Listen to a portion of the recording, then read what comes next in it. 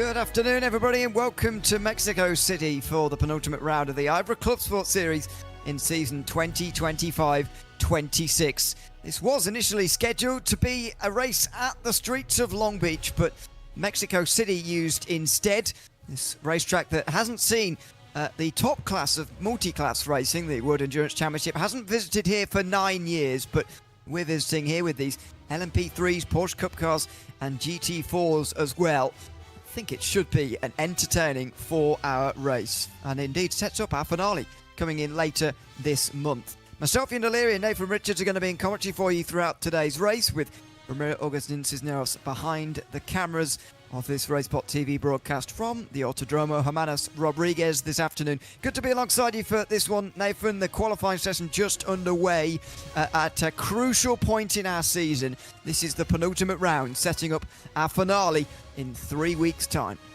Yes, certainly. Good afternoon, Ewan, and hello to everybody in the chat as always. Of course, Mexico City, we was having a quick chat before the broadcast, and I was saying that some parts of the track, it's got to be a little bit dicey with being held up by traffic, especially heading into the stadium section, but of course long straights, lots of opportunities for overtaking. And of course off of the back of Miami last time, which I was in the box for, that was interesting because it was very, very wet all race long pretty much. So I wonder if we'll see any change in conditions here around Mexico City. But of course, as we know, Ewan, standings, every single class has something big to fight for.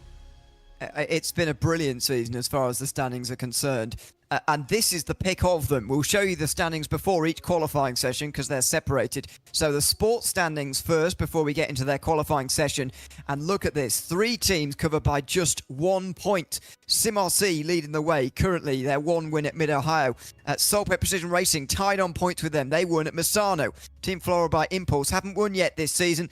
Their best result was second at Mid-Ohio, and they're only 1 point behind. You could say the outsiders probably share at eSport and Core Sim Racing there in 4th and 5th. And then you've got Fiercely Forward, who are 6th, then even further behind. Orion Race Team, WSR Esports, Team Checkmap Edent, and the Impulse Racing Team round out the field. The other race winners, by the way, I mentioned the top 2. Share at eSport won last time out at Miami.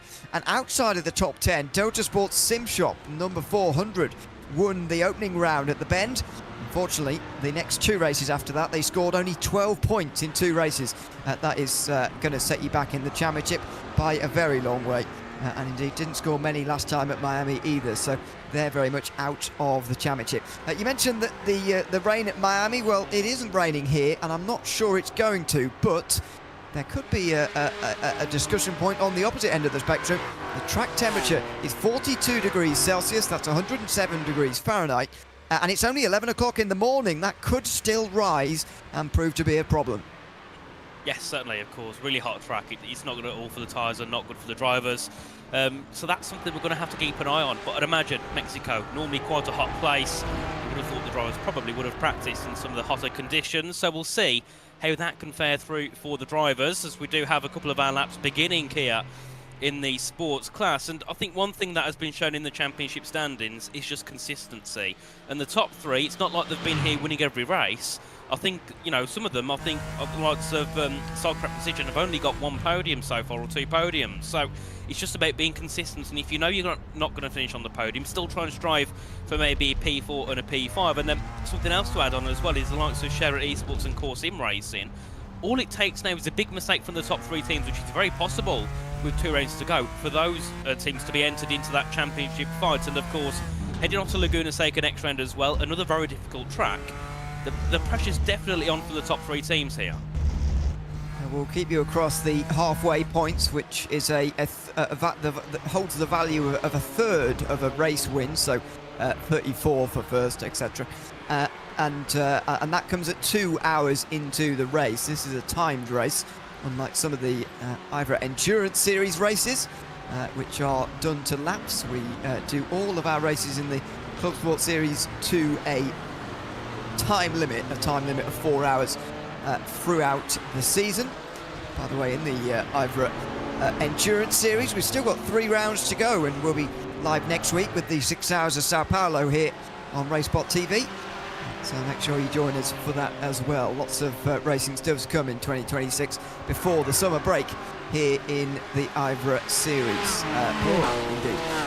Impulse Racing go to the top of the session with Lucas Schwenks for lap time first of all, 68 thousandths of a second faster than the rest. That's the 457 car and not the championship contending 458 Team Floral by Impulse, but it is helpful to have a teammate up there, even if it's a teammate that hasn't had such a great season. Impulse Racing have only been on the podium once, and that came at Mid-Ohio, looking to rather rescue their season a little bit, as I've been saying that. Team checkmate Eden moved to the top as well by 4 tenths, which is a pretty large margin.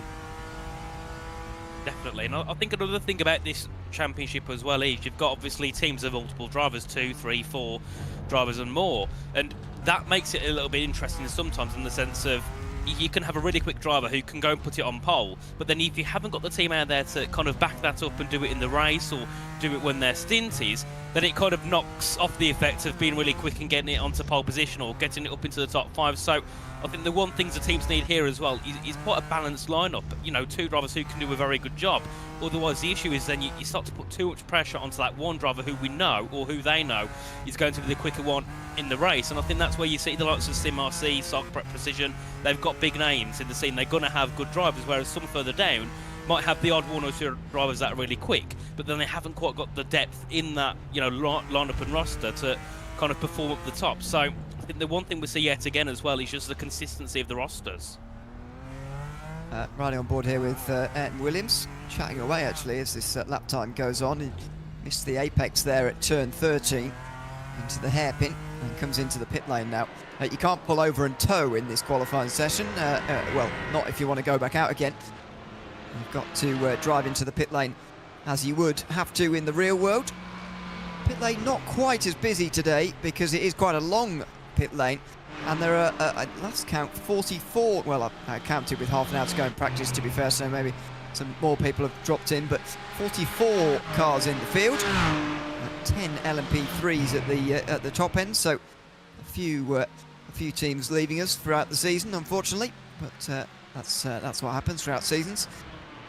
And that does mean as well that these championships are going to have to be closer going into the final rounds to actually be still alive, because in IVRA you get points as long as you're classified for the top 25 in your class. Well, the sport class does get somewhere near that with 26 cars in the race today, but not everybody's going to finish, I wouldn't imagine. So if you get to the end, you've got a pretty good chance of getting points, but in the Cup and LMP3 categories, where the numbers this season have been just over 10 each, then that's where it gets a little bit more difficult in terms of gaining points, because at a minimum, finishing, you could still be scoring 10th place points. Yes, that loses over 60, but it's not losing 100, which is what can happen in the sport classes.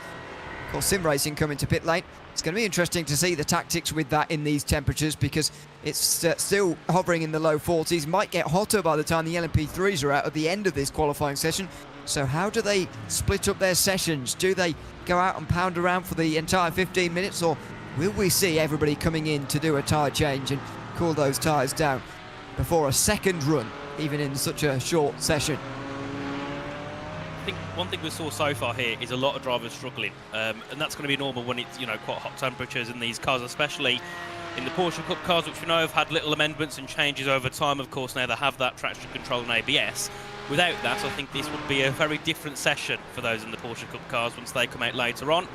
As we do see our sports cars later on track, of course, these are the GT4s, and they seem to be dealing with it quite well. But of course, once we head into the race and the track temperature gets hotter, and also the drivers' heads will get hotter as well, they'll have a lot more pressure to perform, and maybe some of them will end up overdriving the car, and that is the last thing that they need. So of course, it's about keeping cool on track, and also mentally as well, because it is a long race, 4 hours, you know, multiple teammates, but everybody's still going to have that pressure on them to perform and to get as high as possible. And the gaps at the moment looking quite close in qualifying. The top 20 separated by 2 seconds, but the top 16 separated by only 8.5 tenths here. So you'd imagine the gaps are going to be so close heading into the race, and then that's where you're going to have to play into that whole thing of traffic management and knowing where to pull over to let the Porsche Cup cars and the LMP3s through, because if you do it wrong, you could be in a little bit of a spot of bother and easily lose a couple of seconds over a lap.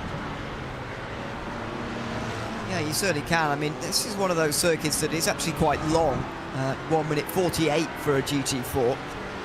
4.3 kilometres. It's over a kilometre shorter than the Miami racetrack we saw last time, and 700 metres longer than Laguna Seca to end the season. It's right bang in the middle as far as the distances go this season. There's this racetrack. But there aren't actually that many corners. I mean, in terms of numbers, there's 17 of them. But, you know, the first sector of this lap is basically just this chicane at the beginning. That's limited scope to actually gain time. Middle sector does get a little bit more tricky with the S and so on, and there's a technical stadium section as well. But connecting all of those sections, I think, you know, I'd divide it into those 3 sections. That first chicane, then from turn 4 to turn 11 through the S, and then the stadium section at the end. Connecting those is a straight, and, you know, relatively long straight. You spend quite a long time on it on a GT4 anyway, and a really long front straight. I mean, very, very long. So that's where, you know, you really can't gain any time on the straights. There's very minimal time gain or losses to happen there. It's all going to happen in the corners, and they're very much separated out. But another reason why I point that out is because that's why I think traffic around here is going to be quite manageable today. Could be famous last words, but if you look at some of the previous racetracks that we've had, like Miami and Mid-Ohio, basically all of them really, so far this season, they don't have, you know, a long straight just interspersed in between the sections of technical corners like this circuit does. And so just a little bit of patience that hopefully these guys are going to have. Just wait for the next straight, and especially these LMP3s and Cup cars are going to be able to work their way past, I think, relatively efficiently. And I think that was shown in real life in the real world multi-class racing, although that was nearly 10 years ago now. There are spaces here where you can really make your way through in terms of lap traffic, and hopefully that makes it very manageable this afternoon. Yeah, certainly. I mean, Miami was a killer for traffic. It was so horrible to make your way through. I mean, the LMP3s were losing chunks of time over a lap because obviously a lot of the time as well, the GT4s, your sports class, were always together. So you've got a group of 10 of them in a line, and they're all trying to fight for position as well as you're trying to make your way through. So I think the first part of the race, maybe the first couple of times they come around, it'll be a little bit more grouped up with the sports cars. But I think, you know, once you're over an hour in, an hour and a half in, there's got to be some gaps, and that's going to make it easier for the LMP3s and the Porsche Cups to make their way through. I mean, last time out, it took quite a while before the Porsche Cups were actually quicker than the GT4s. They were very similar on pace due to the wet weather, and it took them about an hour before they was actually quicker. I don't think we'll have that here today, because obviously it is dry, and it should stay dry throughout the remainder of this qualifying and then heading into the race. Looking at the gaps as well, put the front 1,000 between the top 2 of Orion Race Team and Team Checkmates, and it's nice to see some of the teams that aren't in that fight working their way up towards the top as well. Some of them really trying to fight for, you know, a good result, especially in this category where, because there's so many of them, finishing P10 and finishing P20, big difference with points, whereas in the LMP3s, you finish last, you're still going to take loads of points away. Yeah, indeed. There is that added pressure here in the sport class, but, you know, remarkably, this is the closest championship by far. Top 3 covered by only 1 point in this championship.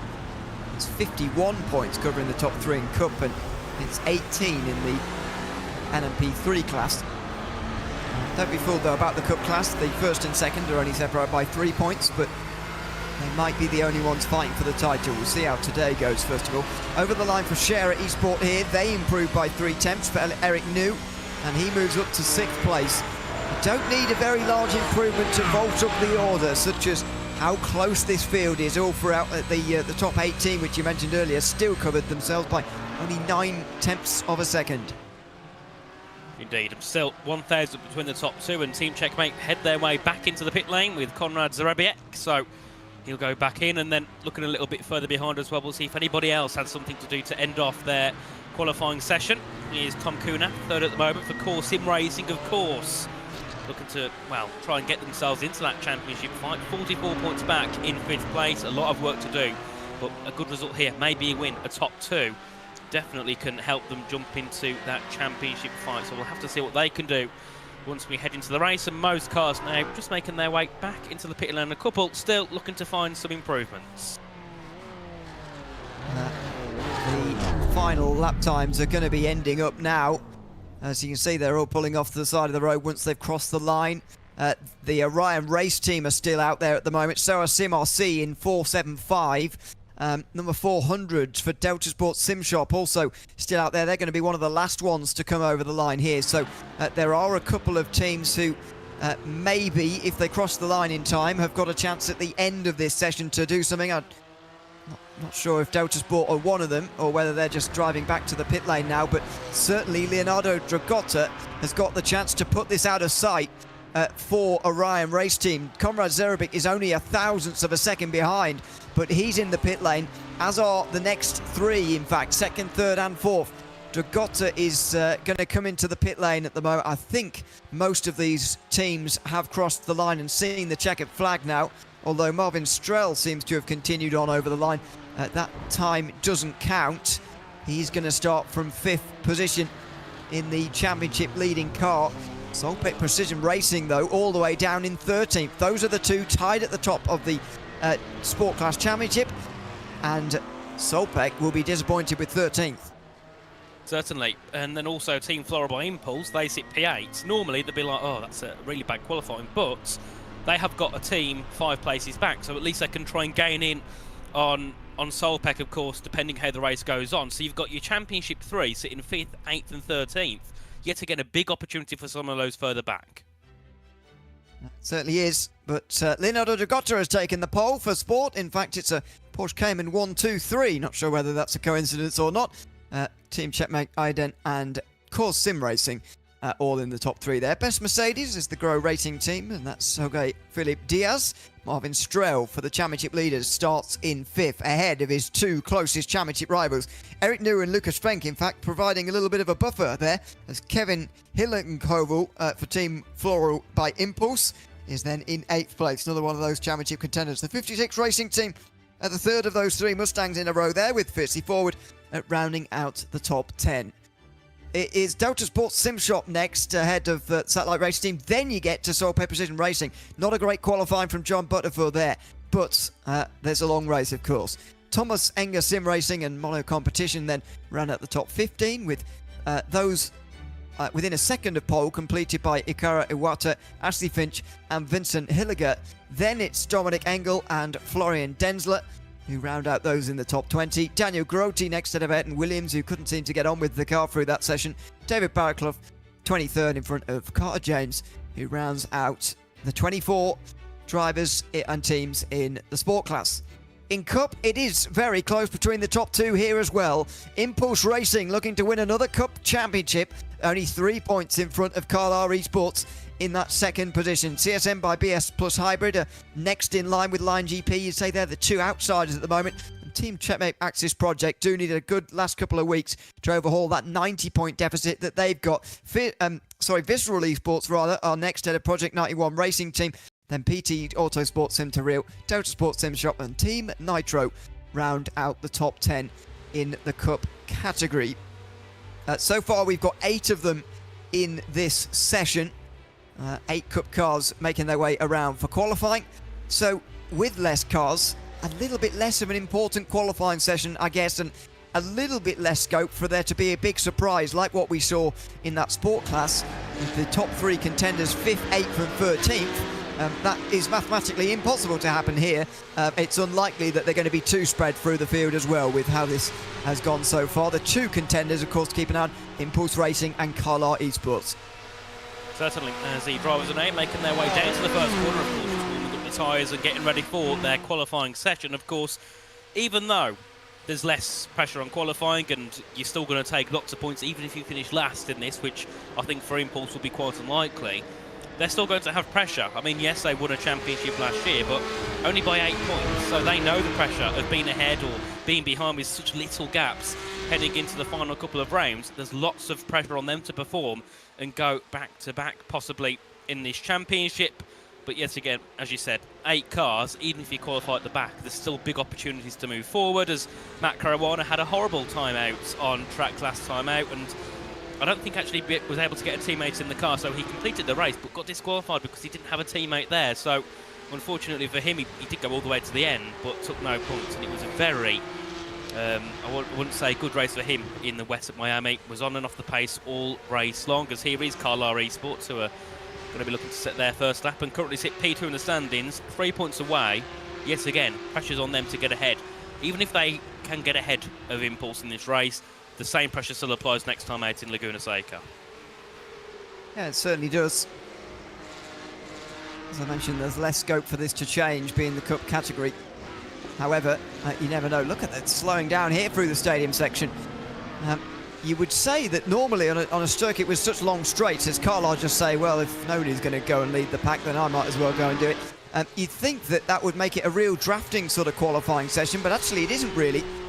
The Ostromo Hermanos Rodriguez is very, very high altitude, and that means that you really can't get as much of a draft as you normally would. 2,238 metres above sea level, or 7,343 feet. Over 2,000 metres especially is, first of all, when you start to feel it. If you were to fly here or something from sea level and step off the plane, you'd certainly be gasping for air. And also the engines and the aerodynamics all feel that as well. So watch out for, and our racing does simulate all that, by the way. So watch out for the slipstream not playing as much of a role, even though the straights are very, very long round here.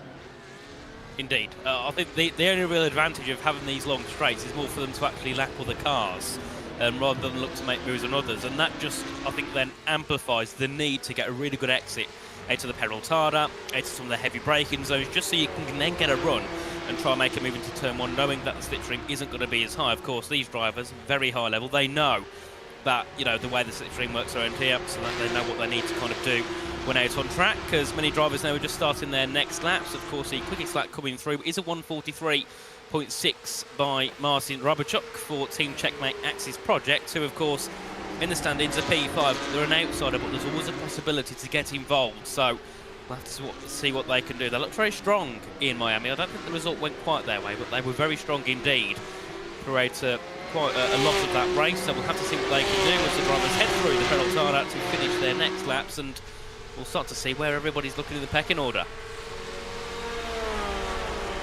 Is this going to be the first real representative times? We hadn't really got them to this point. I'm not sure everybody still, even now, has got them, especially Carl RaceSport, who went and led through the field that last lap and then decided, actually, no, I don't want to be leading and pulled to the back. So they've still not got a representative time. Neither of their big rivals. We're following the 9:15 at the moment.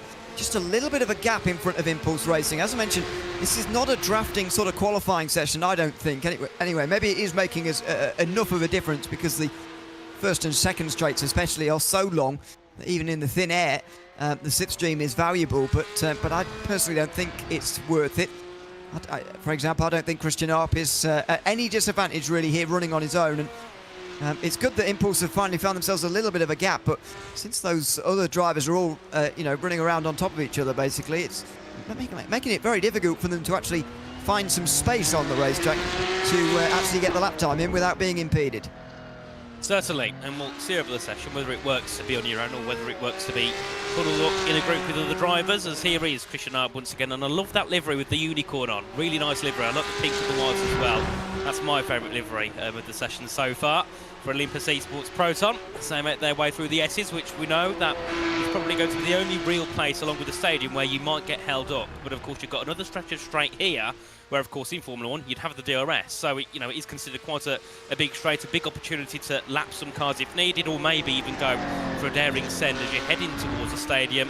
But this is the only real place where the LMP3s, the Porsche Cups, are going to get held up heavily, and then just going to have to maybe lose a little bit of time through here. There's a couple more lap times are coming through, and Team Checkmates go back to P2, and Carl RaceSport go quickest by 22 thousandths of a second, and nice improvements for 960. And still Impulse Racing haven't got that time on the board. They do have plenty of time remaining in this session, but that's quite a few laps now where they've not been going as quick as they could be. They let a couple of drivers through there, actually. Bryce Rodriguez in the 988, as well as one of the other teams I can't quite identify at the moment, is that Rybachuk as well, who's moved through there. Now he's pulling off to the side, and so lets Impulse Racing back through. Bryce Rodriguez closed on there massively by Rafael Stolzek into the braking zone of turn 4. It's like watching the race, isn't it? But they're just, I can't really understand why they're all running so close to one another. when there's so much track space. There's only 9 of them. Sorry, there's only 8 of them. So much track space. They're all deciding to run on top of one another, though, and they're all getting in each other's way, having to let people through so you don't get qualifying impeding penalties and all sorts. It's a bit of a nightmare, really, and I can't help but feel that maybe somebody should have gone out a bit later than the rest so that they could get some clear air. But you see the games in the background. Rybichuk let the CSM by BS Hybrid car through. Now they're pulling over again. It's a real battle for position. It is on track, and I mean, looking at the lap times, you've got 5 tenths separating the top 6. You've got a couple of cars outside of that completely with no representative lap times. I'm surprised the gaps are so high. I would have expected them to be quite a lot closer here in the Porsche Cup, especially after what they were in Miami. Some really close battles for pole position.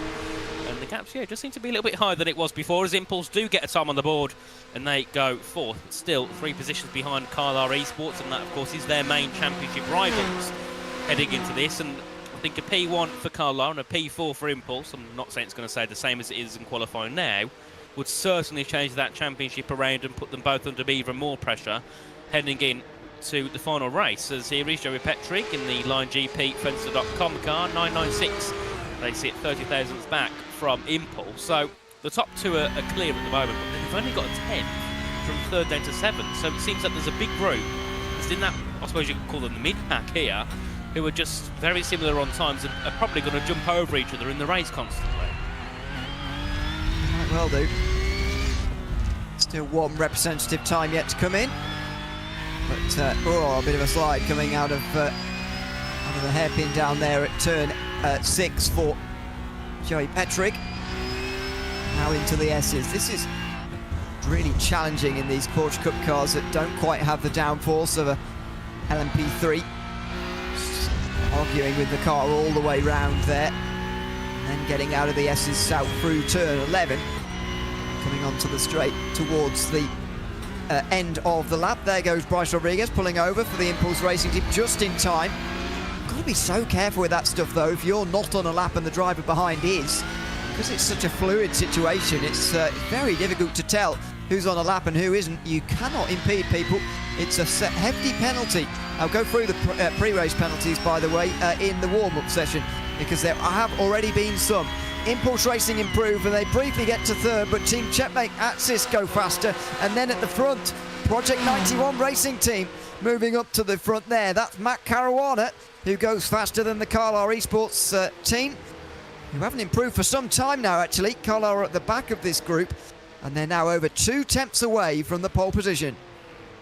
Indeed, it's constantly chopping and changing up at the front now, and the lap times are just getting quicker and quicker, and Project 91 will be very happy to sit at the top after not the best race in Miami, to get back into things here and possibly go for a top 3 here, which I think, with the fact that the group's only 8 cars, if you qualify on pole, you've got quite a heavy chance, in my opinion, of finishing on the podium, or at least finishing right close to it, unless you get into some big accidents or something not ideal heading into that main race. Of course, it's 4 hours long, so there is a lot of things that can happen in 4 hours of racing, especially around this circuit, as the gaps are around 7 tenths now, separating everybody that has set a representative time. And Olympus Esports still to set a proper time on the board, 2.8 seconds off in car 921. They've not got long left to set something on the board here. No, they haven't. And oh dear, Henrik Augustin going off there. That's not going to count. This lap time, he's running out of time a little bit, and pulling off to the side of the road there was Nick Ludecki, and now Augustin's trying to let the CSM car back through again.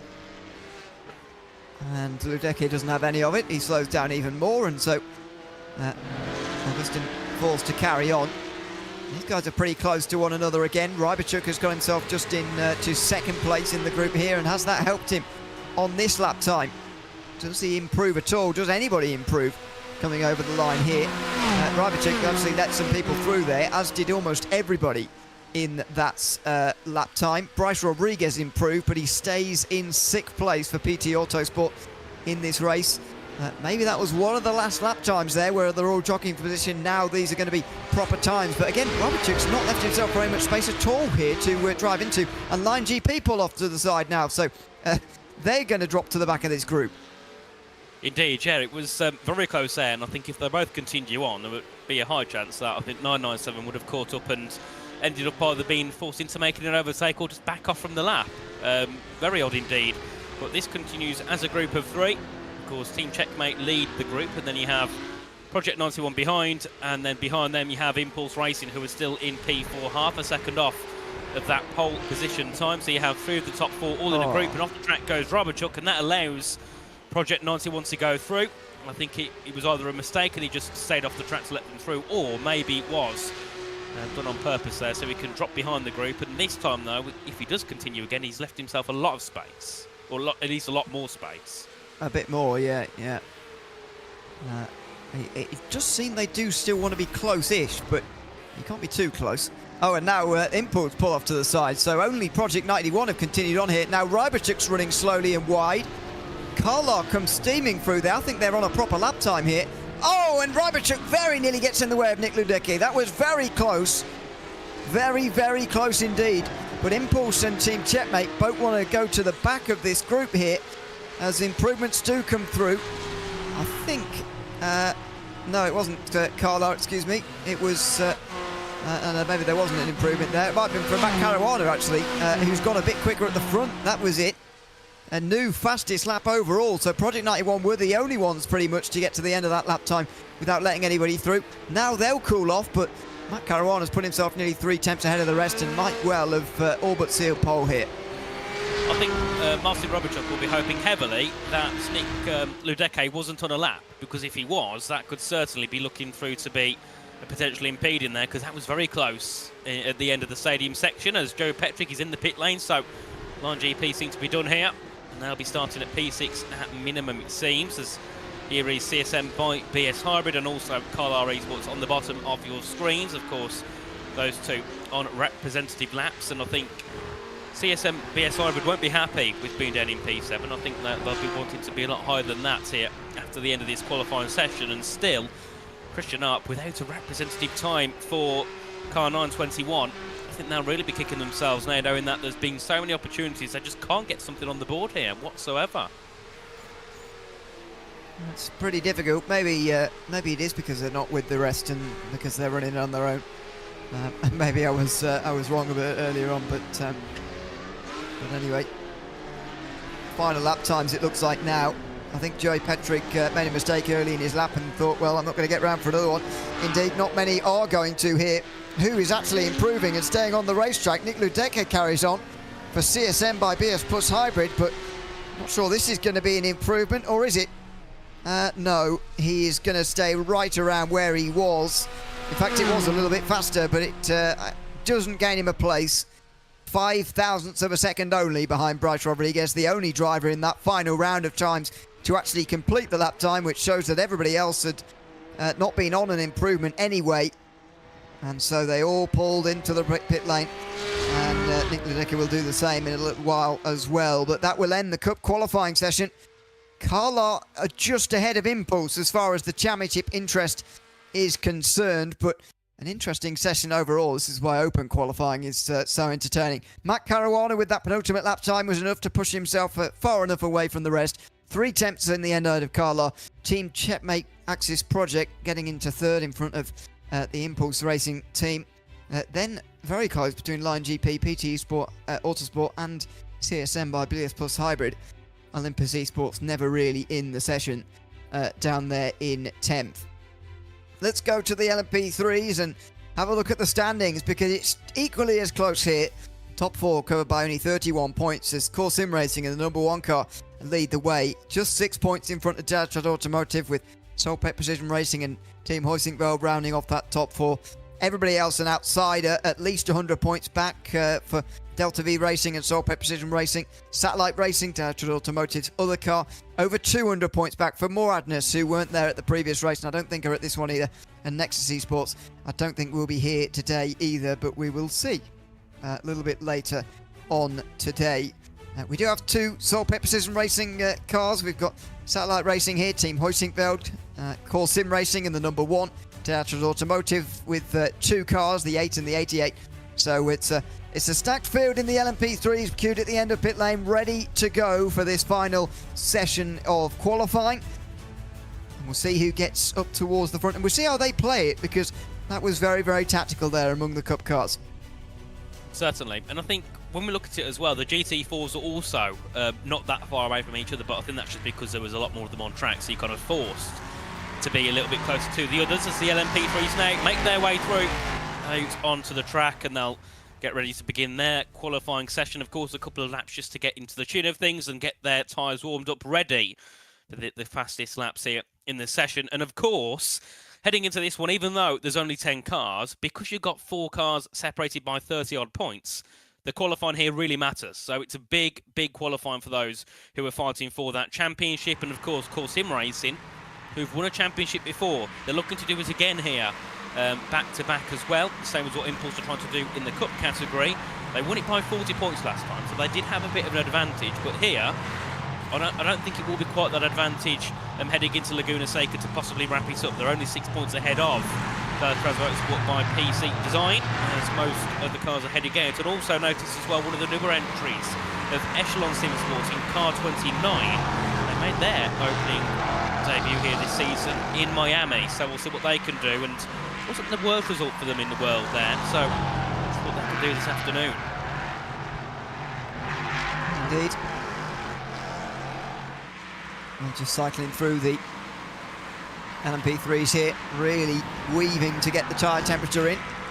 The sun seems to have gone behind the clouds, but the temperature's rising on the racetrack up to 110 Fahrenheit, 43 degrees Celsius on the racetrack, which is fairly warm, but these tyres come out stone cold, and you do have to properly work at them to warm them up, as they do all now start to slow a little bit through that final stadium section.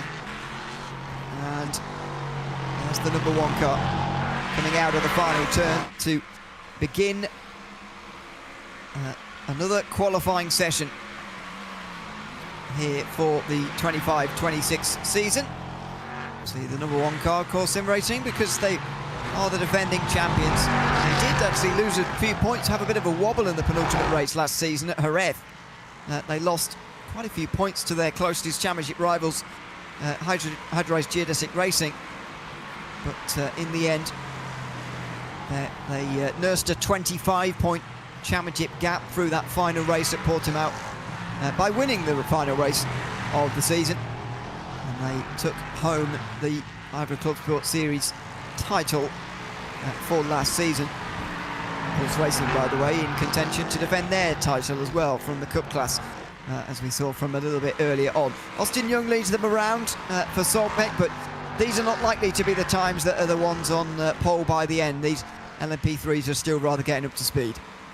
Yes, certainly. Take them a couple of laps to get their best lap times in, or at least start to get their best lap times in. And of course, it's where the pressure's on. Of course, lap times are a lot quicker. These cars are a lot quicker as well in terms of pace, so we'll have to see how this one will go. 14 minutes left in their session, so of course I'll get in quite a few laps, I'd imagine, in this qualifying, and it seems Austin Young will be the first one to come through and put a lap on the board. Of course, I'd imagine they will go quicker. At the moment, they're only going for 1:39s, which is only a second quicker than those in the Porsche Cup category.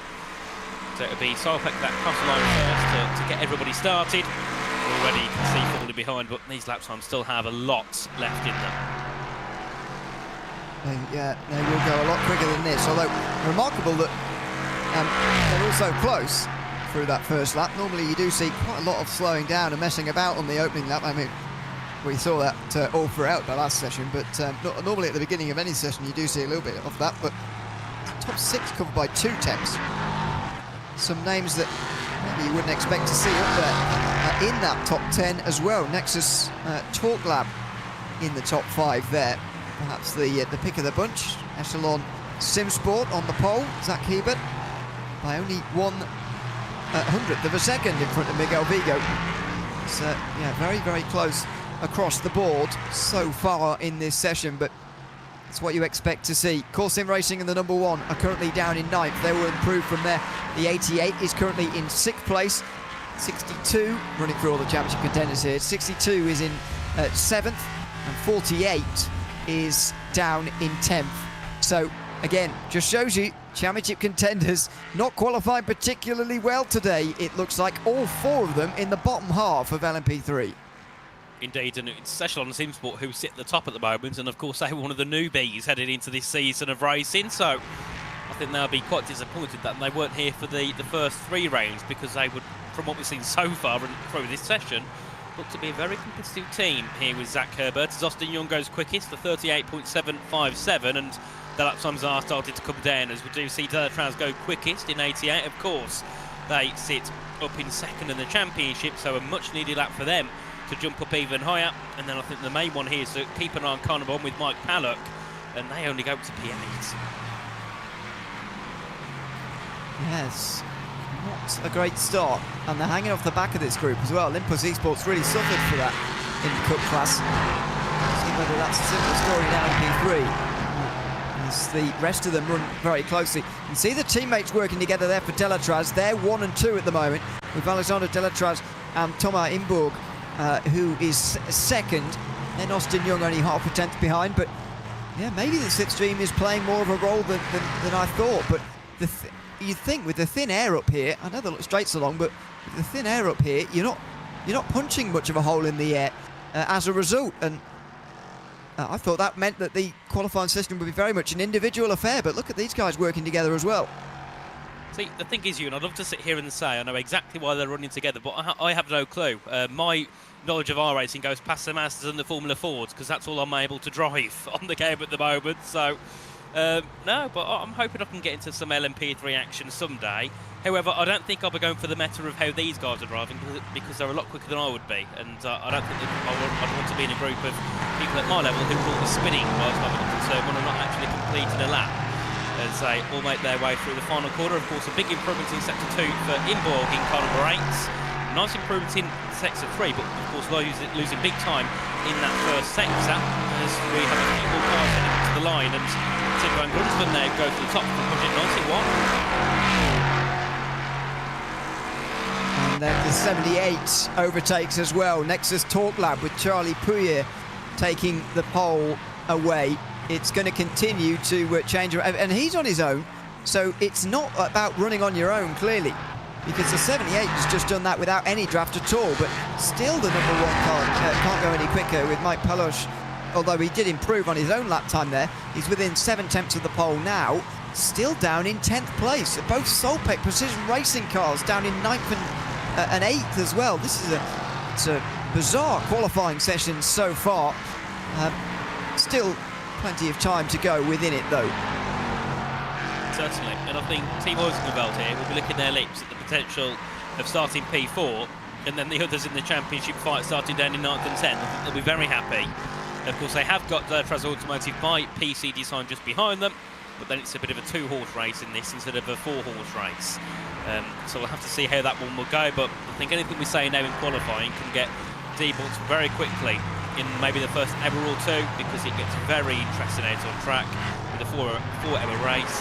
Literally that order could be switched by the time we head to the end of the race. You never know what's going to happen, and of course then being quick is one thing, but then being a better driver is when you pair with racecraft, getting through the traffic, because we know that the LMP3s get very greedy and trying to make their way through. They've got to make sure they do correctly, because a lot of the GT4s, some of them will move out the way, others will go, no, you're going to have to try and fight your way past me because I'm not going to move off my line. Both Delatraz Automotive cars move now to 1 and 2. Of course, Sim Racing finally moving up the field as well. They're within 4 tenths of the pole, and they're now into 8th place at least. Solpec at number 60 didn't improve there, but 62 did. They've moved up to 4th, and I think that's the most notable thing actually so far from this session, for all the working out about how and why these guys are going quick when they are, and if they should be running in for the slipstream, or if they should be trying to find some free track space. Put all that to one side. This is the session, I think, where we've seen the most improvement by just doing more laps. In the sport class, it seemed to be that actually some of them elected to have a stop halfway through so they could change tyres and so on. These guys are only getting quicker the more they continue on. Indeed, and I think the tyres are just getting better. Lap after lap, it seems. Lap times are always coming down. We're into the 138s, and I think the one thing to note as well is it's only around 2 seconds between the LMP3s and the Porsche Cup cars. We know the gap isn't like 10 seconds anyway, but I'm sure it was bigger than that once we got to the dry in Miami. So that'll be an interesting thing to keep an eye on. If some of the some of the Porsche Cup cars maybe end up staying ahead of some of the LMP3s in some of the sections like here, it's going to be very difficult to make themselves pass because they're not that much quicker, it seems, in some of the slower sections are the LMP3, so we'll have to keep an eye on that. The Solbeck do go quickest in 62.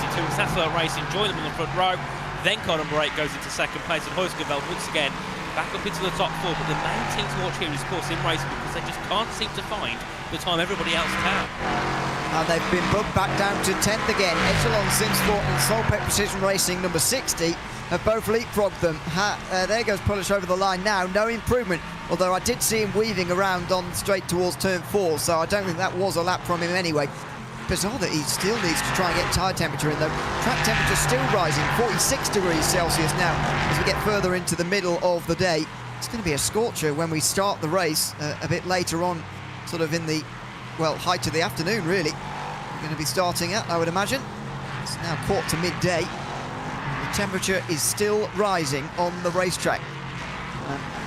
So, yes, not a day you'd expect to see trouble with tyre temperature, but looks like we are seeing that right now. Solbeck Precision Racing, number 62, currently on the pond. There goes Oleg Lovkov going wide and over the tarmac through the S's. It's a rarer moment, actually, in this LMP3 session. We see much less of the slowing down, letting people through, thankfully. There's a lot more. I think there's been a couple more mistakes from drivers, but there's not been as much letting them through. I mean, sometimes the Porsche Cup cars were literally stopping on track to let them through, especially here into the stadium section on a couple of occasions, and nearly a couple of impeding situations there. But these LMP3s are a little bit more flowing, even though they are keen still on staying in that group. As Satellite Racing go back up into P2 with Miguel Vigo, who looks very quick so far in this session, always up and around the top of the time into Project 91, go to P4.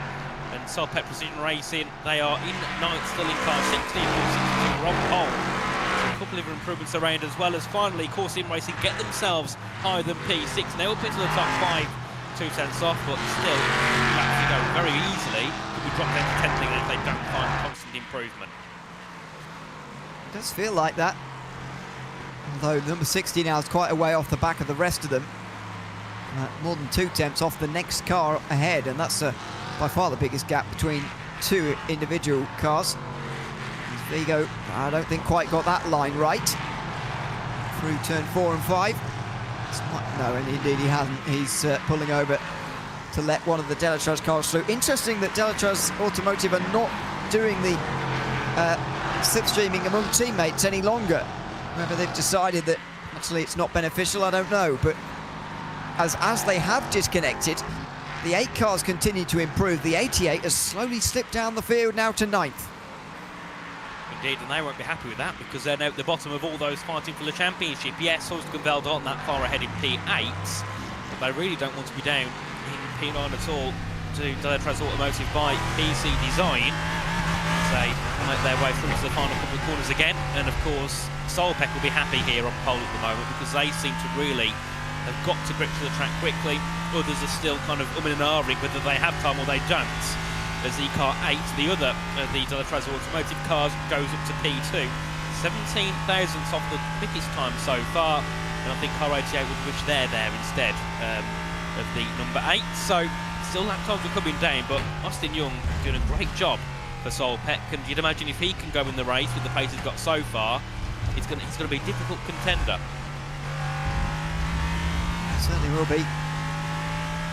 I think, no, this Justin Borger improved that time round, I think. Oh no, I was right. Austin Young did actually improve a little bit as well, so just made sure he kept that pole position and pulled himself a little bit further away. There's Miguel Vigo in the bottom right hand of the screen there. Just a couple of cars further back from Alexander Delatraz, who we're following in the main part of the screen. So you have to get used to Miguel Vigo not being on geodesic anymore. He hasn't been for some time, but it's still something to get used to. As they come through the S's, Delatraz through that final part now, and Vigo does as well, though. That's a nicer line. You're looking for a good exit out of there through turn 11, because there is a bit of a straight down here towards turn 12. A half overtaking chance in the race. If you're still side by side through then, it'll be entertaining the fans in the stadium section here at the end of the lap. Vigo not that far from a driver in front. Looks like the Huisgeveld car from this distance. Might not be. But Vigo coming out of the final corner now, squeezing on the power round the bend, which is challenging as ever. Vigo might be on a decent lap time there. Delatraz not on a decent lap time. He puts himself in the wall. Vigo does not go any positions further up. I think he did improve on his lap time though. He's only a 10th away from Austin Young on the pole. Indeed, a nice lap there, nice improvement, but of course still in third place as Mike Paddock now to P4 in car number 1. The Court Sim Racing team, they've got themselves up to P4 unless there's something that maybe Santovsky and Hebert can do behind, sitting in P5 and P6. But I think after the session we've had here, Court Sim Racing will be very happy with the P4 because it wasn't looking very well for the first 10 minutes of this one.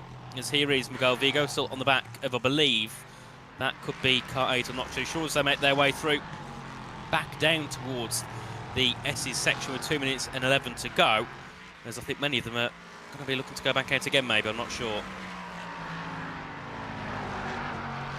I don't think they'll have time. Not sure if these guys are even going to be able to complete their lap times, to be honest with you. The session timer is often not very indicative of how long they actually have remaining, as you've seen earlier with the Sport class and the Cup class as well. In this session, to the final stadium section, will these two continue on or not? The 48 and the 64, two of the big contenders, really, the big names of this LMP3 category in this Clubsport series. They are going to go on for one more. And Vigo seemed to be catching Huizinga while that all went through. Oh, it's not quite enough for pole. It is an improvement, though, from Vigo. A nice one. He moves up to second. He moves on to the front row at the expense of the number 8 car. Many times in that session, time would have been good enough for pole, but Austin Young has just about put a lap in that put him just far enough ahead of the others so that he wasn't beaten to the end. Miguel Vigo and Thomas Imburg both within a 10th of a second, with the championship leaders and reigning champions Court Sim Racing in 4th after spending much of the session down towards the back. Team Huizinga get into the top half in front of Echelon Simsport, Nexus Talk Lab, both of those two teams, and Project 91 actually, both of those, all three of those teams on the pole at one stage, although most teams were at one stage or another. Number 88, Delta Automotive car, did not have a great second half of that session, really didn't improve too late on there. And bringing up the rear is the Solpet Precision Racing car of Oleg Lovkov, who was 8 tenths behind in the end. The gaps through the field did get a little bit larger towards the finish. In the end, the big championship contenders, I think, are all around where you'd expect to see them. The big one, I suppose, is the number 88 being down in 9th place. But, I mean, it's such a long race. In LMP3 and the Cup class, I don't think it's too much of a disadvantage being that far down. No, but I think the one thing we saw again is the fact of consistency is rewarding in the race, because many of our top teams aren't right up at the top of their class in qualifying. So it's just that race element which seems that some of these teams are a lot better at. So we'll keep an eye on that. I mean, Impulse Racing, for example, in the Cup class, they're P4, whereas in the standings, they're P1. Not by much, but they are there, and it just shows that in the race, maybe they are a little bit quicker. So that'll be a key thing to keep an eye on. It certainly will be. It's this session, we'll just move over to warm-up. The race will be starting soonish, but there's a bit of admin to do for the admins in session before we get underway with that. While we're waiting for warm-up and indeed waiting for the race, I'll tell you about the pre-race penalties for each. There's 3 of them and a warning as well. Anosis Esports have been given, the number 410 GT4 has been given a pit lane start for towing from a safe position without permission from race control during the 4 hours of Miami. Now, presuming that they didn't return to that race after towing, and so when that happens, it carries over to the next race. There has also been a penalty from free practice as well, unsportsmanlike conduct for number 91 team. That's Project 91 racing team, and they will have a 20-second time penalty to serve at some point for a free practice infringement. The free practice sessions are stewarded in the same way, just like a proper IVRA session. And in this qualifying session earlier today, car 458, the Team Flora by Impulse, third placed in the championship sport class car, getting a 20-second time penalty for qualifying infringement, slowing on the racing line during a live hot lap of the 462 car in that session. That's the sole pit position racing cars, so that's two championship contenders getting on the road together there, one impeding the other, one getting a penalty. So yeah, that's Team Flora by Impulse impeding second place in the championship, getting a 20-second time penalty as well. Early drama in the sport class in qualifying. Certainly, but it's expected. I mean, we had quite close groups in quali, didn't we? With the sport class especially. I think there was about like 10 of them all together in a group. So it was going to happen at one point. Somebody was going to do something they shouldn't have done. But we have our warm-up, and hopefully it won't be too long until we get ready for the race. It will be a very interesting race, I'm sure. And of course, I'm still excited to see what's going to happen down towards the stadium section and in the S's once everybody gets caught up, because that could be a big decider in many of the race. And I think another thing to discuss as well is that the whole situation with the safety cars and the full caution yellows. If you are going to be, if there's going to be crashes and the safety car comes out, that does allow some of those a little bit further back to get involved and to maybe close back up. If one of the top teams makes a mistake, they can at least get back into it again. This is a look on board with the fastest lap of that first session of the day. Board with number 62's sole pit position racing car, and Austin Young taking us for a ride here on the pole lap. And 1:37.6, the best in that session. Up in towards turn one after the very, very long front straight here. This section not really about turn one. You want to stay to the right hand side to open out the second part. Really monster over these curves, but you've got to be treading the line there, so as not to get an off track and a slowdown through here on iRacing. Focusing on that exit from turn three, because it's another long straight towards turn four here. Again, the first part of this, not really the important bit. Want to stay to the left as much as possible through this tight first part, then open out this second part. It's only a short run, but it is important. And you're opening out turn six, the double apex hairpin. And again, not running too wide, even though there is the chance to on the outside there. Use the curb on the left-hand side to get it hooked in for the S's. Bounds over that curb on the right, then the left. You've got to get all four wheels over these curves, but no further. Otherwise, you'll get a slowdown and an off track. Missed that apex slightly there at turn 10, which hurt his run on the way towards turn 11 as well. It's a short straight down here, but it's nevertheless important. Might have been a half chance in the race for an overtake, should that have happened. Really clobbering that curve on the inside of turn 12. You can even get away with it in an LMP3. You can't get away with these curves so much. They're a bit bigger. You can properly run over the tarmac, though, on the left-hand side there. Bobble over that curb as you re-entry again and open out the final turn. So much of this racetrack, it seems, is just about opening out the next corner, really. Not thinking about what corner you're in right now, but opening out the next one. Yeah, certainly. I think there's also lots of track to exploit as well. The curbs, they're quite big, but the cars are quite happy to jump over the curbs, and then, like you can see there, heading into the Peraltada, they go completely over the curb and come back straight off it, come straight over it again. It just shows there's so much track to exploit here, and that's going to be something to key to watch throughout the race as well. When making overtakes, of course, you can go quite deep, go quite wide in many corners. That's going to allow a little bit more racing room as well for some of the drivers when they're looking to make their early overtakes, as we still are in our warm-up, and many of them just making their way down to turn one. And potentially as well for the LMP3s and the Porsche Cup cars, it's an opportunity to kind of look at how they can get through on the GT4s, looking at where the best possibility is, because the last thing they want to do is get caught up in some of the sections like the S's or the stadium. If they can kind of work out how much quicker they are heading up to it, they can kind of either go for it earlier on, or maybe just hold back on purpose, so that by the time they head their way through those sections, they're going to be behind and not be behind them before that. Yeah, this is all about getting used to it again, really. There's the free practice sessions earlier in the week here at IVRA. It's actually very well done throughout the week, the different sessions.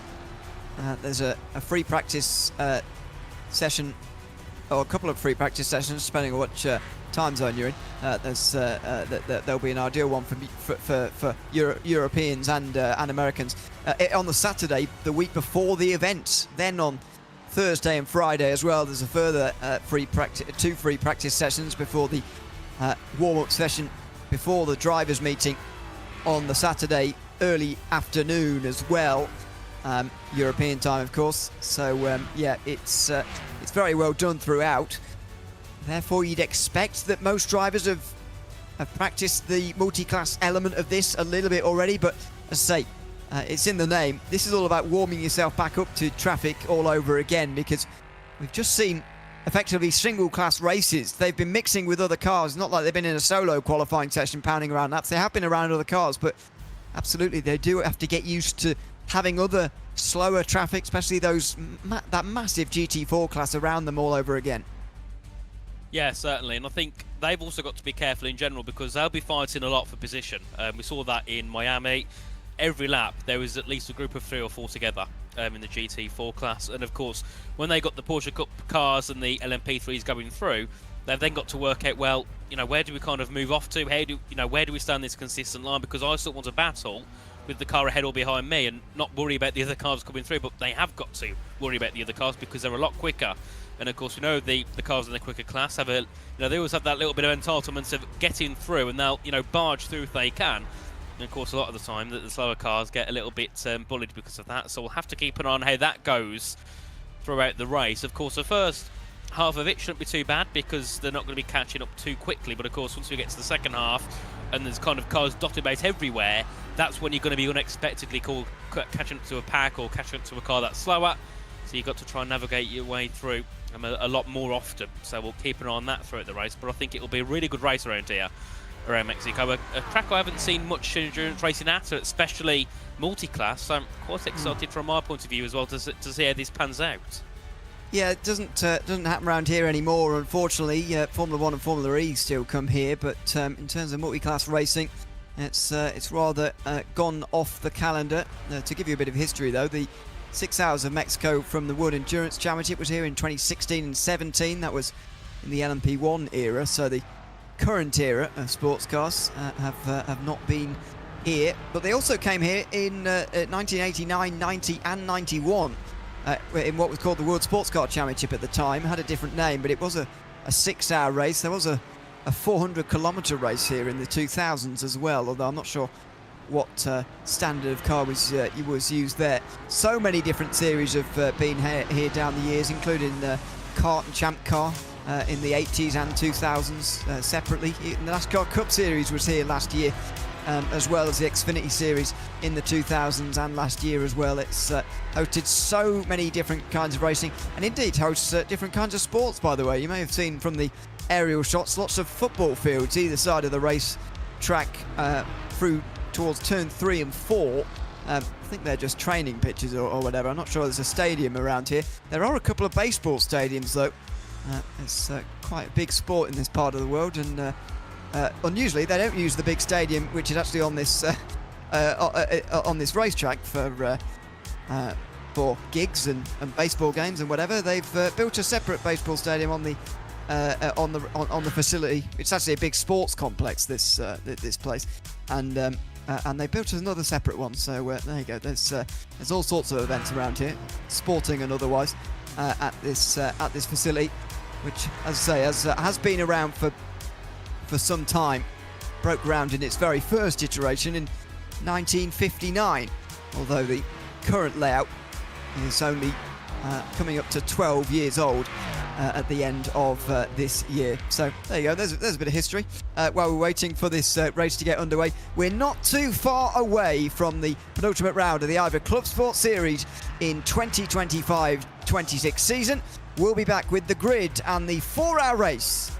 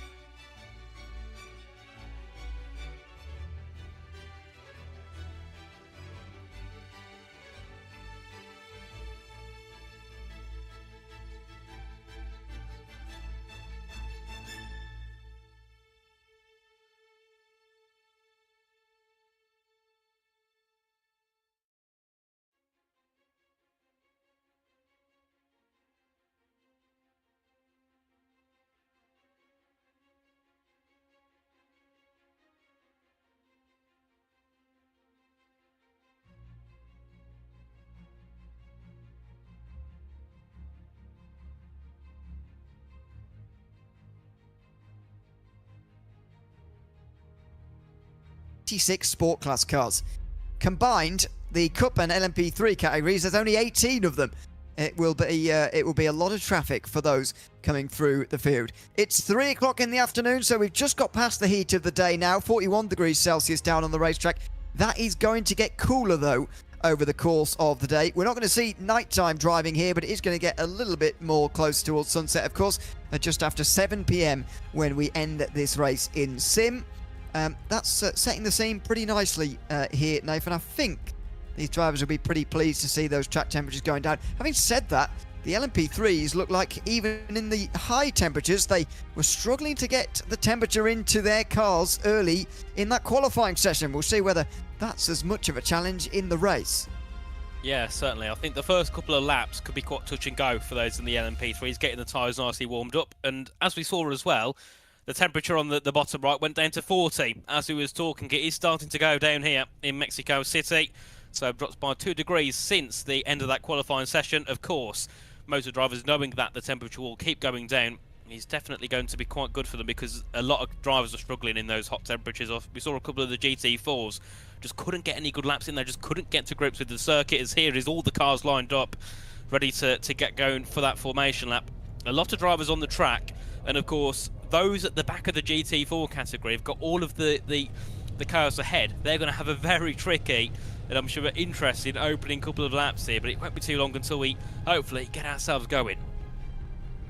They'll pull away from the grid in a moment, and there goes the pace car with everybody following on.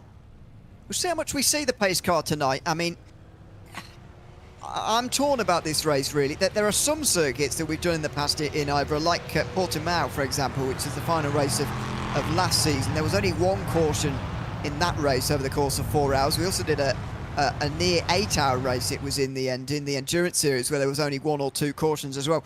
So you get those kind of circuits where pace car's really unlikely. Then you get somewhere, you know, it's very, very busy, like Watkins Glen, where that lapped race in the endurance series this season and in seasons gone past has been just trimmed down to time because of the amount of safety cars. I can't decide where I fall on this, to be honest, whether this is going to be in the middle of those. Is it going to be easy? I think personally we could see quite a green flag race compared to some this season, because there's a little bit of tarmac runoff on the outsides of this racetrack. In some places the walls are quite far away. Yes, it gets tight sometimes, but I think this should be manageable for everybody to keep us with some nice green flag racing over the course of the 4 hours today. Certainly. I'd imagine if we get any safety cars, it'll probably be within the first 10 or 15 minutes. Then maybe possibly once the LMP3s first catch up to the GT4s, just in case the few drivers that aren't quite, you know, up to grips with where to place the car when either moving past or letting the LMP3 pass. I think that's probably your only big real opportunities for safety cars in this. But I'm sure with some of the drivers halfway through will be hoping for a safety car. First of all, if you're in the lead heading into the 2-hour point and there's one come through, you're probably going to keep your half-time points. You're going to keep your position for those half-time race points, which of course is a third of the main race point system, so 34 for a win. For some of those in that championship fight, that's a really big opportunity to take, those points at the halfway point of the race. And then of course later on, when you naturally get those gaps start to form, and drivers that have been into the pits, if they've ever made a mistake or they've got some damage at some point, they'll also want a full course yellow so they can also catch up and get back involved. So some of them will be kind of hoping it happens later on. Others certainly will not be hoping they get a safety car, especially, as we see many times here in this championship, a lot of times, the top 3, top 4 tend to just pull away after a certain amount of time. You can see on the right hand side there, we'll have that pit lane timer up throughout the race, so you can see who's in the pit lane at the moment. You can see Oya Hugo there from the Enosis Esports team. They have been instructed to start from the pit lane with a penalty carried over from the 4 hours of Miami earlier on this season. Indeed, that was over a month ago now. That was at the end of February.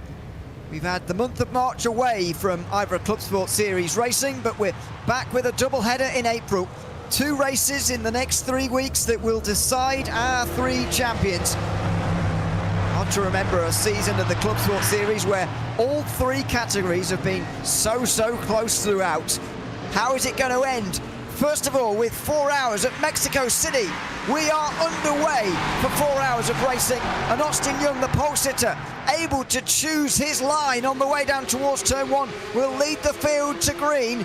Indeed, with the thinner air and the lower slipstream, he'll be able to get a bit of an advantage over the others as well. Although Miguel Vigo, being given the slipstream, is door-to-door with Thomas Imborg in towards turn number 1 here. Side by side they go. Vigo on the inside into turn 2. Imborg just about nipping in front as there's contact behind. That was contact for Charlie Pouillet, who drops down, and Zach Hebert as well. Those two dropping to the back of the LMP3 field as the Cup cars filter their way through cleanly, and the Sport class now tear into the first chicane. Indeed, it's 2-3-1 between those in the sports class. We do have a lead battle, though, in towards turn 4 with the Cup cars, as that will be Team Checkmate looking to make the move ahead of Matt Caruana in Project 91, but can't make the move. And then back to the sports class as well, and the LMP3s. There's battles absolutely everywhere on this opening lap. In the sports category, it's Orion Race Team who have the lead at the moment, ahead of Team Checkmate's E-Dent, and then behind there's a big battle for the podium, and 4-1 as Simshot go for a move up the inside. That'll be Delta Sport looking to make the move, and they have to keep it on the outside of the BMW, then switch it to the inside into turn 6, and there a team that wants to get on with things early to say no. It's going to be very, very quickly where the gap's going to start to increase. Already the top 2 pulling away. That was 4 wide in towards turn 4. It was very brief. But it should be, really, because that is a scary moment coming down in towards turn 4. All of them getting into single file now, though, and I think a pretty good start across the board, to be honest. A little bit of contact in LMP3, especially for Zach Hebert and Charlie Pouillet, who dropped to the back of that group. But all of the other drivers, 43 cars at the beginning of this race, all of them getting underway without any damage on that one. And Austin Young pulling away already, over a second ahead of Delta Motors by Majors Garage, car number 8.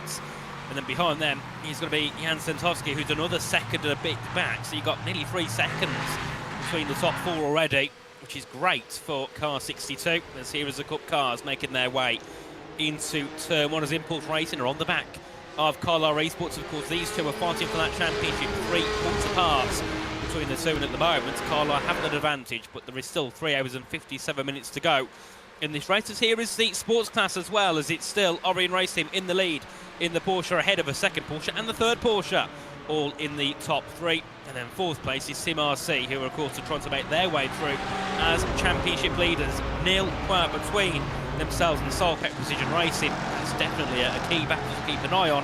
Of course, with Team Floral just behind in 3rd place in the standings.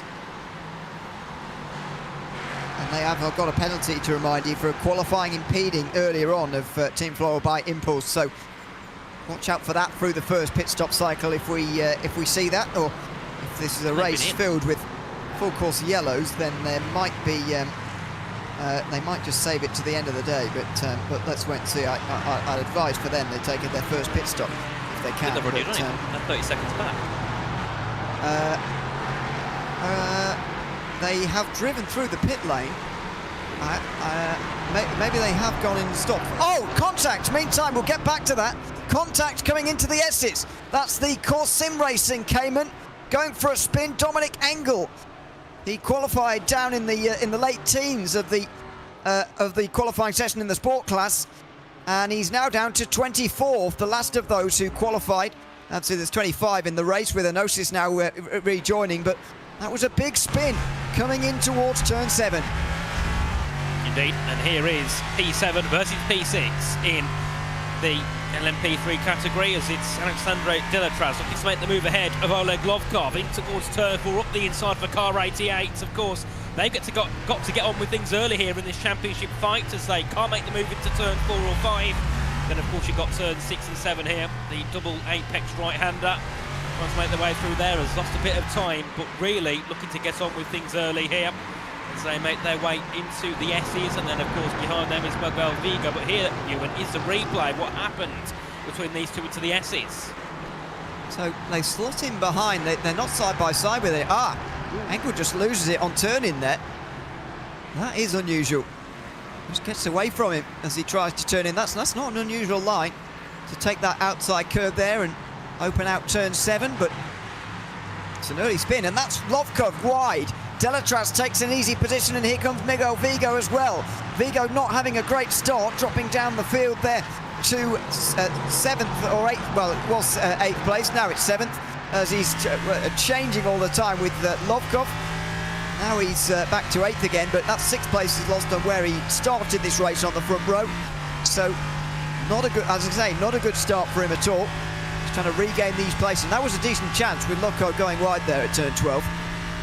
Yeah, certainly, and of course that allowed Delatraz through, so they're up into P6 now in car 88 and getting closer and closer to car number 1, as that's laid to the brakes and a little bit deep as well there by Miguel Vigo, who I think will be quite frustrated knowing how quick he was in qualifying. He had a really good opening lap, and then of course has now dropped down to P8, and he's just actually trying to hold on as Zach Hebert is behind him in car 29, the Echelon eSports car, looking to also make the move, as this is going to be the battle as well with the sports class, as that's Orion Race Team still in the lead with Leonardo Dragozza. Of course, Rabiek is behind, and Tom Kunath as well is there in 3rd as they head their way down towards turn 1. So lots of battles to keep an eye on everywhere on track, especially in the LMP3 and the sports class, as once again you can just see how quickly that Team Checkmate event is closing in. But given you've got 3 hours and 50 minutes to go, no one's that eager to make a move up at the front of the sports class, because you know that it's going to change very quickly. There's no point losing heaps of time trying to make a move or potentially get yourself damaged trying to make a move when you've still got 3 hours to go. You do want to be in that front group though, and there is a front 4 starting to break away, and SimRC are part of it. It's otherwise Porsche Caymans across the board. Orion Race Team, Team Checkmate Event and Core Sim Racing taking SimRC with them. Then you can see that next group of about 5. They're all trying to stay in touch at the front of the race, but this is where qualifying does become important, and I think it was important in the sport class.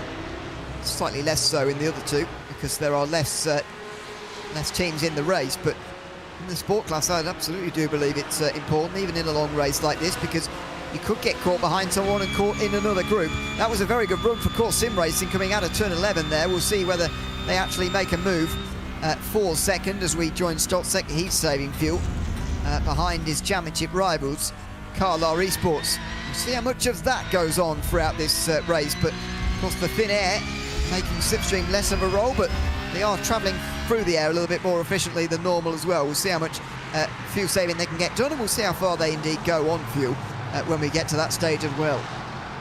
Indeed, and once again there, Lovkov just tapping the back of Delatraz as they head their way in towards the S's, and that group now really starting to break away. 2 seconds between Project 91 and Car 88 to Delatraz Automotive, so that gap's starting to go up, and it doesn't seem that Delatraz has quite got the paces. That's a car off into the barriers at the S's. I'm not sure who that is, but that's going to be Zentovsky. That's Steve Muskenveld round at the S's. They've got a raid, and they've dropped down to P10, and that is really harmful for their championship battle. They're only 31 points off the championship lead coming into today. Is there major damage there? It's with a bit of lap traffic, and they've just misjudged it. And they have actually hit the 458, I think, that's already been into pit lane in this race. Yep. It is, yeah, the Mustang. Just completely misjudging there, Senkowski, how much more downforce those LMP3s have got, and therefore how much quicker they can go through the S's. That is the section of this racetrack where it's most pronounced.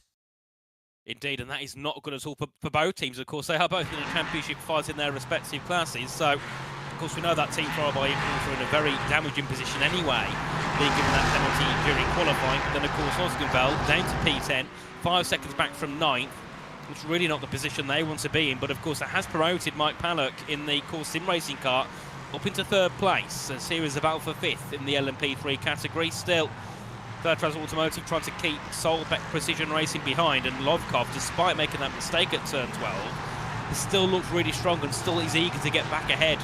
The Delatraz Automotive, who doesn't seem to have the pace of those ahead, which is, I don't think, what we expected to see heading into this race, considering how quick that Car 88 has been over the course of the first 4 rounds in this championship.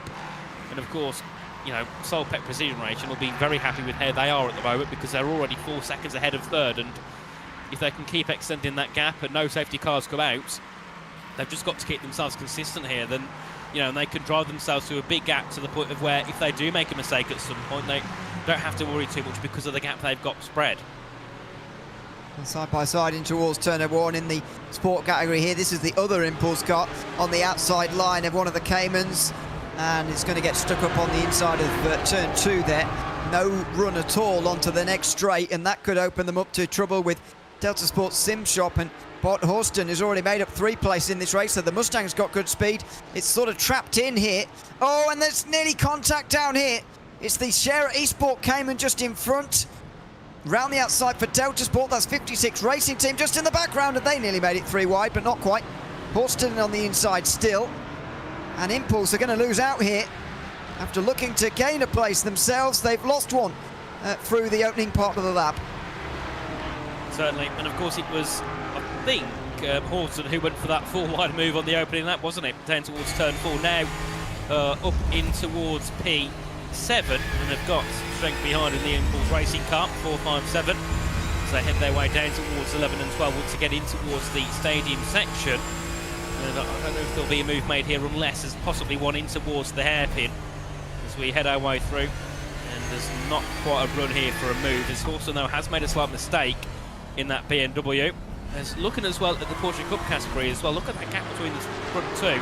Caruana and Robertchuk separated by 2.3 seconds. So that Caruana really getting on to things here for Project 91.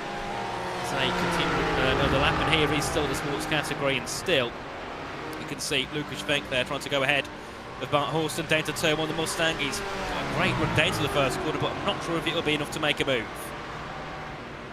No, I think they're too far away. You do need to be surprisingly close here at this circuit to actually be able to make a move by the end of the front straight here.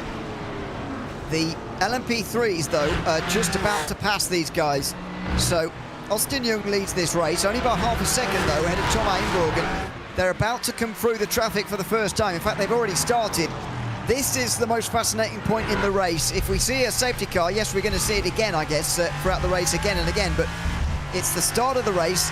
Everybody's still in the race, undamaged and so on. Everybody's still on the lead lap, so everybody's still fighting in the sport class, and same in LMP3 as well. This is where the race is really won and lost. This is where the proper Clubsport Series racing begins. Got the best on board here with Austin Young trying to make his way through on the sports class. His GT4 cars early on. He's got past from the BMWs as he makes his way down towards the S's, and this is where, of course, Stentovsky got caught out by the Team Floral car, and you can just see how much quicker the LMPs are through here. That was close, and I think it's going to be like that lap after lap through here. Well, yeah, and that has created a chance for Imborg here, who is very, very close. He's just had to hesitate for a moment there as Austin Young as well, as he comes through turn 12. But Imborg is too far away, coming down towards, sorry, that's turn 11, this is turn 12, into the stadium section. He might go the other side of the teammates. Look at this! Austin Young loses the lead, and he comes back on Tom Imborg here. What a fight this is! Imborg just pushes him to the side of the road there. That is the racing line, to be fair, over the curbs and over the side of the road, so that's not going to be too much of the eye of race control too much. It's going to be all fair, I think.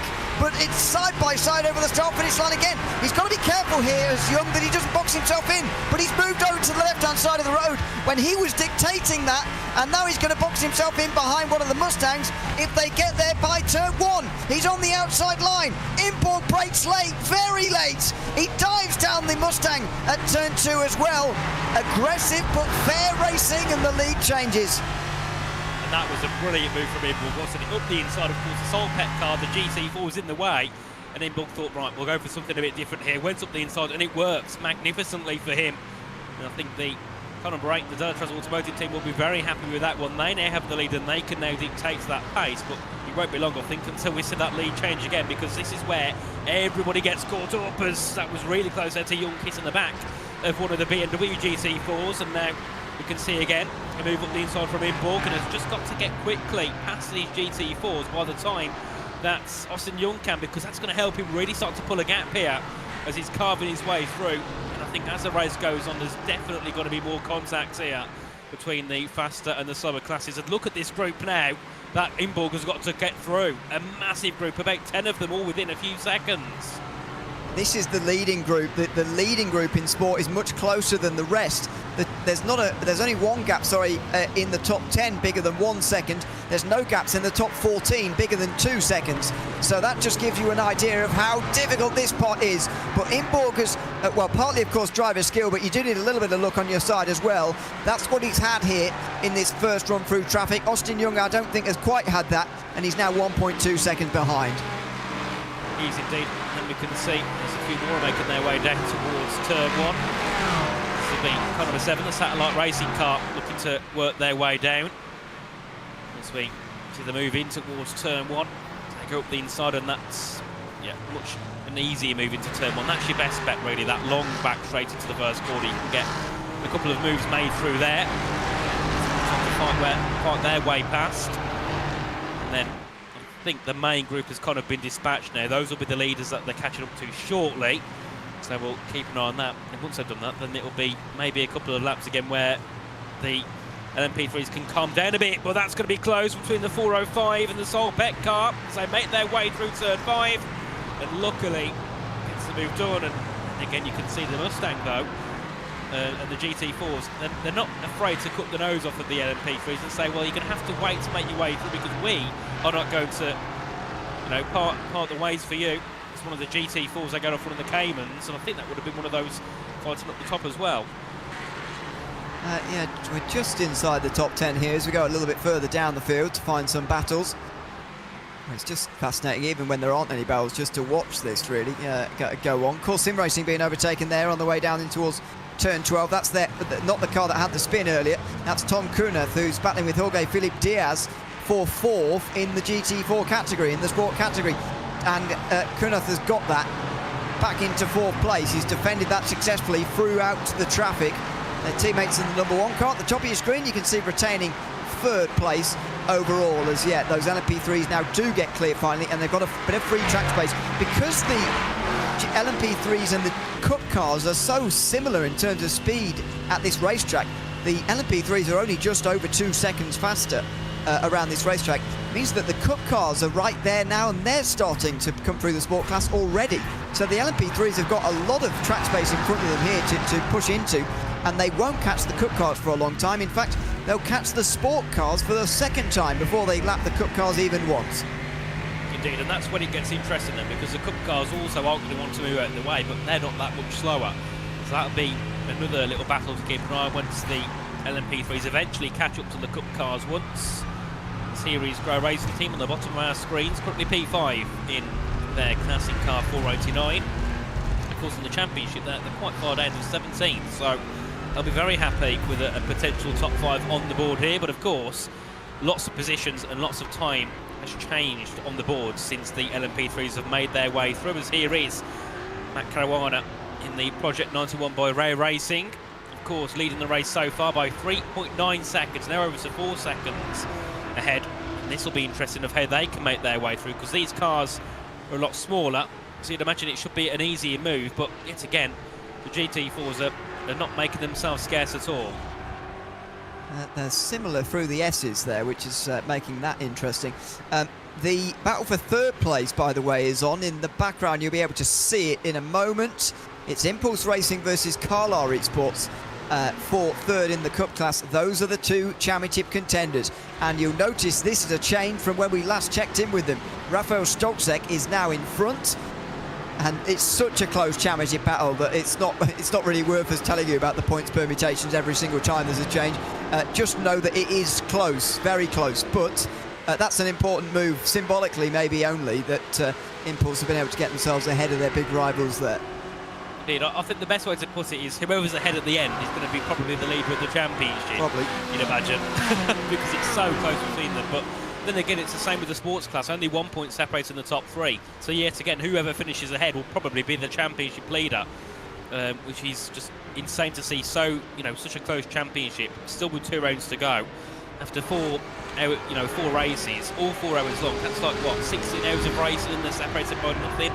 Insane. Back to the front, where Austin Young has closed on the Teletrans Automotive number 8 for the lead. I hesitated to say earlier that Imburg got a good run through traffic, a bit of luck through traffic, but it does always play a role. I do feel like that time round he did get the rub of the green rather, and you know, not taking anything away from him, because the pass he made 3 wide using one of Austin Young's teammates against him was quite excellent. However, Young, I think, in open play, as it were, when there's no traffic around, I think he's a bit quicker, and I wonder whether he's going to try and make a move, or if he's just going to sit here. Let's just listen in here, see if he does any fuel save.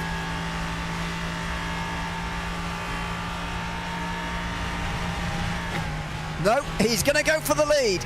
No fuel saving from Young, and that was close. Thomas Imburg pulls in front of him. These are 2 drivers who both want to be leading this race with just 20 minutes gone. You nearly cursed them heavily there, you thought they'd back off. No, we went for the move and nearly got into contact in turn 1. That was close indeed between the 2 leaders, but we love to see it early on. Battling for the lead, knowing that they've still got how long left to go, and they're still knowing how important that having the lead is here in this race. But I suppose they're also gifted by the fact that Mike Pallock is 3.5 seconds back, so they can afford to lose a bit of time here and there by battling, as here's the bottom of our screens, Project 91, looking to make moves. 5th at the moment, not got much of a gap ahead to the Automotive, so we'll see if they can try and sneak a move for P4. Great battling here in the LMP3 class to start things off in this race. The same goes to the sports class, and the Porsche Cups, however, have started to break away quickly, and that's just more showing the pace of Matt Caruana in car 911 as he would make our way through again with the 2 leaders, as Austin Young is so close to the back of Thomas Imburg, but just not enough for a move yet. But I'd imagine he's probably been a little bit more conservative than he would be otherwise, because there's been a lot of opportunities to make the move, but he's just happy to sit back and look for something a little bit more concrete. I think it's very interesting that he's so desperate to lead at this stage. The fact they're both so desperate to lead at this stage is a bit puzzling to me, I must say. Goodness me, look at this. It's still happening down here. The Cup cars coming through on the Sport Class cars. We'll keep an eye on that at the bottom of the screen while the battle for the lead goes on top. And there's very nearly contact there. There might have been a touch as Austin Young got to the outside. He's not willing to go all the way around the outside, though, and jam it down the inside of turn number 2. So he is sort of half going for it at the moment. On the way into turn 1, shaping like he wants to make a move, but by the time they get even to turn 2, he already seems disinterested. So I wonder whether he's just trying to force Thomas Imburg into a mistake, and if he can't do that, then he's not going to make the pass. No, Certainly not, as the 2 leaders still battle hard here with 3 hours and 37 minutes to go. And if we can get 3 hours of this, what a race this will turn out to be. It's already been a great race, and there's still a lot left to go here. Still, it's Imburg in the lead ahead of Young. That's Automotive ahead of Solpec, and also, even though it's not necessarily working together here, car 8, of course, finishing ahead of Solpec helps car 88. So it's, you know, it still helps a little bit for the Traz Automotive by PC Design team, who are 10 in 4th at the moment. And then, of course, as this battling's going on, though, I did say that at the moment they'll be quite happy to lose a couple of tenths, or not too disappointed because of how far back Mike Pallock is. But he's gained a couple of tenths again on this lap, so if they keep battling, he will end up catching up soon, and of course dragging along with him Alexandre Delatraz in car 88. So they can battle, but they've just not got to lose as much time there, because they are starting to lose some to further below us. What about this is here for the lead, as Sim RC now have taken this away, and of course leading the championship. This is the ideal situation for them, but everybody is so close behind. It's just past Leonardo Gigotta for the lead. That's only just happened there, thinking to turn 4 earlier on this lap. It's while the Cup cars are coming through. There goes Impulse, who are quite a way now in front of Carlisle Esports, despite being the other way round at the beginning of this race. There goes Augustin down the inside into turn 13, making a dive to get himself through in traffic. It's not all great news for Sim RC, though, I must say, because Marvin Strel has got a 5-second time penalty for minor incident responsibility. Didn't have sufficient overlap on the 4-2-3 coming into turn 15, call Sim Racing, that is, to make an overtake, and that caused a collision. That's 5 seconds of a penalty to Marvin Strel. Also 5 seconds to Oleg Lovkov for the incident in LMP3 at the first chicane on the opening lap. That's only 5 seconds for him as well. Indeed, Team Flora by Impulse did serve their 20-second time penalty right off the beginning of this race. They had an hour and a half to do it in this race.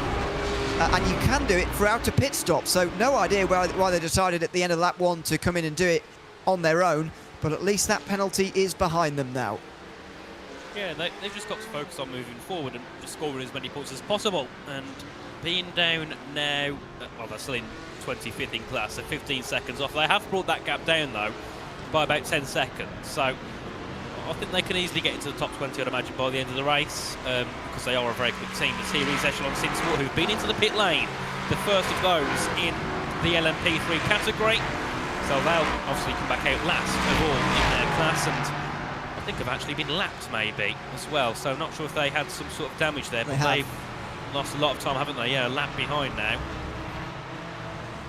They've only pitted once for 23 seconds. Maybe they towed, but could be. we would have seen that surely, and race control might have had something to do with that as well.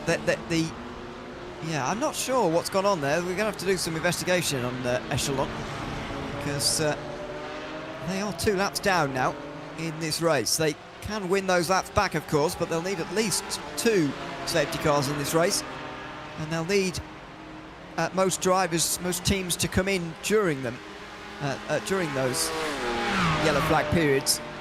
So that could prove to be a bit of a problem for Echelon Sinsport. We'll see if they can get themselves back onto the lead lap at some point. Still free for the lead in Sport, although Team RC is one of them now.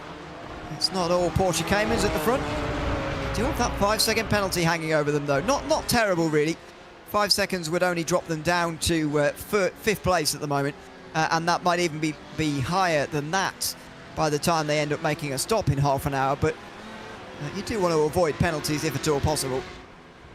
Definitely, and I think one thing as well we need to look at is strategy. I mean, I know there's not much different that they can do, but if you can, shave a couple of laps off in terms of burning your fuel a little bit and going a little bit longer than others, that by the time you get to the end of the race can really help you. So that's something that some of the teams might think, focus on doing a little bit more fuel saving to maybe gain themselves a pit stop, or at least gain themselves a little bit of a pit stop heading towards the end of the race. The series a move contact there for the lead, isn't it?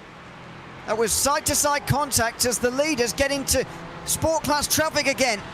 Austin Young and Tom Emborg making contact again, and they shoulder barge again, this time into turn 5. These two are making contact again and again and again.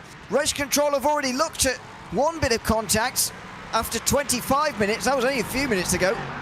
And they decide no further action.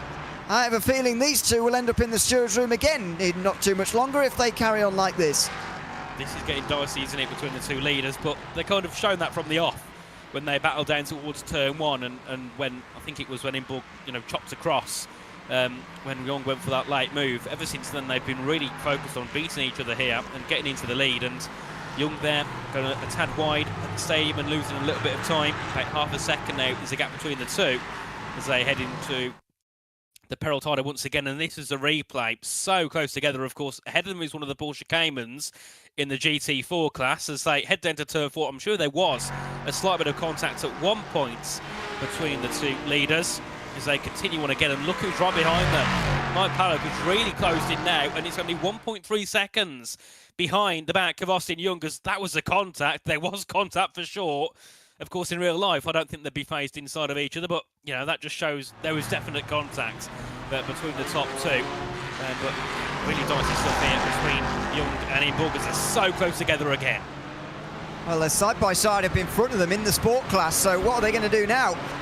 Those sport class drivers get single file, although briefly, Young goes to the outside now. Is he going to go around the outside of the Cayman to get the inside of the next part? He is, and the BMW just sits on the apex there in front of Austin Young. He took a gamble there. It might have paid off. It didn't, though. And he's going to lose a bit of time. Again, not quite getting the rub of the green here, Austin Young. And absolutely, the reigning champions, the championship leaders, are right here now. But given the temperament of Mike Pallock compared to these two, I think he's just going to sit back and watch. Certainly. I think he'd rather do that at the moment, because I think eventually these are going to get to contact, and they do! That was a real slow up from the 8 car, although they needed to, because there was a Mustang in the way, and Austin Young came flying in. He came crashing into the back of Thomas Imburg there, and there was definite contact between the two. A mystery how Austin Young saved that. Mike Pulish only just avoided him, and they can all continue on, but that was a pretty heavy bit of contact between the top two. That was, yeah, I don't know how car 62 kept that on track, because that was, you know, it was a proper hit as well. It wasn't, you know, a race anyone, but it was a big hit into the back of Conor Brakes. But of course, that's put Mike Mallock now up into P2. So he separates the two now, so they can stop arguing for a few more laps, as he would do see have a race leader, Conor Brakes, up the inside of turn one, getting a past a couple of Mustangs. There's a Porsche Cayman there as well that they've just got to work their way through on. And then we'll see what Conor will want. They can do in terms of trying to get past and go for the lead, because Imburg is certainly not letting that lead go. As here is the replay again, as Conor Brakes very slow through there and just a tap in the back, and somehow Austin Young has kept that on the circuit. I don't know how, because at some point I thought from that moment he's gone around, he's going to take coursing racing with him, because that was inches close between those two. I'm not really sure how they got away without contact, to be honest with you. So we go aboard with Leonardo Dragotta here, who's been sitting behind Marvin Stroll, and he is doing a bit of fuel saving behind the leader.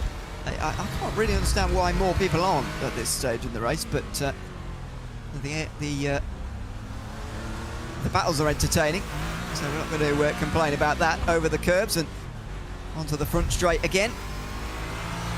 And Team Checkmate just behind us here. Comrade Zerabik is here and not too far away, challenging for this race lead as well. Very close in the sport class, as it is in LMP3. And Matt Caruana, though, dominating in the Cup class so far. Yes, certainly. A great drive so far from Caruana. 7 seconds in the lead. You know, you think he'd be kind of the man to win it, even though with three and a half hours to go in terms of raw pace. It certainly is, but have to see what happens with, you know, any sort of incidents or contact later on, as here's Leonardo Dragotta still on the back of Marvin Strell, of course fighting for that lead. Of course these two are a little bit more happy to kind of fuel save in some of the corners. But of course Orion Racing losing that lead earlier on. And of course in third place is still the Team Checkmate car with Konrad Zarebiec in the battle there. But they are quite far back, aren't they, as they will make their way through. Some gaps really starting to open up as well. As I'm looking behind, and I've noticed further back the likes of Thomas Jenks Sim Racing as well. Started around 15th, then up to P11. So some of the teams are really making some early moves here as Project 91 are into the pits.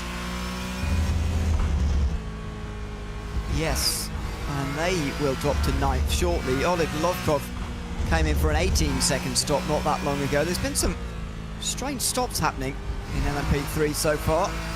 Project 91, the third of them to do it. I don't know whether it's tactical. So we have a look at Joey Petrick here. Off of turn 11. Need a good exit through there, but he slides and spins into the wall. That's a pretty hard hit for Line GP there, but Petrick, despite dropping down to 7th, has continued on. Yeah, that was a big hit into the barriers. I don't know how he's quite got away with that, but he has. Well, I presume he'll have to get into the pits for damage, unless he's fine to continue on. I'd imagine he's gone in at some point. No, he's still running, isn't he? 7th place, yeah. Well, he's got damage, though, he's got to do. But I'm looking at the gaps, and it's not really dropping that much to Ludeke ahead of him. The gap's still around 6 seconds between the two. As here we see a gap of 7 seconds between the top two. It's Matt Caruana in the lead in car 911. Very happy, I think, at the moment. And it just seems he's so comfortable as well. Whenever we watch him, he's pushing hard, but he doesn't look like he's overdriving the car. And that's the perfect situation when you can drive quick, but not have to overdrive. Really helps against some of your rivals, as, of course, when he catches up to the GT4s, the only issue he's got is he sees them first, so he's got to navigate through them, whereas the others behind kind of know what they're expecting to see once Caruana's gone through.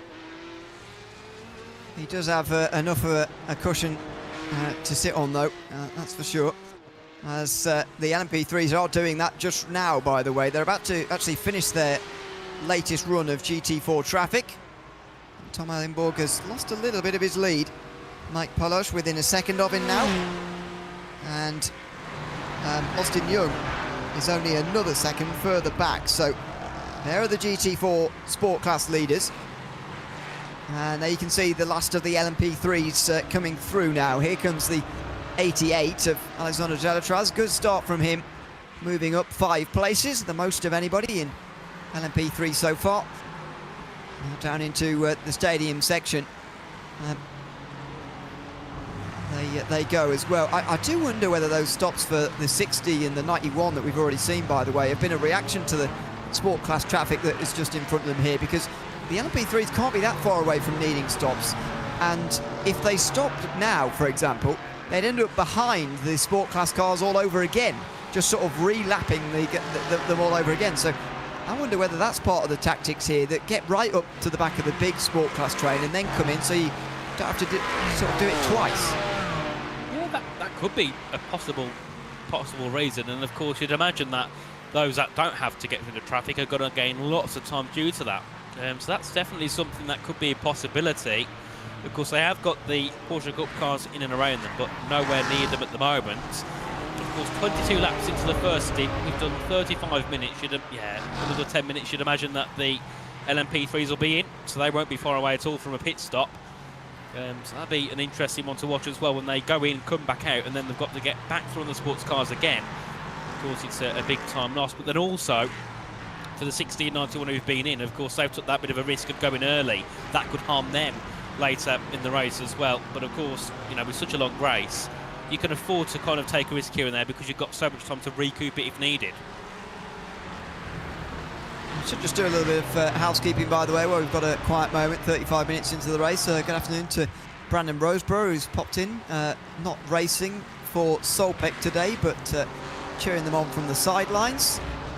So he tells us, and thanks to Robin for this, fuel saving doesn't do much around here anyway, because of the air being so thin. The fuel consumption is way less than normal anyway, so we're probably actually further from stops than I was just previewing there, maybe anyway, because of the thinner air. But yeah, maybe that is playing a role. Well, I guess that is proof that it is playing a role here today, because the slipstream's not much of a thing, as I've been saying, but therefore, of course, another facet of that is that the fuel consumption is also lower. You can also go a bit further on the same tank of fuel, and so yeah, it's sort of encouraging people to battle in the way that we've seen, even though we're very early in a long endurance race. I think that the thing that fascinates me as well is the fact of how iRacing takes everything into consideration. I mean, I wouldn't know where to start with talking about how thin air and, I suppose thick air, I don't know how it affects cars, I wouldn't have a clue. Normal air. But iRacing have kind of, they've kind of got it to a T of how it actually works, and the drivers as well know that too. And that's, I suppose, in a way, playing to the advantage, because they are free to battle more. We've seen that, and of course, being proved by Robin's comments as well, that there's a lot less saving than we normally see in a race. So if that's the case for the whole time, we could have some very interesting battles all the way through. But yeah, great so far around Mexico. And if this is the case and you can battle more, you don't have to fuel save, well, I'd want to come here a lot more often. Yeah. Should be more circuits above 2,000 metres off the ground. But that would rule us out of hosting anything, since the UK is very low in the air, as it were. But there you go. Had a word through as well to mention the Sportman division, which we haven't done so far. The Sportman division, for those that don't know, by the way, is effectively a subclass of the sport class, because the entries for this season, we've had 32 sport class entries so far this season. There is a class splitting them up. We've had so far 13 of those teams participating in the Sportman division. Talk Freak Racing by TFR Lab are the best of them. They're 13th in overall, but they've been by far the best Sportman class team this season. They won the first two races and consolidated that with 2 second-place finishes in the last 2 races as well. They can clinch the title today as long as they gain 8 points on both Core Sim Racing and RJD, and they gain 7 points on Satellite Racing, who are in 4th place. Satellite Racing's 465, that is, but they score points separately to the rest, so that is going to take quite a lot of maths. It could be settled today. It's definitely going Talk Freak Racing's way. 126 points the gap after only 4 rounds. It looks like they're nailed on to win that title, but just nice to mention it for those guys down there, that that championship could be settled in the next 3 hours and 20 minutes. we've only been going 40 minutes here, Nathan, but you realise suddenly that we're actually only 80 minutes away from the first points being dished out. You can't afford really to take this like a proper endurance race. I guess increasingly in the modern world, a 4-hour race is less of an endurance race, isn't it, really, for modern day reliability. But anyway, you suddenly realise actually we need to start thinking about those halfway points rather quickly. Definitely, and that's where you've got to be strategic with your pit stops, because you don't want to put yourself in a situation where you have to pick with like 2 hours and 10 minutes to go.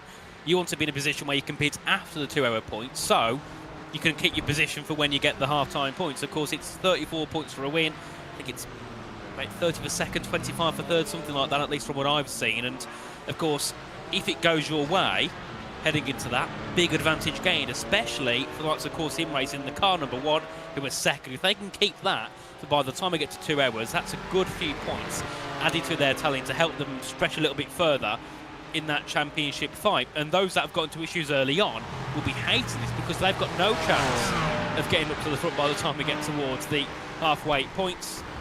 But you'd imagine, you know, teams like 911, Macro One at Project 91, they'll be very happy to possibly see out an extra 30 odd points. You know, at the moment in the lead, and you'd imagine we'll stay there.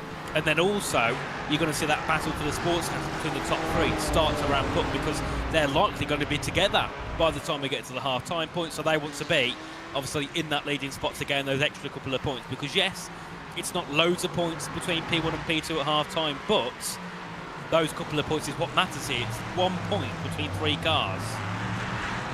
It absolutely is. To go through I'll just go through the top 10 of the point system just to give you an idea. 34, 30, 27, 25, 22, 20, 18, 16, 14, 13, 11 is, and then 10 rounds out. Oh, sorry, that's 12. That gives you an idea. Not too much in terms of actual differences, one place versus another.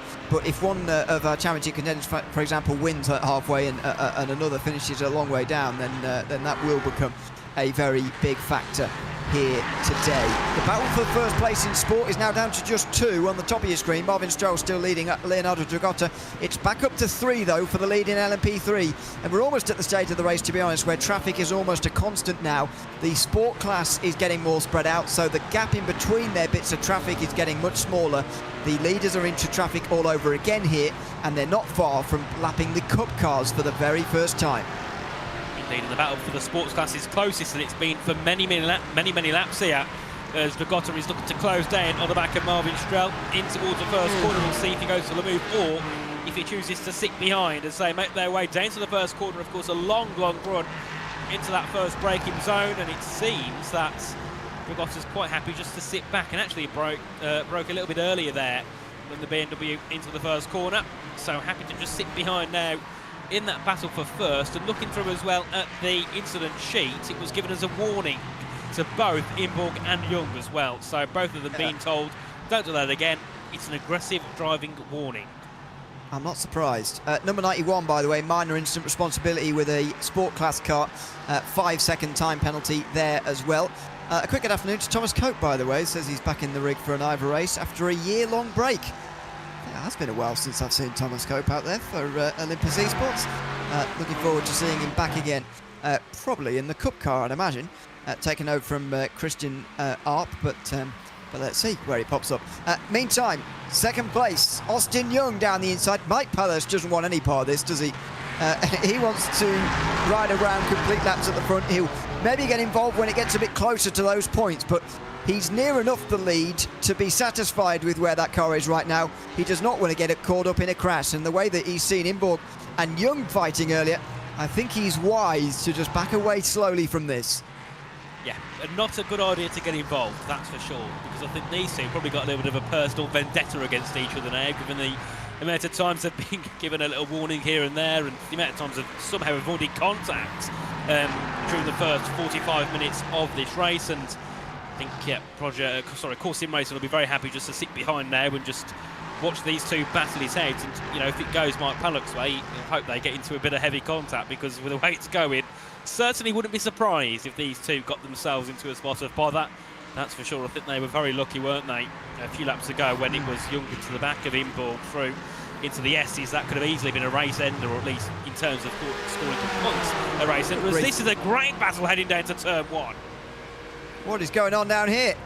Satellite Racing at the front of it. Niels Kaur is rounding off the top 10 at the moment, but for how much longer? The Cup cars are coming through. The LMP3s are not far away. Steaming down the inside is Finley Jones of the Thomas Enger Sim Racing team. Side by side, the other BMW in there is the fiercely forward pit car of Julian Fernandez. He's now getting his nose in front. And 3 wide as a Cup car comes past. That's the Carlar machine in 4th. They sweep back to the racing line. In the end, Niels Kaur for Satellite Racing loses 2 places in that first chicane. Indeed, fiercely forward now, up into another spot, up into P11 now, and Thomas Enger Sim Racing up into the top 10 with Finley Jones in the car. So they'll be happy to get themselves up another couple of positions during the course of this race. And then, of course, looking as well at the battle in the Porsche Cup category, as that was close there as they all make their way through. And again, I think Niels Kaur potentially really losing another spot here in this race. Of course, it was a Porsche Cup car going through, but then there is the Mustang behind of Hugo in an Oasis Esports GT4, so we'll see if he's going to make a move here. But as I was saying as well, looking at the battle for 3rd in the Cup category, of course, it's really started to die down here because Carlar Esports are now 3 seconds back from Impulse Racing, and of course that's the key battle in the championship as Sim Racing have made the move ahead of Solpeck. So that is a change for 2nd overall, although briefly. Palush got his nose in front, and Young is back in front again. They're in traffic, by the way, in the sport class. So let's go and see what's happening in the prototypes again. Here they are. It's the final sector where it's all kicked off there. Austin Young now back in front again of the number 1 car. Again, Tom Owenborg is clearly very good through traffic because he's making this work. But look at that, Satellite Racing coming in. I don't think they've reached the limit yet of what they can do on a tank of fuel. However, they've seen the traffic in front and thought, let's come into pit lane and take a first stop of the day.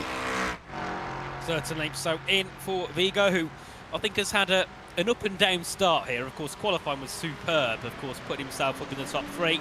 Turn 1 went a little bit not ideal in terms of losing a place, but then he's ended up down to P8 at one point, up to P6 and now in the pits. So it went good, worse, now getting better.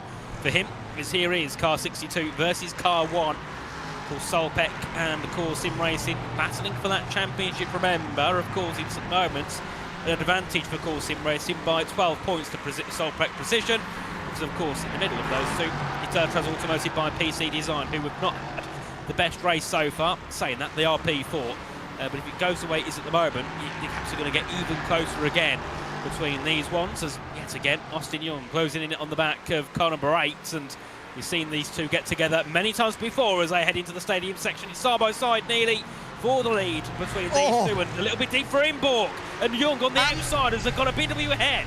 Oh, that was a squeeze. Young was trying to get himself through the middle there, and there just wasn't the space. Imborg now going to get down the inside of a Cayman into the final turn. Young's going to get a better line through there, but Imborg's exit's not bad. And they come over the line. These guys are not interested in pitting. I think that strategy from Satellite's so interesting because the other guys at the front are thinking, well, we've got to go through this traffic at some point anyway. Might as well be now. And they're going to take this car on the low fuel as long as they can. Scary, wasn't it? Oh, nearly another moment for contact between the two leaders. And they are certainly not done yet, but look who's entered the scene. Car 88, Alexandre Delatraz has really brought that gap down to Mike Pallock, who I think the first thing we saw was as soon as those two got together, they just backed off and thought, right, we're not getting involved in this. I want to finish the race at least in a top 3 spot. So that's a move up the inside as one of the Porsche Cup cars are making their way through on the GT4s. And of course, this is the battle for the lead here as well, isn't it? As Orion Racing looking to get back ahead as that's a lunge up the inside from the 915 who go through, and that's given a big opportunity now to the Cayman behind to go ahead of the BMW. Well, the way that Dragotta went through there, I don't think he's interested in taking this lead at all. I think he sat back there and said, OK, let's just get you back in line here and carry on. Konrad Zerebic is back, though, and yeah, this is a 3-car battle for the lead in the sport class, so that is interesting to note as well. It's 4 for the lead at the very front, by the way, overall, because Alexander Delatraz has now caught up to Austin Young. He's only just been passed by Mike Palush here, and he's trying to take it back again. outside through turn 12, and he's off. He can't take the place if he goes wide through there, and he's going to get caught behind a Mercedes anyway. Here comes Delatraz, the other Delatraz automotive car now getting involved. Side-to-side contact, 3 wide into the final turn. The Mercedes didn't quite realise, turned in, and there was a bit of contact. The number 1 car comes in, they want to get out of this, and the race lead now grows to nearly 3 seconds with that fight, but Austin Young is getting battered from pillar to post here, and he dropped there very briefly down to 4th position. I don't know who's Austin Young's got on his shoulder, but he's got someone there, because I don't know who survived that. That was so close into the peril tire a couple of occasions, nearly ended up being spun round. Did car 62, but has kept it in a straight line and continuing on in 3rd, of course, was 4th until car number 1 went into the pit lane. Here was the contact between the 2. Of course, both of them got caught behind the Mercedes, who didn't quite see car 62, turned in. Bit of a slide as well, a bit of a half spin nearly for Austin Young, and somehow continues on in 3rd. Has been battered quite a lot at the start of this race, and I think he's quite lucky as well not to have any damage. But one thing to note as well is there was a penalty, 5 seconds for a minor incident responsibility, as car 91 of Team Van Grunsven, that will be for Project 91, made contact with car 465, which I believe is going to be one of the GT4s. I'm just trying to find who it is, and it's the Satellite racing car with Ayrton Williams. The 8 and 62 protested each other, by the way, for that incident through the S's earlier, if you remember, where Young hit the back of Imburg, and Race Control effectively giving them both a slap on the wrist, saying, well, neither of you drove particularly to the model standard there, and so nobody gets a penalty, but both of them get a small telling off as well down there. So interesting to see how this race is being controlled at the moment from Race Control, letting it go mostly as far as the LMP3 leading battle is concerned, and letting a lot go, to be honest. You know that there's going to be a bit of argy-bargy around here. It's a tight racetrack, there's not all the space in the world, and they're reacting accordingly in Race Control. Oh, that was a late move from Delatraz, and Austin Young won't be pleased about that. He's fighting against 2 teammates here, while his own teammates are not able to help him. He goes round the outside through turn 1, though, and takes the position. Delatraz, though, with a better run off of turn 3. Young just slows it down on the apex to ensure that he gets the better run. Coming off of that corner, down towards turn 5, he is going to stay in front, Austin Young, but only just. That was a good pass into the first chicane. The aggression, though, we've seen so far in the first hour today has just been immense. Indeed, and you could just see how much Delatraz Automotive want to hold on to, you know, some sort of advantage here, because they are not letting Austin Young do anything in this race. Of course, Conrad Wright 8 is in the lead after contact multiple times, and now Delatraz trying to make a move for 2nd place and get ahead of Austin Young. And I think the good thing is, if both of the Delatraz cars can be together in the lead, that helps them dictate how they can control what Austin Young can do. So if they're close together, they kind of form a bit of a barrier on track and not let car 62 through. But that was close stuff there down towards turn 1 between 2nd and 3rd, as they're catching up to one of the Porsche Cup cars as they make their way through, and Young had to get on the brakes quickly there to not hit the back of the Porsche Cup car. But this is one thing we noticed as well, because the Cup car's not that far off the pace, it's about 2 seconds through that whole stadium section. I don't think there was an opportunity for Young to go through it all anyway. Not really, no. They're past all the sport class cars, by the way, which is why this is getting a little bit more spaced out. But look at the straight line speed as well. This is Bryce Rodriguez, who's in 5th in the Cup class, who's given a mighty slipstream to Delatraz there, and now he's lifting off, so he's the one who gets out of it there. Delatraz dives down the inside there of Austin Young, who's able to keep ahead of him fairly nicely there. But don't forget, by the way, only 12 points between these two in the championship. They're fighting very, very hard indeed, and the 8 doing all they can to try and help them along as well. They're down in 8th in the championship and are over 150 points behind. They need an astonishing day to even stay in mathematical contention, never mind anything else. They're putting their efforts into their teammates here, and Austin Young so far is driving a wedge between those 2 teammates in this brilliant battle for the lead in LMP3.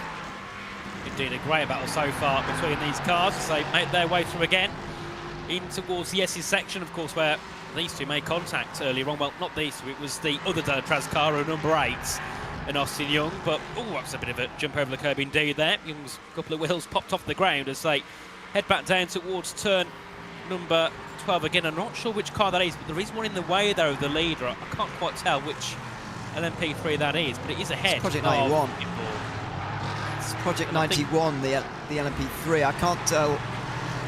It's Carlisle, I think, for in the Cup class. And here they come. They're all in fact. After 55 minutes, the LMP3s reached their limit. So Inborg, Young and Delatraz all into the pit lane. They're probably going to stay in their cars and then get out at the second pit stops of today. Maybe they will carry on for a third. But normally in Clubsport, you see one driver change somewhere in the middle of this 4-hour race. They will surely all go up on the jacks, although I can't see Inborg on the jacks from here, taking 4 tyres. There is time to do that within the pit stop that you have here. Jan Sinkowski also following them in. I don't think Inborg is indeed up on his jacks there. But he's going past 20 seconds in as far as a pit stop is concerned. Mike Palich, of course, pitted earlier, so let's see where he comes out in relation to these guys at the top of the screen, as his pit stop will have been shorter and he will have got a bit of an undercut. Out comes Young first. 2.6 seconds faster in the box. He gets out in front of them, but there goes the number 1 car. The championship leaders roaring past, and their pit strategy gets them to the race lead. And of course, one thing to mention here now is, of course, Mike Palich will have to pit earlier once we get to, onto the second stint, of course, ahead of the 2-hour mark, where if this works out again, he'll be in the lead by the time they get to 2 hours, if he doesn't lose time here, because he'll have to pit earlier, they'll pit later, but it'll still be before that 2-hour mark that everybody has to pit. So that should put car number 1, of course, Sim Racing, into that leading spot by the time we hit to the half-time point. So this is a really good situation now for Core Sim Racing. In qualifying, it looked like it was nearly race over, or at least before it even started, being down in 10th. They recovered to P5, and now they have the leading spots. Yeah, it's not only about that early stop, though, in terms of an undercut, because actually, when you do that in an endurance race like this, you have a heavier car for a moment, which isn't particularly helpful. What he did have, though, is clean air. He didn't go through these sport class cars only to pit and come out right behind them again, like these two have. They're passing cars they only passed 5 minutes ago, and they're making contact again here. I was wondering whether the two would work together to try and catch the race leader. They're not at the moment. They are fighting again. Inborg down the inside and through into second position. But surely these two have got to think about the race and think, we've got to make sure that number 1 car doesn't get too far away. True, but I also think that car number 8 isn't as bothered, because they're not in a championship fight. They'll be trying to help car 88. So if they can just keep 62 behind, that at least limits, the chance of 62 getting an advantage here. As you could see, I think there, Austin just walking the tyres a little bit more, weaving across the main straights as they head down towards turn 1. And also closing in there is, I think, was Satellite Racing on the back of car 88, so that's another key battle to keep an eye on. Miguel Vigo pitted very early. He's now in the battle for P4. That undercut for him has also worked heavily. Oh, contact for second in the sport class. So that was Konrad Zerebic on the bottom of your screen there, getting into trouble. He just had a half spin there after contact with Leonardo Dragotta. They were side by side for a moment.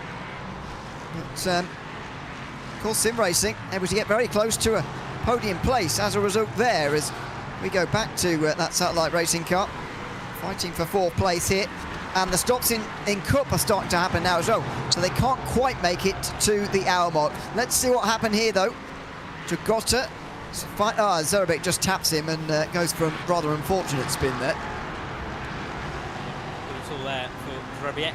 He's in out time there, as you did mention as well. The Porsche Cup cars are in the pit lane, the top 4 at least, as of course Matt Caruana has got to make this pit stop work. Of course, that was close there, as well as team checkmate are trying to keep, I think that's Tom, yeah, that'll be Tom Kunath behind in the Core Sim Racing car. Couldn't quite tell who it was for a moment, but trying to keep onto that 3rd place is Zerebic for team checkmate. As here we go again, as Satellite Racing hunting down the back of car 88 of Delatraz Automotive by PC Design, and that gap is really coming down here. There's a possibility of a move to turn 1. Another move in towards turn 1 in a pretty extraordinary LMP3 race so far. Miguel Vigo heading down the inside line, and he goes through. That was easy on Delatraz, really. That was pretty comfortable. In behind, the other Solbeck car, by the way, in 6th position, is not too far away, and so maybe they now are going to be able to help their teammates finally The number 62 has been longing for some help, and the number 60 has finally arrived to the outside of Delatraz, who's starting to fall back now after a good start. He's losing his places here. 60 goes round the outside of turn 4, inside for 5, and with that Cayman there and the satellite car punching a hole, there goes Solpek into the top 5 with both their cars now. Delatraz at one stage had gained 6 places to move up from 8th to 2nd, and now all the way back to 6th again. Indeed, and we've got a right battle here between Solpek and Delatraz Automotive, as that's a black flag as well for Ludeke into the pits. That'll be the CSM by BS Plus Hybrid. That's really not good for their race, because they did start to improve on where they were, but a black flag really halts them in this one. They were able to go one lap further than the crowd as well. That's where PT Autosport for Bryce Rodriguez in the 988. Again, Delatraz not with the look through traffic there. He's lost 2 places on this lap, and now he's lost some more time as well. Still, though, in a remarkable race, the top 6 covered by 10 seconds. We've just crossed the hour mark, and that is how close it is. This has been a brilliant start to this race in LMP3, but I just get the sense that we're entering a new phase now where, to be honest, the number 1 car out front is just starting to control it a little bit. Yeah, line out now, isn't it? 3.6 seconds. It's 8 seconds back to 3rd here, so all it needed was for Corsim Racing to get the lead. It shows that they had the pace when they was behind the top 2, but they didn't want to get involved and get themselves into unnecessary contact. They've obviously kept behind, pitted early. It's really worked now for Mike Panlock, who has a really good lead ahead with Delatraz Automotive car number 8. But of course, the crucial thing is car 88 down in P6, 62 is down in 3rd, and then of course we saw a big mistake for Huskeveld at the start. They're down to P7, so Corsim Racing is going to gain a lot of points if they can, 1, hold on to the lead at half-time of the race at 2 hours, where they get those potentially 34 points, and then of course at the 100 points at the checkered flag if they can hold on to the lead. Big opportunity for Corsim Racing to get closer and closer to possibly put in one hand on that trophy, as that's close there between 4th, 5th and 6th. The 2 Solpek cars in 3rd and 4th, sandwiching Miguel Vigo, as to the outside line comes Delatraz Automotive, and Alexander Delatraz here. Very close indeed with the number 60. Into the stadium section. The 60 gets the inside for the final 2 parts, and they shove him into the wall. Alexander Delatraz clips the wall, and he goes off into a spin. Now then, every bit of small contact has only resulted in a warning so far in LMP3. That might be the first one that forces race control to adjudge a time penalty. We will wait and see what they think of it. But from early viewing, I've got to say, from a live view for me, that looked like the 88 car being put in the wall. Yeah, well, 88 had no space there at all. They had to turn out somehow. I don't know how they kept that without damage, because they was millimetres away from the wall. They had to quickly turn back out. Here's a replay again as they head their way through. Of course, you've got 60 on the inside, and there was never space at all for 88. They've gone around and clipped the wall barely. That won't give them much damage at all, but that could have easily been a tow back to the pit lane. Yeah, not much damage done in the end. See it from on board. Yeah, I mean, for me, they've not been given any space there. And Solpek and Delatraz, as teams, Solpek and Delatraz have been absolutely at each other's throats in this race, and I think maybe for the first time in this race, they've maybe just gone over the line there. And, well, we'll see what race control decide to say about it, but for me, they weren't given the space they should have been given through the stadium section. Even though it is a very tight stadium section, of course, it's difficult to give the space and whatever. There may be a penalty coming their way. Let's wait and see. That's not the championship car, though, remember, for Solpek. So the damage done will be minimal, but I suspect there may be some penalty anyway. Well, it's already in the steward's room. Already car 1688. There's a couple others as well that have been put into review. Some NFA between 62 and 88 earlier on.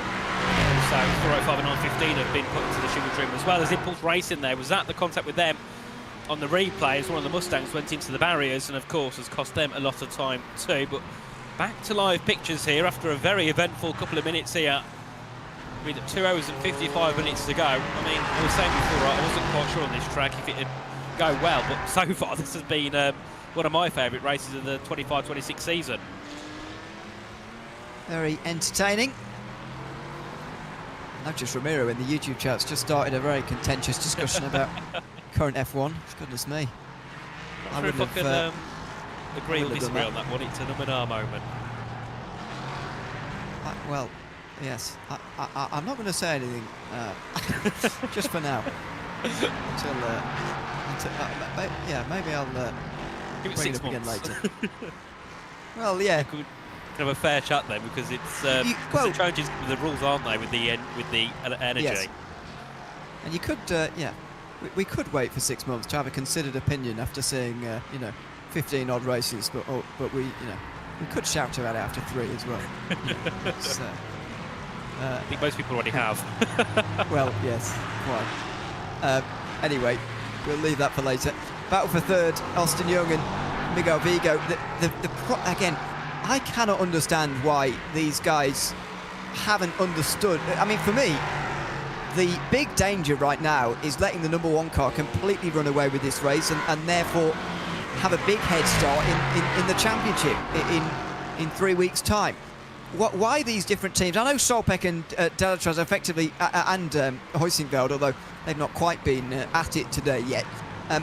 I know Solpec and Delatraz are sort of fighting with one another for best of the rest, and they're scrambling between themselves to try and catch Core Sim Racing in this championship. But for me, there's times in this race, many times, where I think they could have worked together, especially after the pit stops we've just seen. The 8 and the 62 definitely could have worked together a little bit more to try and bring the #1 closer. You know, effectively, in my mind, what they're doing is stopping the other from winning the championship. In so doing, not giving themselves a chance to win, which for me is the wrong philosophy completely.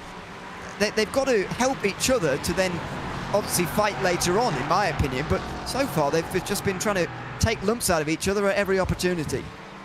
Yeah, very contact heavy in this race, and still it continues on because Miguel Vigo is still in between the both of the Solpec cars as you get, once again, Lovecovers caught back up to the top, to these two fighting for third and fourth here.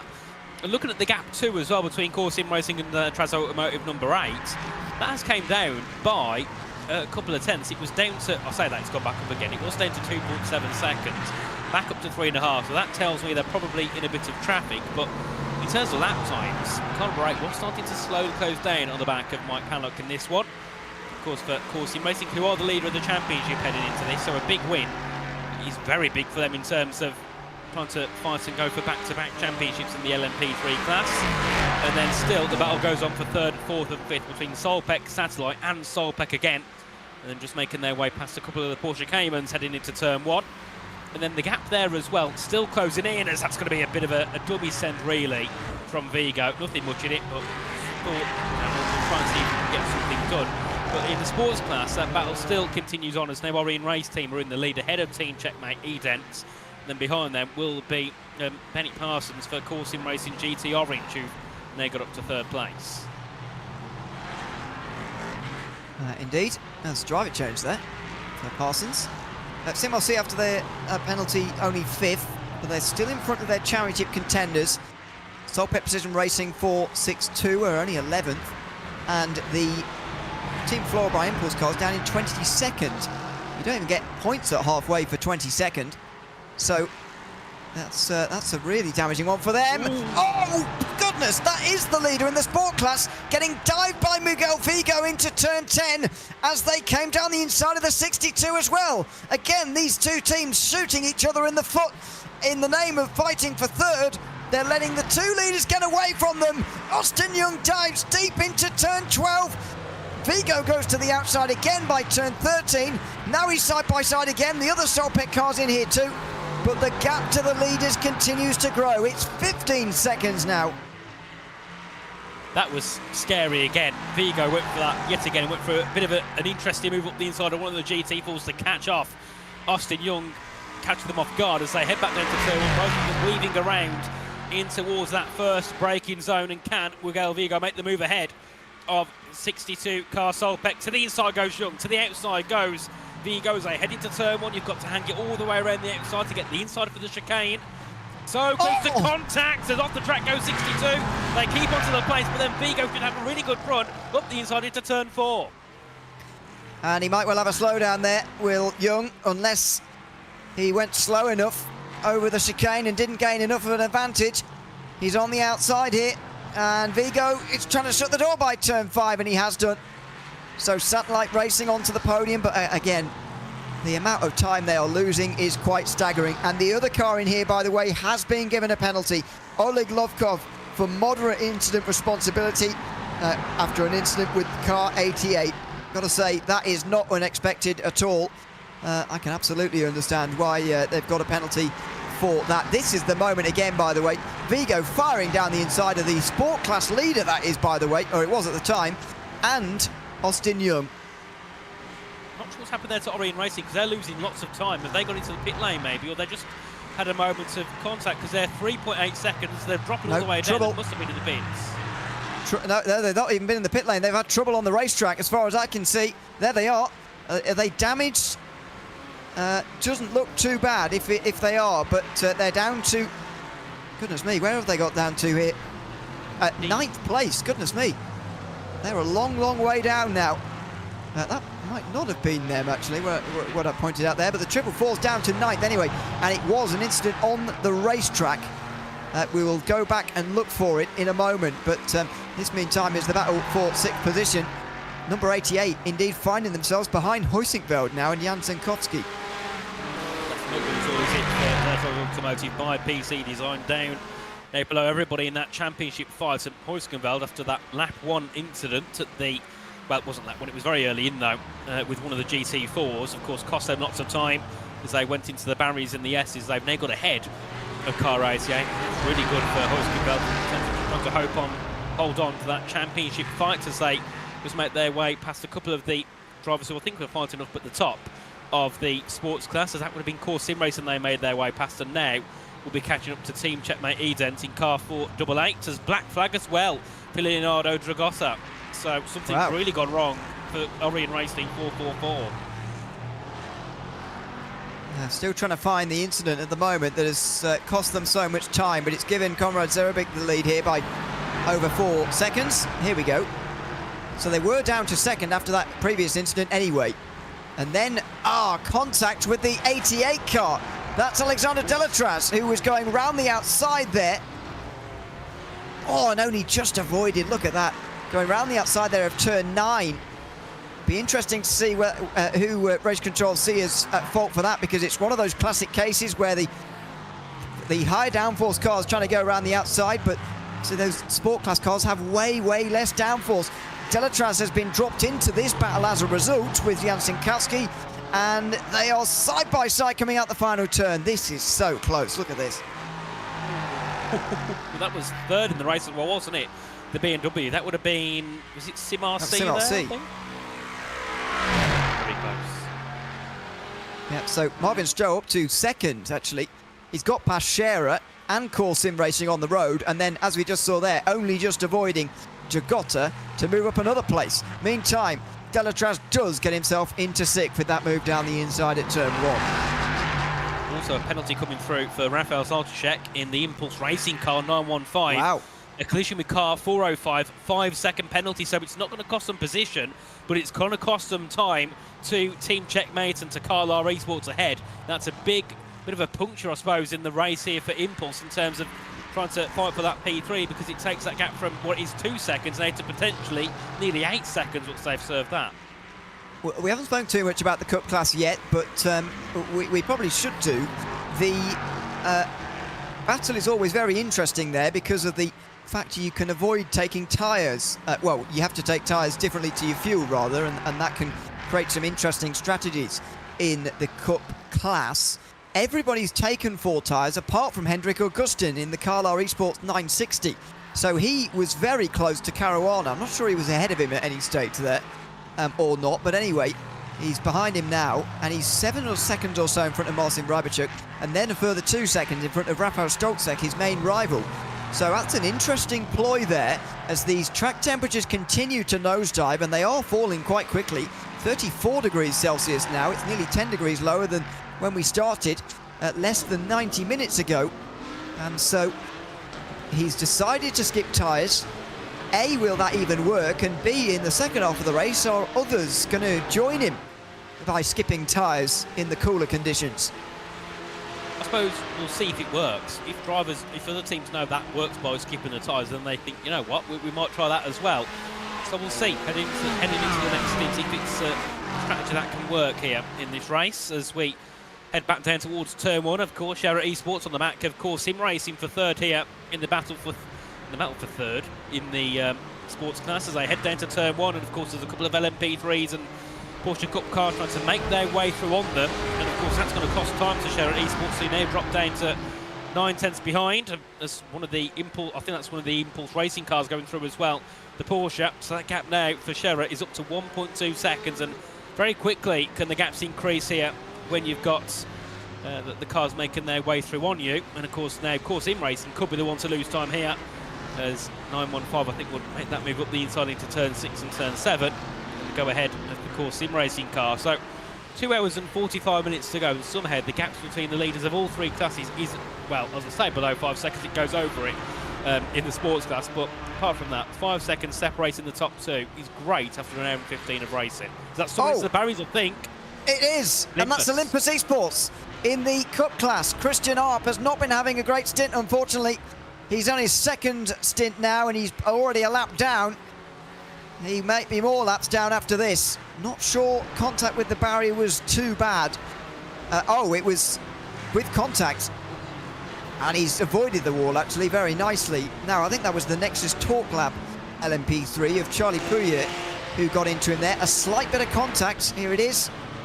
And just a misjudgment that's more than enough to send that Cup car around. Yeah, certainly. And, yeah, not good at all for 921, unless there might be a penalty maybe coming through because of the contact. It'll definitely go to the Stewardry, but then it's depending if they believe that car 8 was the responsibility. As we have had another penalty come through, 2 penalties come through, pit lane violations, 988 with Matthew de Senesh. That'll be with the PT Autosport 6 Real team, and then Nathan Lafron as well. 5 seconds penalty in car 405, that being, for me, just Sage Racing team, but they've also got a penalty as well, 5 seconds for pit lane infringement. It's 56 Racing team. For whatever reason, when someone has a number at the start, it disappears. Anyway, they're a little bit further down anyway. That's for a 5-second rule violation, by the way. You can't drive down the pit boxes like you would in an iRacing official in IVRA. You have got to pull into the box and back out into the fast lane like you would in a real-life race. The realism in IVRA, the real-life rules, as it were, the safety cars and that kind of thing in the pit lane infringements, all adding to it. As we look at the 2 Solpec teams running nose to tail here. Austin Young is going to be soon alone, though, because Oleg Lovkov pitted 30 laps ago at the end of this lap. We've only seen drivers go 33 laps so far. I think without a formation lap, they might be able to do 34, but nevertheless, Lovkov's going to be in, and he's going to have to serve that fairly hefty 20-second penalty for that bit of contact earlier. Side by side for third in the sport class meantime is Sim Racing hold on here and try and halt the charge of Eric New, who's up 2 places, but he actually lost places from where he started initially on the start. Has been, since the pit stops anyway, been moving through the field after a couple of issues for some others, but also making some overtakes and might be about to make his way onto the podium. Indeed, as we head our way back down towards turn 1 here, back for third, and still Sherra Esports on the back. Of course, Sim Racing trying to make that move into third here is Eric New. If he's got a line into turn 1, but I think he's not close enough. Second of all, seems all race long for most cars in the sports class. Happy just to sit behind the car ahead and just run along with them, as one of the MP3s will be making their way through. And I think behind is also one of the Porsche Cup cars as we head down to turn 4. But this time though, Sherra Esports is all over the back. Of course, Sim Racing, are they going to go for a move for third place? No, they sit behind. But there is a couple of quick cars coming up on them, as this is going to be the PT Autosport team trying to go through, as that is also Sherra Esports looking for the late move into turn 4 on the inside, but can't quite make the move. There we go, in towards that section, but a bit of traffic might help you. Eric New, and he only just squeezed in front there. He came across really before he was clear. And that bit of traffic now from Olympus Esports is going to seal it. But he came across there before he was actually clear, and that's not advisable at all. Coming out of, well, any corner, but certainly not there. And Cherry Sport get away with that one just about. That was pretty close, as Christian Arp now finds his way past as well. He's tearing his way through the field here, Eric Nuber. That was pretty close to him getting spun around there. Yes, could have easily ended up in a towing situation there for sure.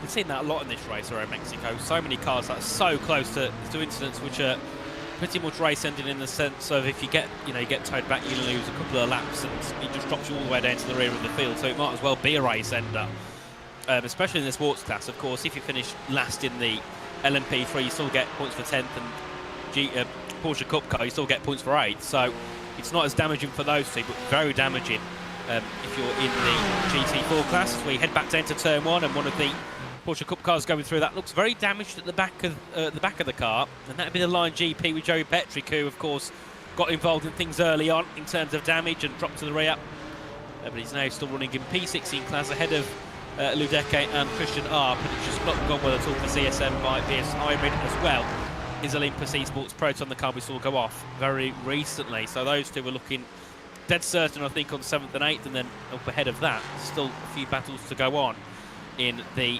Porsche Cup category. There's a couple of cars are looking to go through, a couple of the LMP3s. Of course, that being car number 8, who's still P2, despite all of the shenanigans that has gone on. And now 14 seconds ahead of Miguel Vigo, who's really pulled away now from Solpec, 4.7 seconds ahead of both of them. So just a much needed move there, wasn't it, really, for Satellite Racing LMP to go from then just pull away. A little bit like what we saw with Mike Pollock as well. Once he got the moves done, he could also just pull away. Yeah, it's so fascinating at the front of the race, and it is getting closer between the number 1 and the number 8. They've just crossed halfway, by the way, in their stints in LMP3 as well. They will have to stop again before the halfway points, which are now less than 40 minutes away. A couple of stops maybe for those a little bit further down, as Bart Horston has a look down the inside here into the stadium section. We're going to go quiet for a moment here on RaceSpotTV and let you listen to the sights and sounds of the 4 hours of Mexico City here in the IVRA Clubsport Series for 2025-26. On board with Delta Sport SimShots, Bart Horston.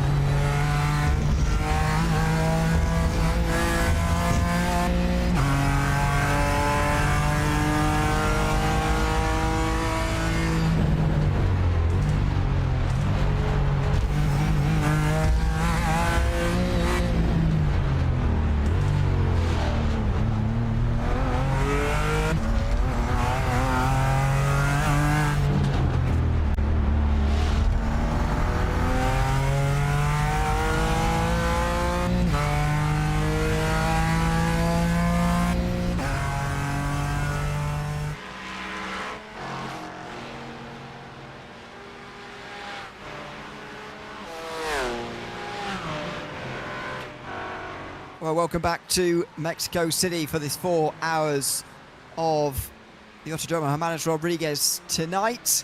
The IVRA Clubsport Series of 2025-26 drawing to a close in just 6.5 hours' time, if you count the racing time. So we're racing in 3 weeks' time at Laguna Seca to end the season. Well, we're on board with Bart Huston there, making up a place, moving up into the top 4 rather, of the sport class. At the expense of Core Sim Racing, who are in a bit of trouble at the moment. Grow Racing Team and Impulse Racing now queuing up behind them. The gap for the lead overall has also closed in. Mike Pellos and Tom Hemborg going to entertain us very soon, I'm sure as well. Myself, Ian Leary, Nathan Richards taking you through commentary this afternoon with Romero Augustin Cisneros behind the cameras of this broadcast here today. We are only just over half an hour away now, Nathan, from the halfway points, and everybody desperate to take points away from Core Sim Racing. The teams chasing them, to be honest, haven't helped each other do that really. But the 8 does have a decent chance of getting in front of Mike Pellos here, I think, in the next half an hour and maybe taking a few points away. I mean, from what we've seen so far from Car 8, I wouldn't be too surprised if Mike Pellos doesn't give too much of a battle, because we know how greedy, Car 8, 88, 62 and 60 have been in this race. Very, very aggressive, whereas Pellos taken a very more conservative route of either staying out of the battles and then pitting early to get the lead and stay out of it completely. So I would imagine there won't be too much of a fight from car number 1, because obviously everybody who's battles has lost a lot of time. 15 seconds now separates first to third, so you'd imagine here that these two don't want to battle because, well, Core Sim Racing still want that advantage over everybody else heading into the second part of the race, but also has got to be conscious of the half-time points as well in the race. Once we get halfway, the points will be dished out a third of what they normally would get. So it's like 34, 30, 25 for the top 3. So, of course, it's not a lot of points. So it just depends. Are Core Sim Racing happy to lose 4 points here to maybe just give themselves an advantage later on? We'll have to see. I think they might well give up these 4 points at the top to the number 8, especially considering number 8 isn't even a championship contender. As I mentioned, Core Sim Racing not quite as quick with Bennett Parsons at the wheel here. Jorge Felipe Diaz and Lucas Svenk are the 2 drivers queuing up behind here. Of course, it was Tom Kenneth earlier who was driving 423. I wonder whether they've driver swap now to sort of get this stint out the way with Parsons and then push on again later with Kenneth. But that strategy does sort of require a full course yellow, of which we haven't had any yet, by the way. 1.5 hours of clean green flag racing here at the beginning of this race, and I'll say not too overly surprised about that. We have seen a few incidents and accidents, but all 43 drivers and teams that took the start of this race are continuing on. And there's only 2 drivers off the lead lap in LMP3, only 1 team in Cup, and nobody in the sport class. It's remaining very close across the board. Of course, as there has been a pit stop as well for car 91, and they've now got Marianne Kremers in the car, so they've made a driver change. Project 91 have, so a new driver in the car, and see what they can do now, heading their way back out onto track with 2 hours and 30 minutes to go. I mean, they're a minute and 10 seconds behind everybody else. They might be able to get a position here and there if it all works out with the others pitting, and maybe could reward them with a couple more points at the halfway moment of the race, as this is a battle for P5 here, as it is currently going to be Core Sim Racing who have it, but Grow Racing Team are right there, Impulse are there as well in 4-5-7. So you've got Parsons, Diaz and Schwenk all battling for that 5th spot, and of course battling for some of those points at the 2-hour mark, as one of the Porsche Cup cars makes their way through. That'll be 989 going through, so that'll be the CSM car heading past, and there the battle continues on here for P5, 6 and 7. Andrew Langham reminding us that the 8 isn't in the championship battle. I know that it isn't, but it could take points away from the number 1 at least. That would reduce the amount that Core Sim Racing gain on 88 by 4. I know it's not much, but it would be something. It's all they can get really from this. So we'll leave the battle of the lead at the bottom, and the battle at the top of your screen is for the final spot inside the top 5 for those sport category cars as well. A little bit of free track space actually for these LMP3s, not too much of it around at this stage, but they've had a free track space for a couple of laps. And while it's been clear, Palos has been caught. They are, though, about to enter another load of traffic just as they get to the end of this lap. Indeed, this will be interesting as they make their way through. And still, of course, in racing though, in that sport car, holding on ahead of the Mercedes behind. The Grow Racing team as they head back down towards turn 1 they go, and then here's a little bit of traffic here for those at the bottom to make their way through. And of course, the 2 leaders, Corsim Racing versus number 8 of Delta's Automotive, as it's a bit of a lunge, well, a bit of a look to the inside rather than a lunge.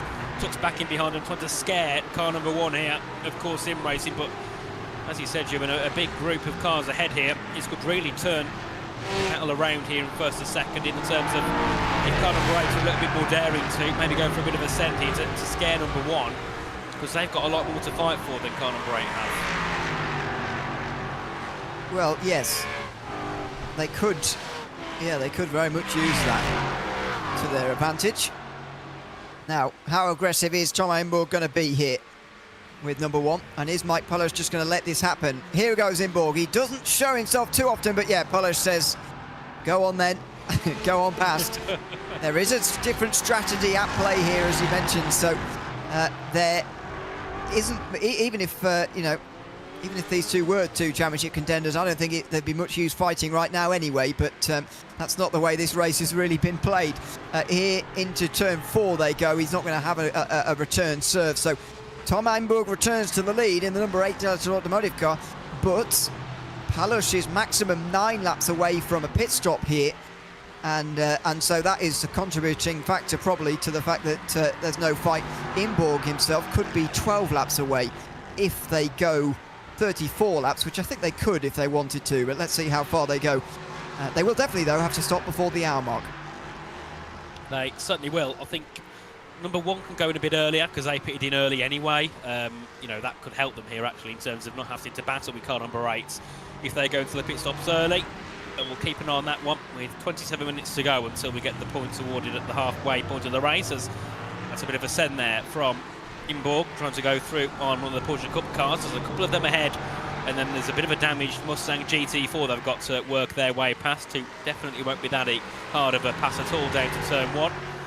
And Imborg just getting past some of these GT4 quickly to kind of get himself at a bit more of an advantage and a gap over Mike Pallock in car number 1. As we'll see them shortly head into the pit lane, especially car number 1, because they've done 3 more laps than Thomas Imborg. And looking behind as well, we'll probably see Satellite Racing in too, because they've done 1 more lap than Corsim Racing as well.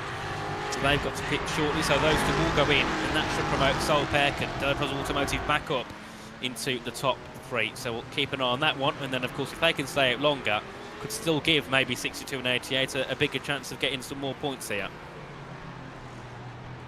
So far, only number 60, Solpeck, is the only car that stopped and can make it to halfway in LMP3 on the lead lap. Project 91 Racing Team can as well, but they're a lap down. In fact, they're a lap and a half down, actually. So 1 second for Imborg. I think he's going to go on and win it halfway, to be honest. And I think number 1 will say, OK, but I'm going to get 30 points here.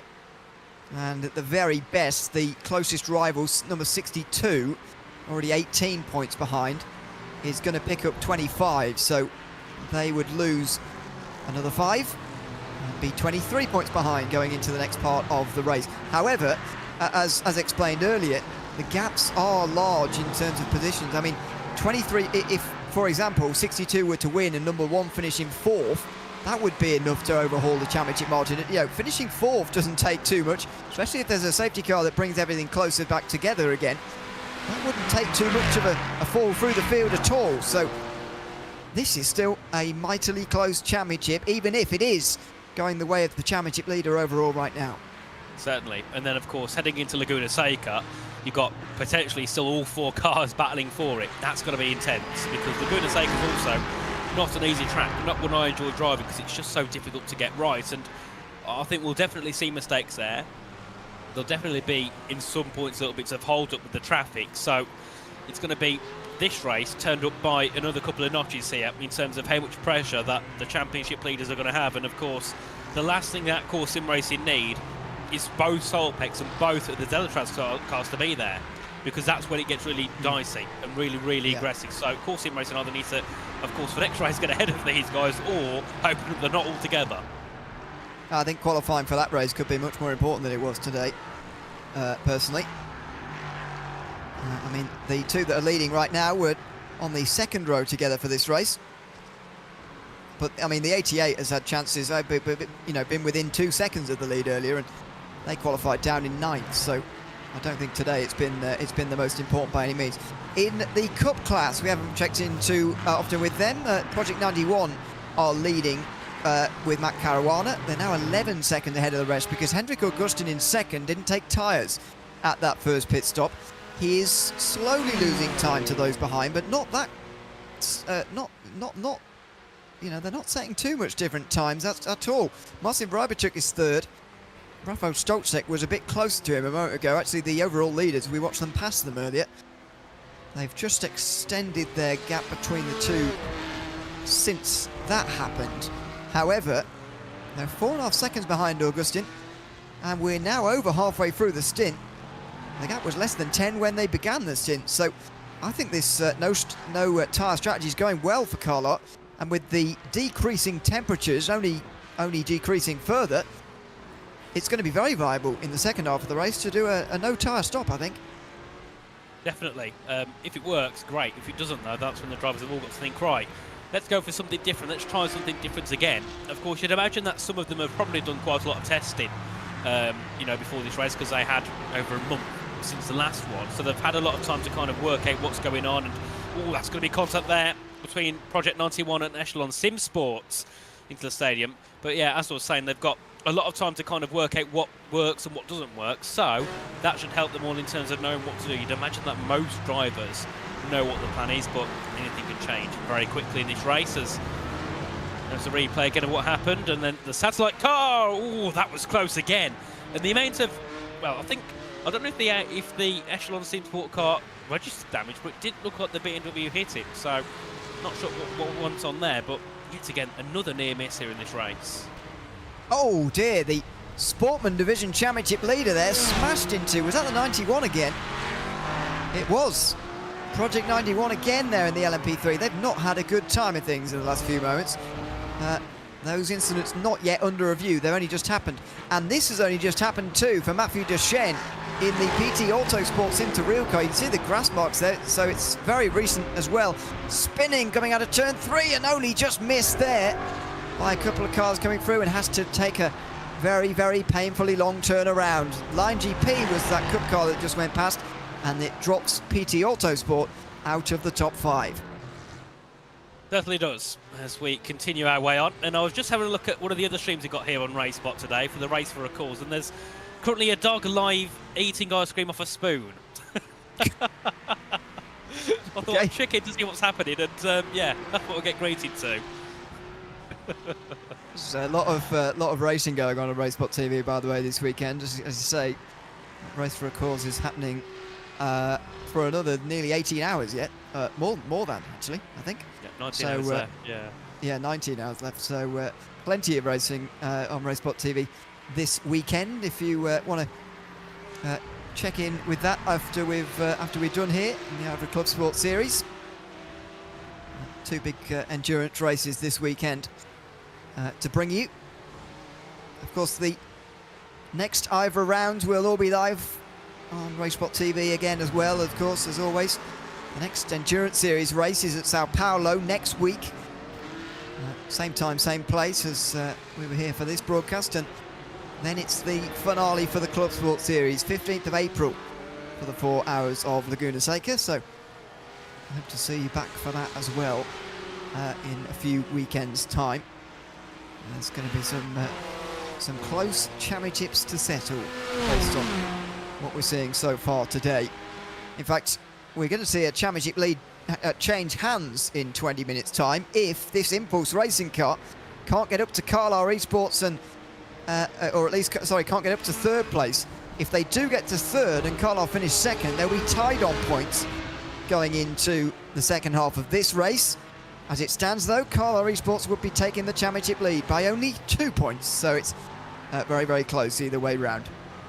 Yes, it certainly is, and give it another 2 hours and it could be another situation in the sports class for sure. Really, really great racing indeed, as here we head our way back in towards turn 6 and 7 again here, as Impulse still on the back of Team Checkmate, trying to get the move done for 3rd place, as we have 2 hours and 19 minutes to go. So not long until we get those points given at halfway. She's in 19 minutes time. And looking at the LMP3 class, of course, we did see car number 1 go in. No, we haven't. No, they've drop behind the back of Delatraz Automotive. They'll probably go in soon. After they've done 30 laps already on this stint, so they'll have to go in shortly. Pit stop again. I don't know if they'll make a driver change, because obviously they can only have a certain amount of time with a driver in the car, so that's something that the teams will have to consider heading into the final parts of the race. They will.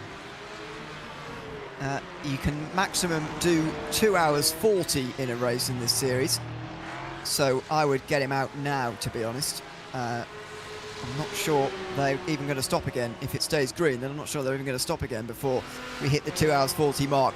Here come Impulse Racing, looking to tie up this Cup Class Championship as they come down towards turn 1. And the Team Checkmate car was going to box in its teammate, but in the end, they decided Marcin Rybachuk there lifted off anyway.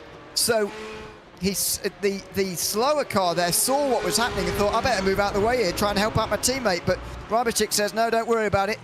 It's still early in this race. I'm happy to let the Impulse Racing car go. And that's what they decide to do. And this championship is tied if it stays the same in the next 18 minutes, bringing us to halfway. Indeed, which is great. It puts even more pressure on each team's back here, as there has been a pit stop for the Satellite Racing team, number 64. They've got Mobin Carr now in the car. So they've made a driver swap and, of course, a pit stop, and we'll see whereabouts they pop out in P6 here. 10 seconds ahead of Charlie Pouillet for Nexus Talk Labs, so we'll see what goes on there. Of course, it'll take themselves a lap or two to get the tyres warmed up, so you'd imagine they won't lose out to P7, but of course they're still only going to take at the halfway point probably points for 6th and above. Sorry, just for 6th place, because I think all the teams above will still be ahead of them.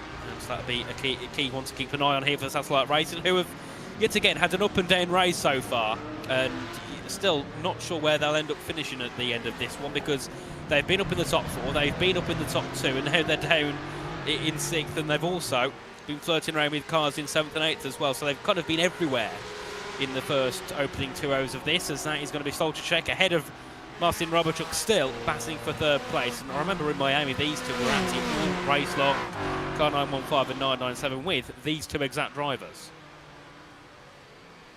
Yeah, we do get very many repeats in the Clubsport series because of the 2-driver format here. In the Endurance series, you can see quite a lot of different drivers in the same car throughout the season, but not so much here. 62 responds, Austin Young. Lap 62 from him for car 62.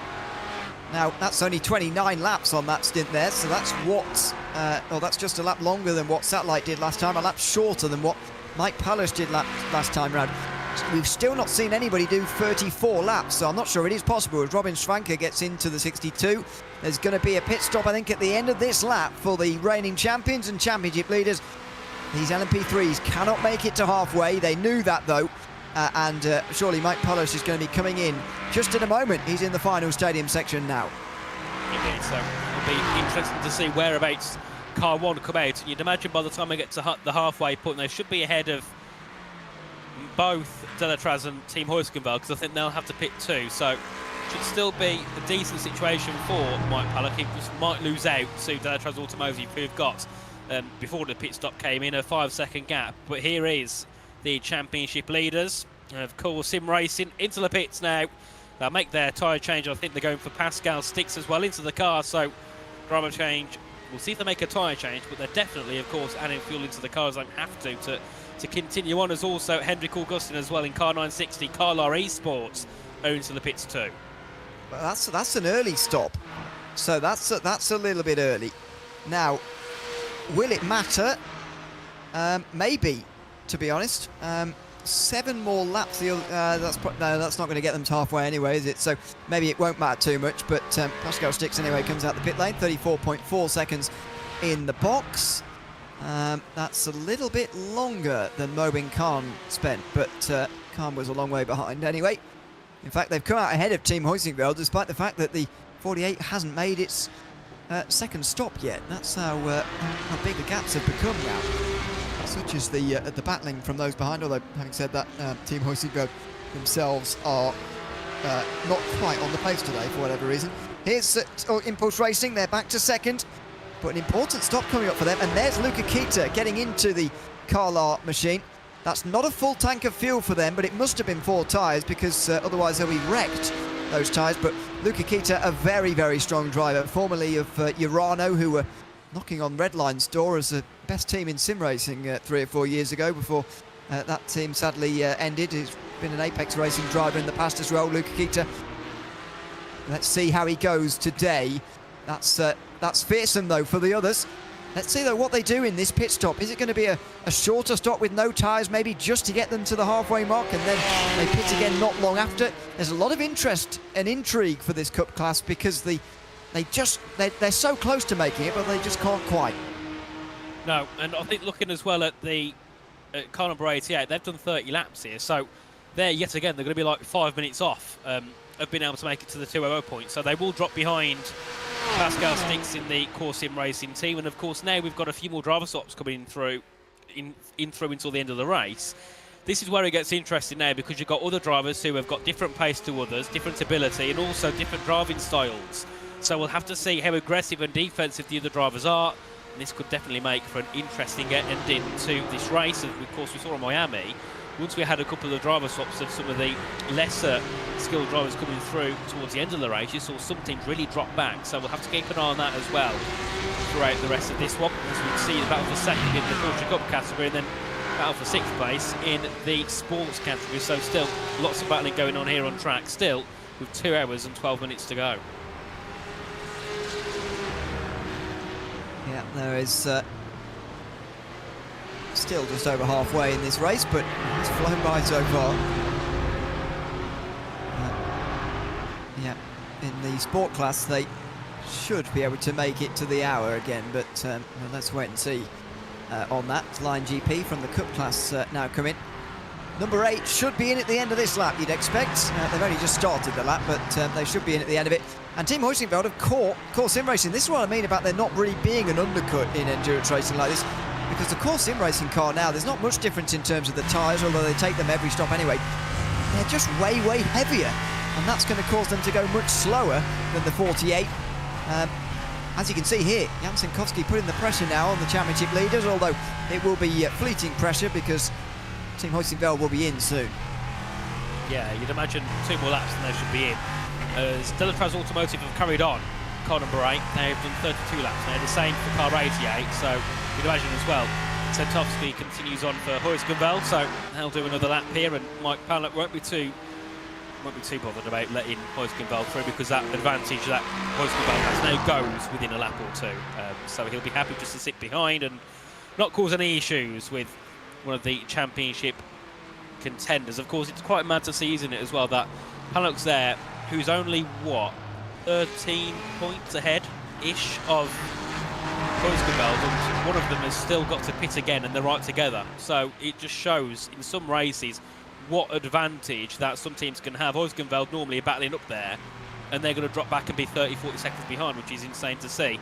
Heading into Laguna Seca, it could literally be the same, the opposite way around, whereas it's Core Sim Racing trying to somehow hold on to something. Yeah, we'll see when we get to Laguna Seca in 3 weeks' time. What the scenario is going to be. As Inborg goes on again. So this is the longest stint we've seen in this race from an LMP3. Not that it really matters. I think that the lap times he'll be doing that. I mean, last time around, Pacquiao stitched at a 1:40.5. Yes, he's in much more traffic, but that 8 car is going to be a long way in front of the number 1 in this case, as they make more passes. Sticks is just in a lot of traffic at the moment, and he's in a heavier car, and he's still going to be second by halfway, but I think he's going to be quite some way off the lead. Certainly should be, so they've gone in, yeah, because that was quite a big gap before, because of course that was one of the teams that got held up and all that battling earlier on in the race. So we'll see whereabouts it puts car 88, but of course they'll be behind Core Sim Racing, definitely, and of course actually means points lost to the championship leaders as Nexus Talk Lab get a move done ahead of Satellite GP as they head their way down towards turn 1, but of course Nexus have to still go into the pit lane at some point because they've done 32 laps on those tyres, and you'd imagine as well that it won't be long until we see the top 2 come in as well for a pit stop. Yep, they will do at the end of this lap, I would imagine. There's Charlie Pouillet coming in as well. And Kalyan May takes over 88. And there comes the 8. Tom Einborg in now. So Nexus actually not that far from going a lap down, which is a pretty big deal in this series. With the safety cars, it means there's much less advantage, of course. As Einborg comes in, we're nearly on halfway. Oh, and he just blows through his box there slightly. That will cost him a second or two, as they take the driver's swap, and Romain Buckler will get in for the final 2 hours of this race, and he should be in the lead. Indeed, it'll be close though, the gap between himself and Pascal Stix. It also depends on, you know, how much fuel he puts in the car. If he's going to go shorter because he knows he has to pit again, we'll have to keep an eye on that. As we do see a couple of cars still having a battle on track here, as this is Satellite Racing ahead of Solpec Precision car number 60. And so far, Satellite Racing are doing a great job of keeping that car behind, but I don't think it'll be long until they make a move with Oleg Lovkov. So they make their way into the S's, and still a great defence here from Khan as they head their way back down towards turn 11. Though a little bit wide, and that's allowed a good run here for car 60 to make the move around the outside in towards turn 11. So they head down towards turn 1 they go. And also we can see as well Sentovsky's gone into the pit lane, so Pascal Stix now up to P2, 14 seconds back from car number 8. The field will be cleansed, but this is much closer than I was expecting, I must say. Oleg Lovkov can't have served his penalty. No, he hasn't, because he's got a 20-second time penalty hanging over him. He didn't serve that. That's surprising, because he can serve it at the next stop. Well, can he? He might run out of time. His deadline is about 2 hours 40 into the race. Oh no, he is going to stop again before that. Oh wow, he nearly got crossed up there and hit the satellite car. He'll get away with that.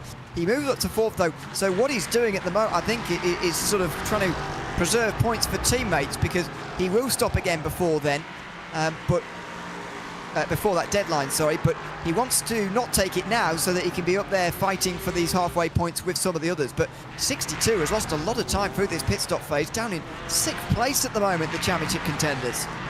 Yeah, it's not good at all, because their gap at the moment is around 12 points to Core Sim Racing, who were probably going to be looking to be in a winning position, or at least into 2nd place, as here was a lock-up from car 60 into turn 1. A big lock-up on that rear right, and of course costing them time and nearly costing them an incident. As we head down towards turn 1, and here's Rafael Soltaszek in car number 915, and the gaps here is insane. 19 seconds between themselves and Project 91 with Matt Caruana. Of course, Marcin Robichuk has been into the pit lane since, has done also. Sorry, not Marcin Robichuk. It was, I think, Carla Reesmont have been into the pits in 960. So we'll have to see where they are compared to Project 91. But you think there, Matt Caruana, still with 2 hours to go, has probably got this one under wraps, as this is the battle for 2nd place as they head into turn 5, and Soltaszek still ahead of Robichuk, who has to go off the track. Stays behind for now, but of course Impulse Racing want to get a P2 here at minimum to kind of keep themselves an advantage ahead of Carlar Esports. That was a very big slide from Robichuk, as they won't be in this time, probably next time for them, but that means they can't make it to halfway quite. They're going to be close, but they can't quite make it, unfortunately. In the sport category, Team Chetmoup Eden, who are leading the race, should be able to go another 6 laps, and that is fine for them to make it to the halfway mark. So this being a clean and green flag racing sort of day is meaning that it's making the pit stop strategy quite simple in the sport class. Not elsewhere though, thankfully, just giving us the entry. Battle for 3rd still here. I'm not sure really what Solpec are achieving by continuing to lead this 60 car here, because Satellite aren't involved in the championship. I think they're going to come in the lap before half distance drives to make their pit stop number 60, because otherwise they're just taking points off 62, which feels completely pointless. And there goes Jan Sinkowski on the way towards the stadium section. He gets past now as well.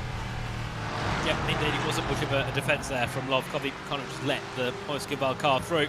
It goes past the Corsim Racing GT4, the Porsche, as they head their way back into the final corner. So your top three, it's car number 8, car number 1 and 64, Delatraz Automotive, Corsim Racing and Satellite Racing LMP. But this is a really good situation now for Satellite Racing to hold on to a top 4. But given that Team Heusinger have been to the pit lane, they're now 2 laps into the stint, so 6 better than Moby and Khan for Satellite Racing. They could still here be on for a podium, which you would not have thought 2 hours ago when they were into the barriers after 2 laps. So Heusinger here, car 48, are looking to really put a dent into the gap they have to Solveig and Delatraz, who they are behind currently. And with this, they'll go ahead. So big advantage here for Heusinger to not closing on core, but closing on the 2 ahead of them. I've not realised, by the way, sorry, but Oleg Lovkov isn't going to pit to let his teammate through. He's going to slow down and do it on the racetrack, I think, because if he pits now, he'd actually make an extra stop compared to the rest, and he doesn't want that. So in the next 3 minutes or so, I think he's going to slow down enough to let him through. Caruana's just carried on after a 34th lap. They could only do 34 laps last time, but we saw CSM... sorry, not CSM by the side, but we saw PT Autosport go 35 laps in the first stint. That was with a formation lap.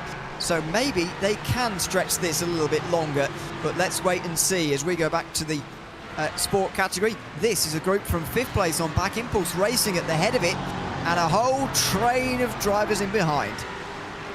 This is going to get dicey as they all make their way through. This is into the battle for P2 here again. Impulse Racing to behind Team Checkmate. Yeah, they've got through, haven't they? Team Checkmate made the move, and now they're in that better position, of course. Still Impulse Racing are ahead of Carla, but now only by 2 positions.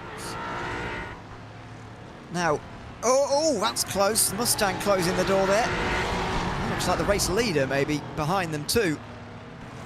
So, all 3 categories together. This is how it happened. Towards turn number 1. Rybachuk has done a few saving for this stint. He's gone down the inside, and to be fair, Stolczek was fighting him there, but it's just a nice move around the outside of turn 2, gets on the inside for 3. And actually there's a gap growing between those 2 now. So Caruana is going to get to the end of the line in a moment, but that means there's 2 laps to go to halfway. So he might be in at the end of this lap anyway, and he is. So Caruana has to come in now after 35 laps. What about the other 2 though? Because they're far enough behind so that they only have to go 1 more to make halfway. Can they do that, Rybachuk or Stolczek? As Peter Pidder takes over 9-11, by the way. Are either of them going to go and do it there? The 2 chasers in the Cup class. Rybachuk goes again. He carries on, but Stolczek's in.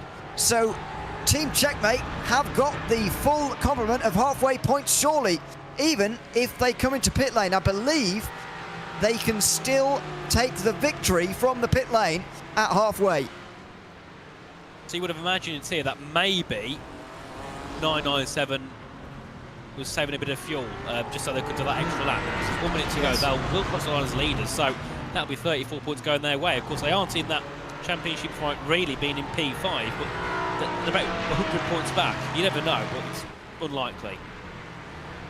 They're just doing it for the strategy later, because this is going to get them to 2 hours into the race. If they continue doing another 35, or it'll be 36 laps, sorry, if they continue doing 36 lap stints carrying on, they'll be absolutely laughing. Up on the jacks for Pascal Costa, who takes over the Impulse car. They will continue on. Peter Bidder took 4 tyres as well, and he's going to try and bring that car home now, 9-11 for the points. Here's 62 and 60. They've just reversed places in time for halfway as well.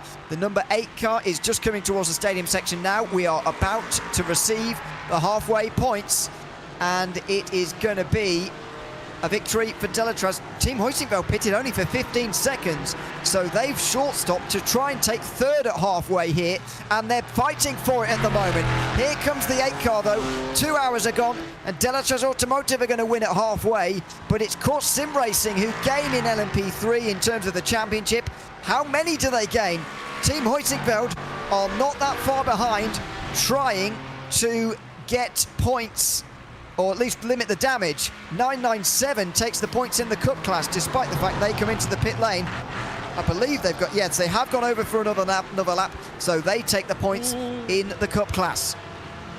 That was close there, wasn't it, as both of them went through on the BMW GT4, and still sitting behind his Heusinkveld. So Satellite Racing will come through and take the points for third at the halfway point, which is around 25 points given their way. They'll be very happy with that heading into this one, considering they were down in P7 after the start and after what issues they had on the opening lap. P3 at halfway, they'll be very, very impressed. As I say, 997 get the points in Cup. It will be further down for Carlar. They're going to get 4th place points only, but it's going to be better off than Impulse get. They'll only get 20 points, and so that will put Carlar in the lead of this championship, just about. 9GP down in 7th. Their slim hopes are getting slimmer, I'm afraid, as things stand. And in the sport category, nobody's stopped yet, so it's pretty much as they run. Team Checkmate taking their sport class points as well. They've taken the halfway victory in 2 of our 4 classes today. Certainly have done. It's been a really good job for them so far in this race. Still 2 hours to go though, and anything can change. So of course you've got kind of like your sprint race win, your mini race win here at 2 hours, and then of course it's the main race after 4 hours battling here on, because Satellite Racing behind Heusinkveld, but will be looking to be gaining again here. In terms of pit stops for these 2, of course, Heusinkveld has done 5 laps and Satellite Racing have done 11. So this is in the advantage here of Team Heusinkveld as they're just making their way past one of the Porsche Caymans in towards the final corner of the Peraltada.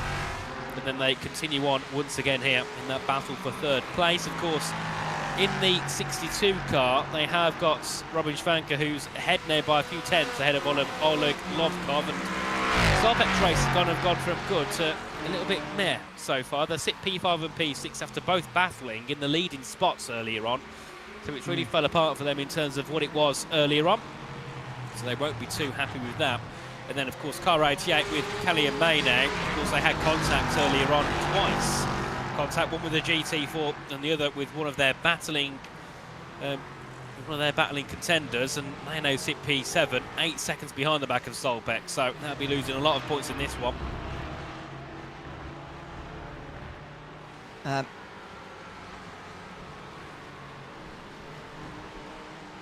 I'll just run through the championship points in a moment. Very, very provisional, of course. That's just what I'm trying to calculate at the moment, what the points actually are. These guys taking the points earlier, of course, in this battle for 5th position. There were the small points being very much fought over back here. The 444 of Dragotta regaining some of those, actually, even after his incident, but only just after the hour mark. The sport class cars are coming back in again for a 2nd time of asking here this afternoon. Marvin Strell, actually, the first of them, really from the top contenders, not waiting around at all, but he's done a good job for SimRC to rescue 2nd place points there. Yeah, really has done a really good job in terms of getting some more points onto the board, as a couple of pit stops coming through. 427 are in, and that would be WSR Esports with Ashley Finch now. They've swapped over, I think they made a change to Lucas Laudato. And then also we see 423 as well into the pit lane. Corsim Racing GT Orange with Bennett Parsons in. We'll see if they make a driver change too. It seems like they might not be. And then also we see car 475 in along with car 438. Of course, 438 being part of that championship battle. Sorry, 458 being part of the championship battle. They're down in 15th at the moment with Kevin Hilgenhovel, and they've made some positions. Of course, they dropped to the back after the penalty. They're now up into the top 15, so they can start to maybe even try and claw back into a top 12 here, because they've only got about 15 seconds to the mono competition car in 12th at the moment. So still could be possibility for some positions gained for Team Floral, as here is going to be car 427 making their way out to the pit lane. And then also we see as well Dominic Engel into the pits for car 424, that being the course, Sim Racing GT Black team, who've not had the best race so far. And then also into the pits too will be Torque Freak Racing by TFR Lab.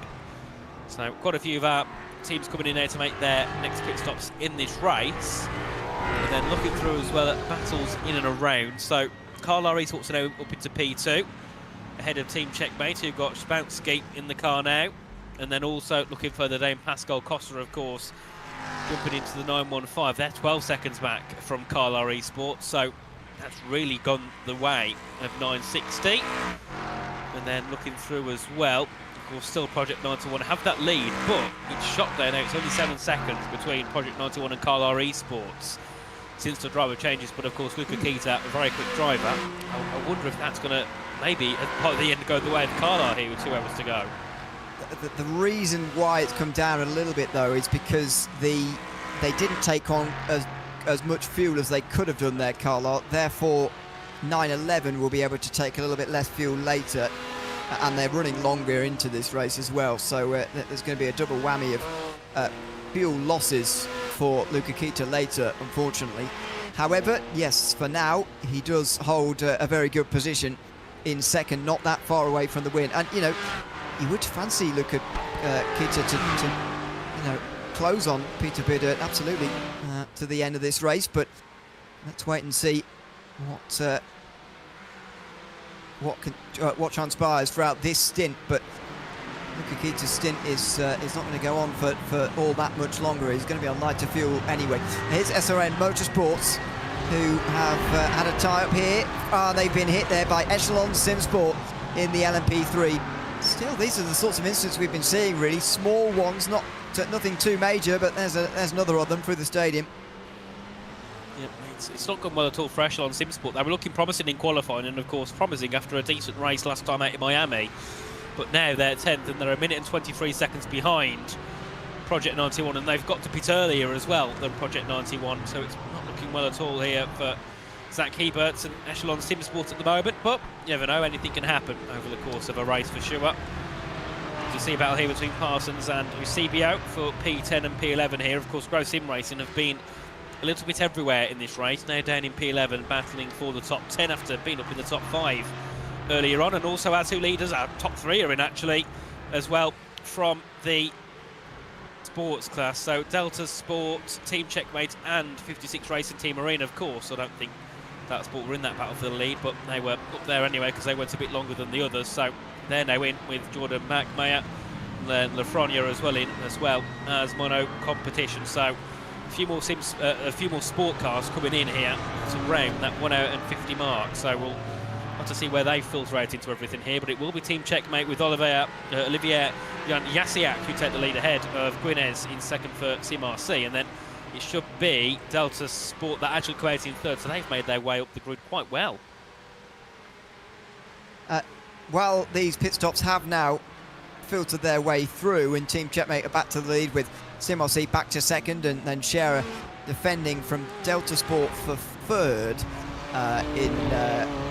in GT4 in the sport class. Project 91 leading in front of Carlisle, then Team Checkmate, then Impulse as they were running in the Cup class, and the 8 car leading the number 1, leading the 48, which is a change, but Hoisingveld up to third place. Other than that, it's as you were in LMP3 as well. I'm just going to run through some very, very provisional points in the 3 of our categories. They're very provisional, of course, because I've done the maths and I have also collected the positions, so both things could be wrong there. But I will give you a rough idea of where we are anyway, as we have a look at this replay before I do. And more contact with an LMP3 and a sport class car, and that's Nexus Talk Lab that time around.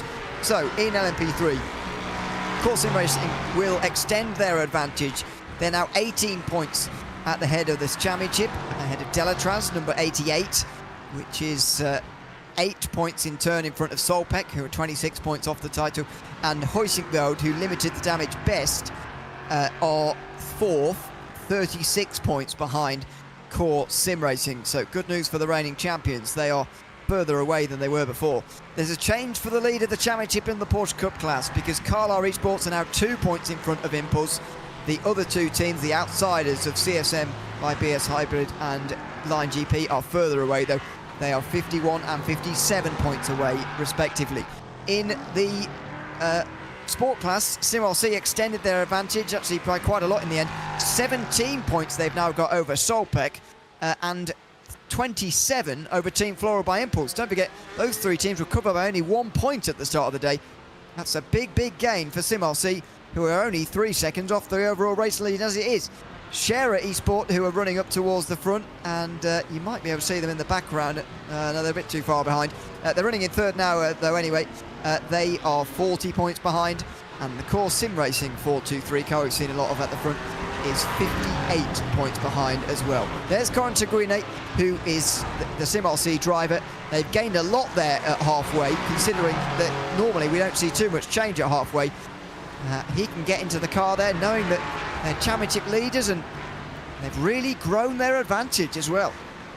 Yeah, certainly. That really helps SimRC, of course, in terms of course, feeling the pressure in Laguna Seca, but not as much as they would have heading in on the same points as Solpec and one ahead of Team Floral. Of course, Team Floral lost out heavily in this race due to that penalty in qualifying, because here we are full screen with Corentin Guinea, as you can see, fighting the car through the streets of Mexico. I think he's just making his way through into the final couple of corners I can just about see now. But yeah, really good race so far by SimRC, and I think they'll be happy with a P2, because P1 is kind of the aim, I think, here, getting ahead of Team Checkmate Dents, who sit in that lead by 2.9 seconds, and of course a win here for SimRC is the last thing that 4.62 needs. So yeah, it's game on here in the sports class to really open up that championship and also bring Shera into it possibly a little bit more. I don't think there'll be much of a fight for it, but still takes them down in that battle. As here is Project 91, and he's on board with Peter Bearder here, who's in the lead so far. And one thing I always notice every time we go on board with a driver, Ewan, is they always have their trophies in the background. And you can see a whole host of trophies in the back there for Bearder as he makes his way through the S's. Oh yeah, if you've got some. I can't say my camera has too many trophies in the background. That's for sure.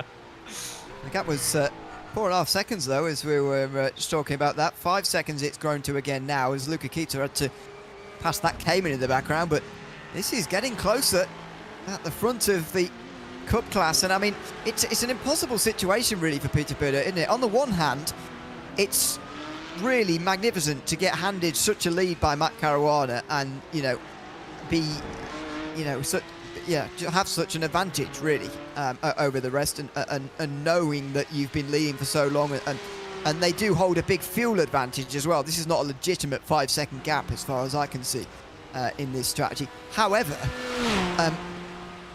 you can only look bad in a scenario like this, I think. You know, he could hold on for the lead the whole way through and win this race, and they will have led pretty much every lap. But, you know, that's almost the expectation when you come off the back of such a great opening stint from Matt Caruana there.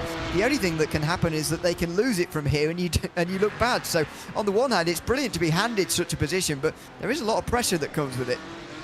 Certainly, and of course they've got behind them Luca Kita, who, when I was watching in the opening couple of races of the season, absolutely flying in that car, really quick, and that's the last person that Bearder is behind, as that was very close there as Satellite goes through on one of the Solpec cars, and of course that was probably a little bit organised, as behind is also the Solpec LMP3, trying to lose Satellite Racing, but they was like, yep, we're not having any of that, up the inside road, go on, lock up a little bit, but still hold on to that advantage here ahead of Oleg Lovkov. But yeah, as I was saying, Luca Kita is the last person that Peter Bearder is behind him in terms of closing in and looking to make a move for the lead later on. Of course, the gap now 4.2, but of course in terms of different fuel, that'll change as the race goes on with an hour and 45 minutes to go. But it's gone from bad to worse for car 458, as they've been given a penalty violator, pit lane violation as well. 5 seconds added to their next pit stop, or whenever they choose to take it, and they currently sit down in P19, and they're only 10 seconds ahead of P20, that being Thomas Sheng Sim Racing. So maybe our top 20's going to be close to maybe not being on the cards here for 458, which is just a terrible round for them, isn't it? Thanks to Andrew Langham in the YouTube chat, by the way, for comparing notes with me on the championship points. Although the only difference that you've got to me is that you've got Solpec 62 on 10 points less than I have. sorry, on 10 points more than I have, rather. So I don't know where that difference has come from and who's correct and who's not. But but there you go. I've got Core Sim Racing on 461, Delatraz 88 on 443, and Solpec 62 on 435 rather.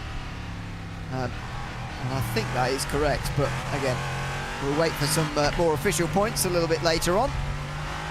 Indeed, we'll have the official points all ready to go for the start of that final race in 3 weeks' time. Jan Sinkowski into the pit lane already. So Satellite Racing and Immobin Khan have been overtaken and pulled away from pretty comprehensively, but Sinkowski's had a very light car, and indeed he's still in the car as well, still warmed up. So he has to come in now, making his penultimate pit stop of the day. Just one more to come after this. Indeed, an hour and 44 to go, so over halfway now, and this is where, for most of the drivers, it's just driving to the end, because a lot of the battles are starting to break away, especially if you like 5th and below. Obviously, there's a few battles in the sports class, but mainly in the other two categories, of the LMP3 and Cup category, you're pretty much just trying to drive to the end here and hoping you can gain some time here and there, as you know you're not really much of a battle on track with drivers.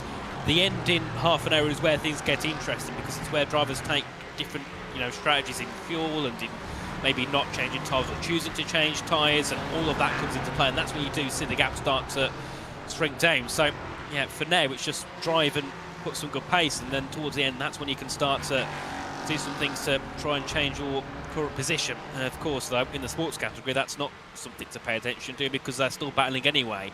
I mean, I think there's at least 10 cars who have got a second to the car ahead. Like, he's really close, and that's what we love from the GT4s. Every race this season they're always battling all race long, and that's, I think, to a point as well.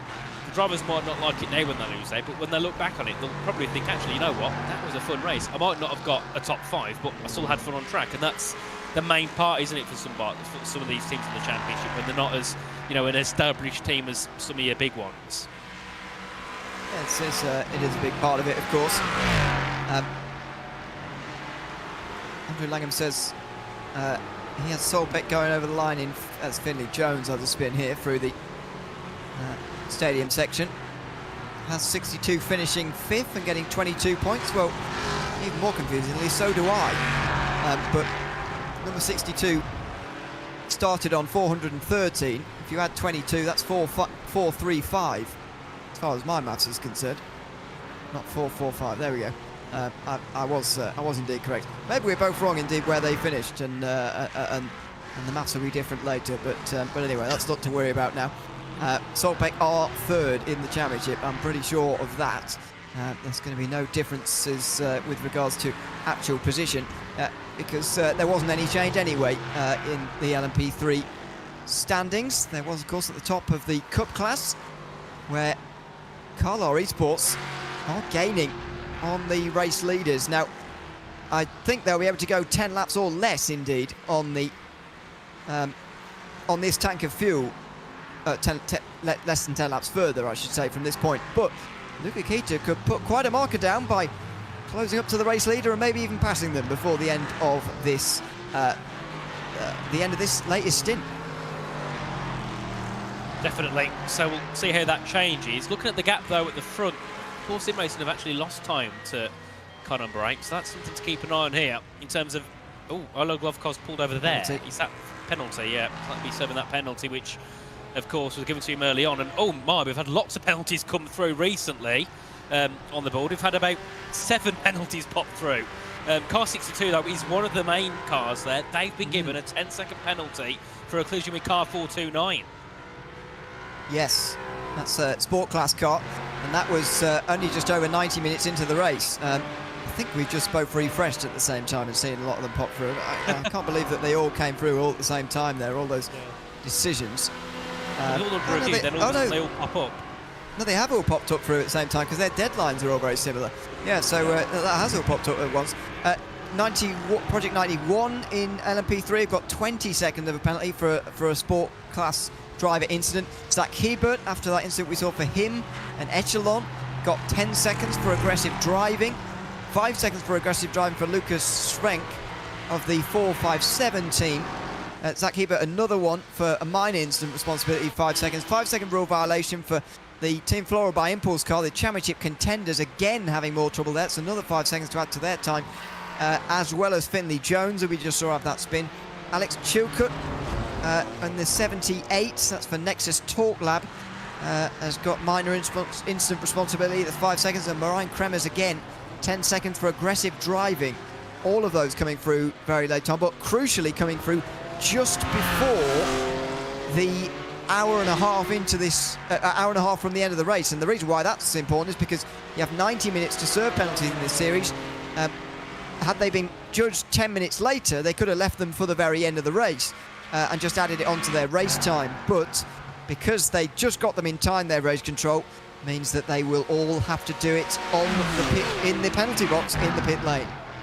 Definitely, so that's going to change a lot here. Now, I think compared to what we've seen so far in the past championships, there's been so many penalties come through, but a lot of it's multi-class penalties because of different classes.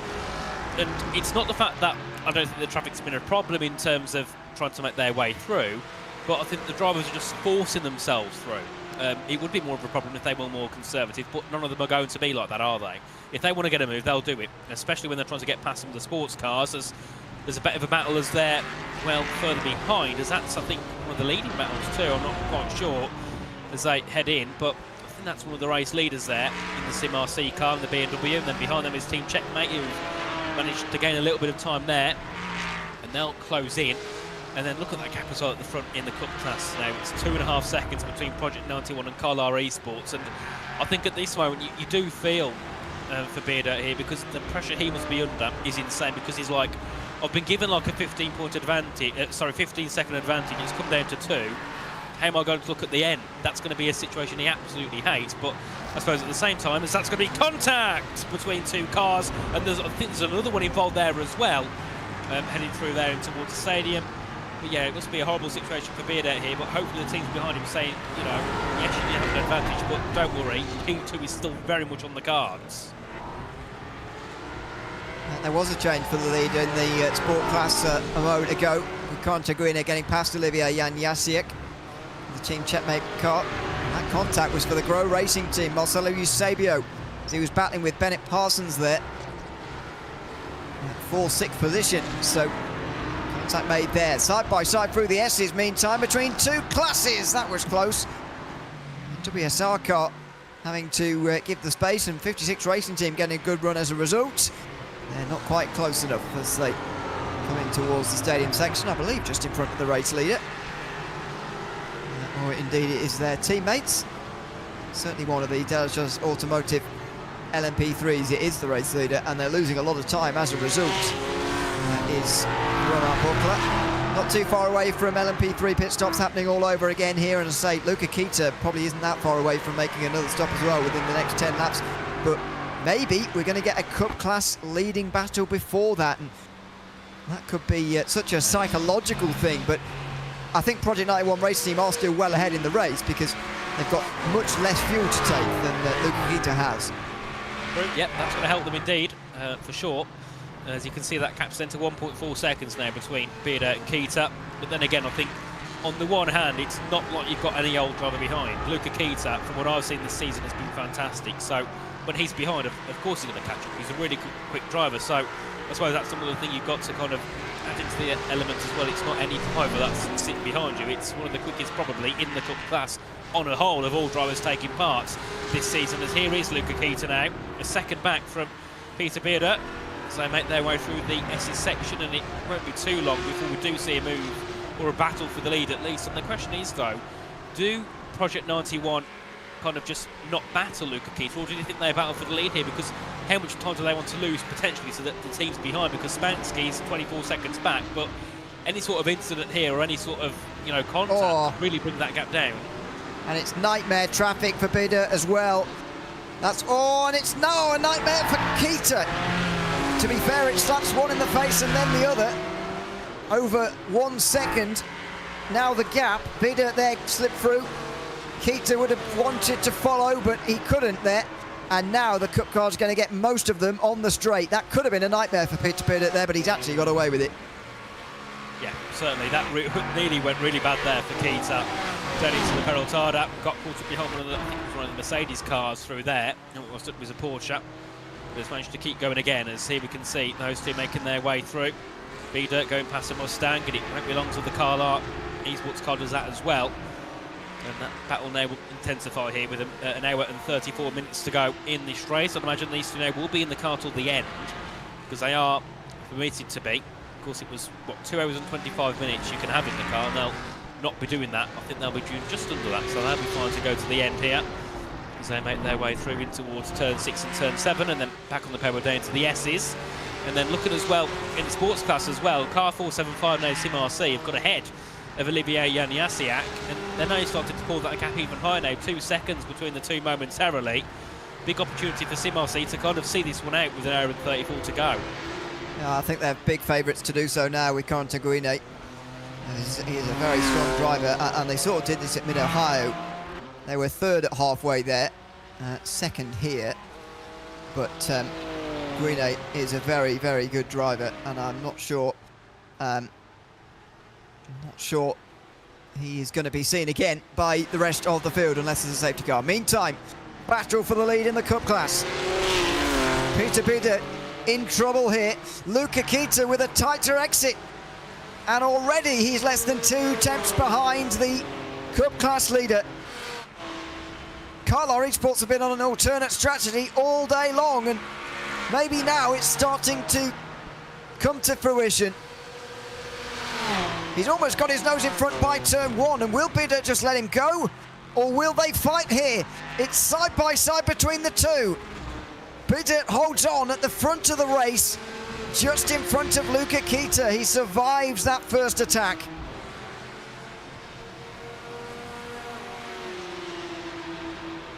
Meantime, only 25 lap stint there for Pascal Stix before he comes in at the front of this race, by the way.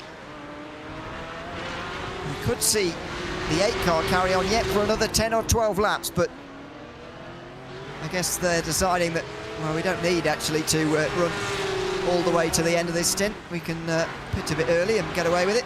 And there you go, that's much less fuel than full. So, of course, Sim Racing back out again. Bit of traffic again for Biddert, and he's not quite timed it well. Kita hangs back. Now he powers out at turn 11. He's not quite got the exit required to get down at turn 12, though. It's not the longest straight in the world, and he can't quite get there.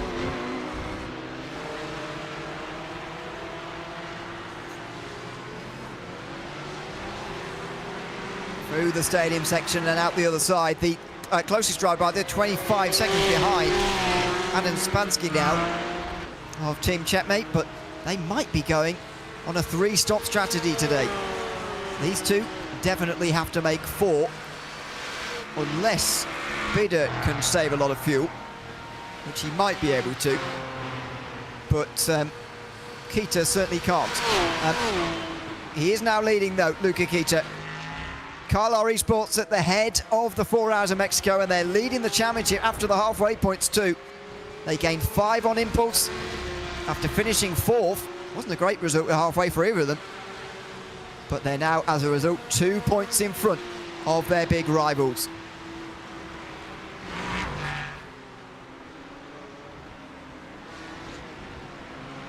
A little bit of free track space here too, with 90 minutes to go, which is very ideal. Although, yeah, that's coming to an end. It's the Sport Class Caymans. Kita will get one. Biddert will not follow. This battle will start to spread out pretty quickly now with the traffic we're seeing in front. It is one of the closest battles all throughout this field, though. Not too many others going on up and down the field at the moment.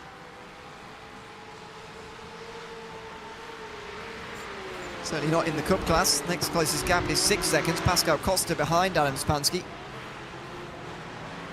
Costa's been out there for 1 lap longer than Team Checkmate, so maybe if he does 2 36-lap stints, which are possible, to the end, then he might be able to get there, but it could be tricky.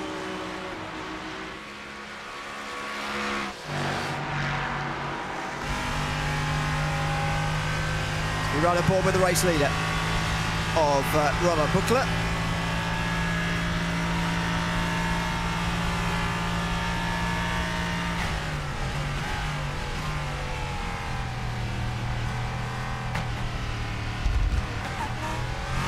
It's less than an hour and a half to go. He's leading by 27 seconds. I'll let you ride on board for a moment and enjoy the sounds of the LMP3 here in Mexico.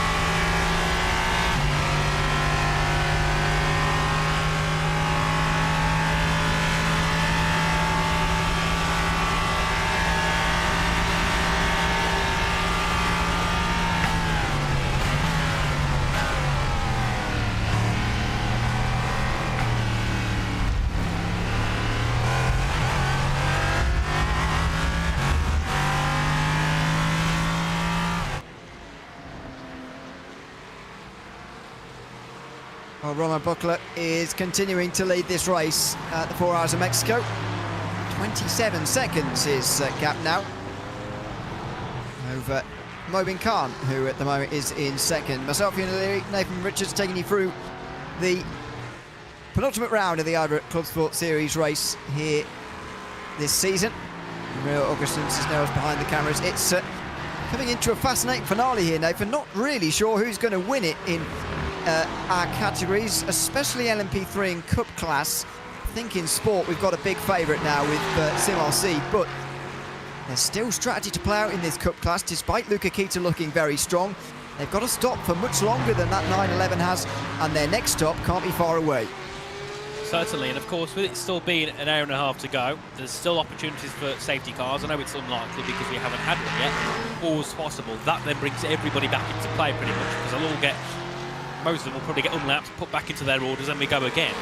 But of course, they can all easily get involved in crashes. They can all get involved in mistakes. So that's one thing that, you know, we've got to keep an eye on. Even though Carlisle RaceSpot's are flying, Luca Kita can easily get into some sort of mishap. So that's something that everybody behind has got to keep an eye out for. Of course, the pace is really good, but anything can happen with an hour and a half to go. Of course, we know it's looking likely for Sim RC to take this one away, but yet again, they've got to keep their options open just in case something happens that will put them to a disadvantage.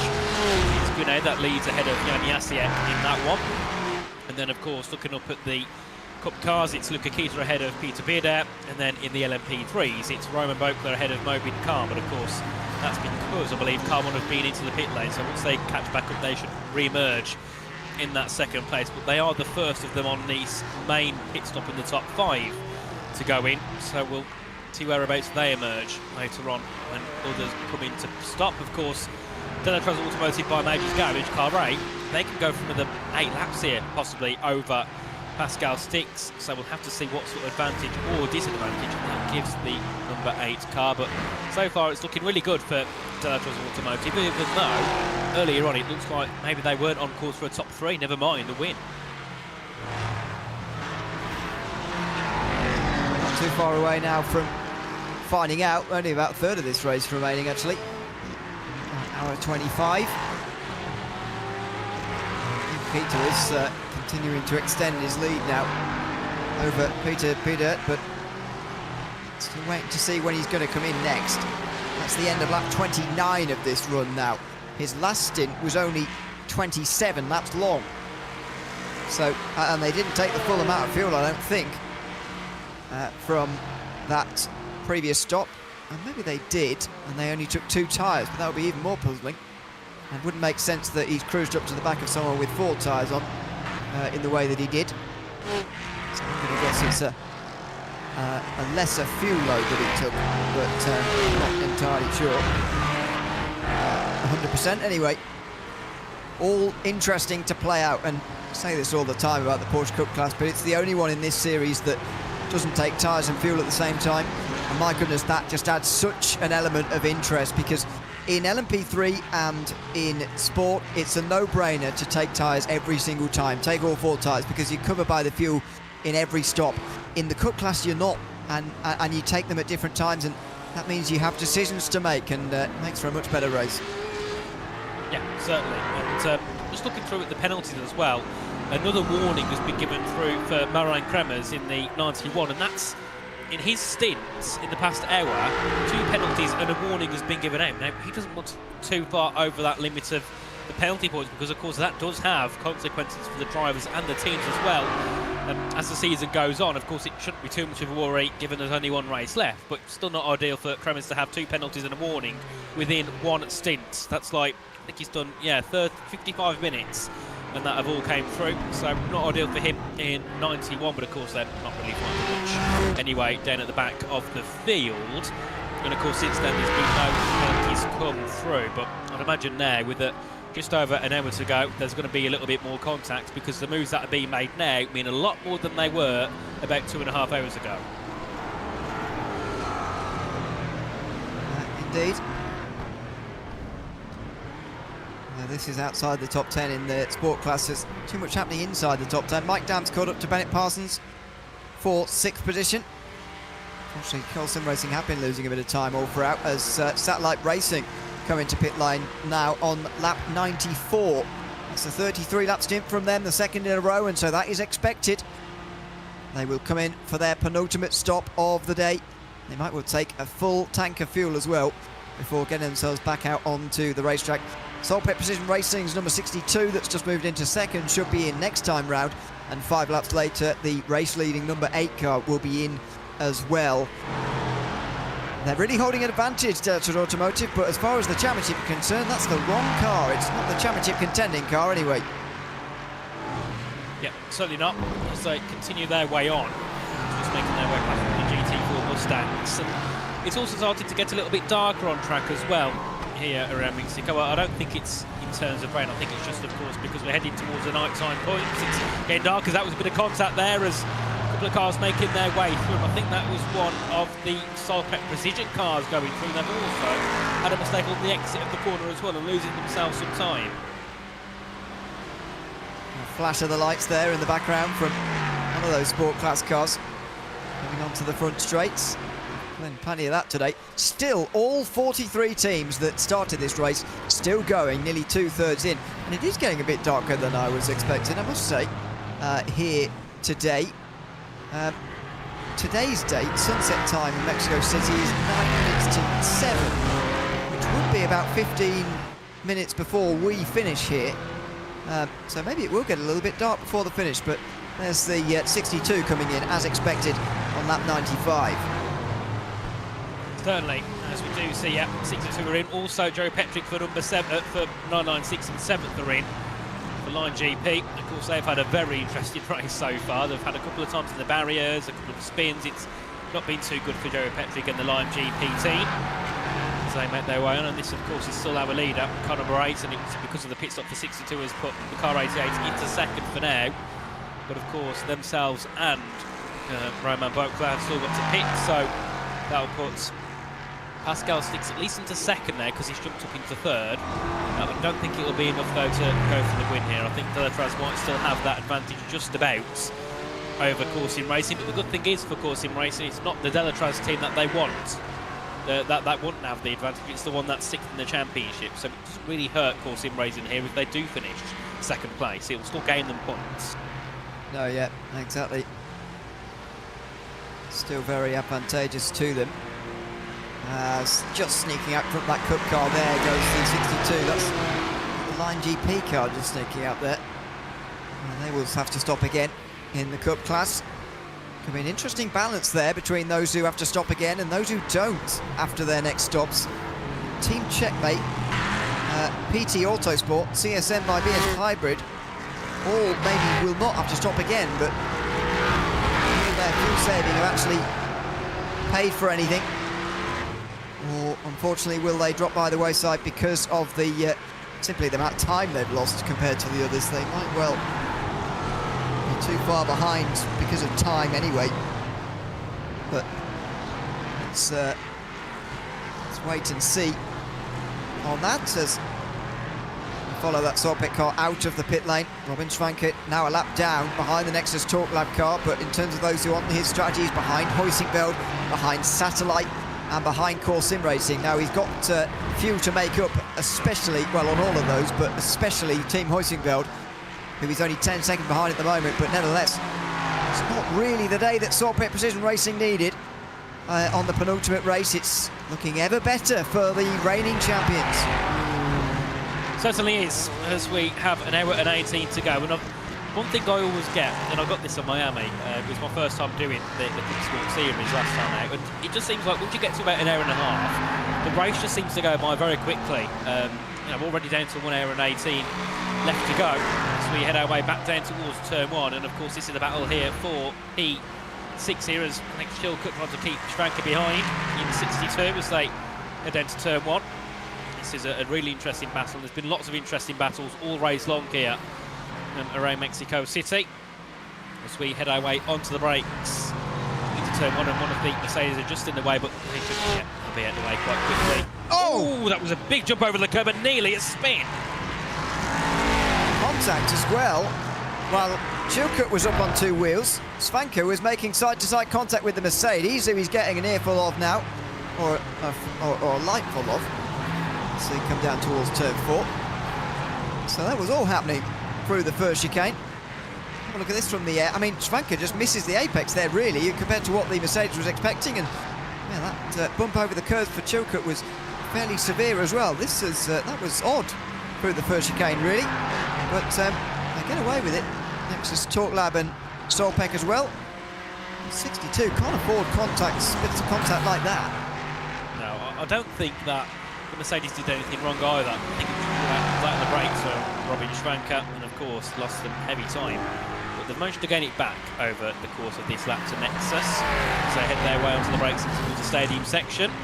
Yet again, a bit of a hop over the curb there for Nexus Talk Lab. It seems they're struggling a little bit more than others on those curbs. So they head their way through towards the Peraltada to begin another lap of racing. And I've noticed as well that gap between Carlisle Racebots and Project 91, it's up to 4.5 seconds, but it started to drop quickly, and that'll be due to traffic. But I've also noticed it's not going up as quick as it was either. So I'm not sure if maybe a little bit more pace has been found here for Peter Beardet potentially, but it's not looking as bad as it was earlier on. And then looking as well further down, of course, Impulse Racing 1.1 seconds back to the back of Adam Spansky for Team Checkmate. So that's another one to keep an eye on here. As the Alex Chilcutt, they're going past all the Sonic GT4s, and also Schwanke doing the same as Luca Kita is into the pit lane.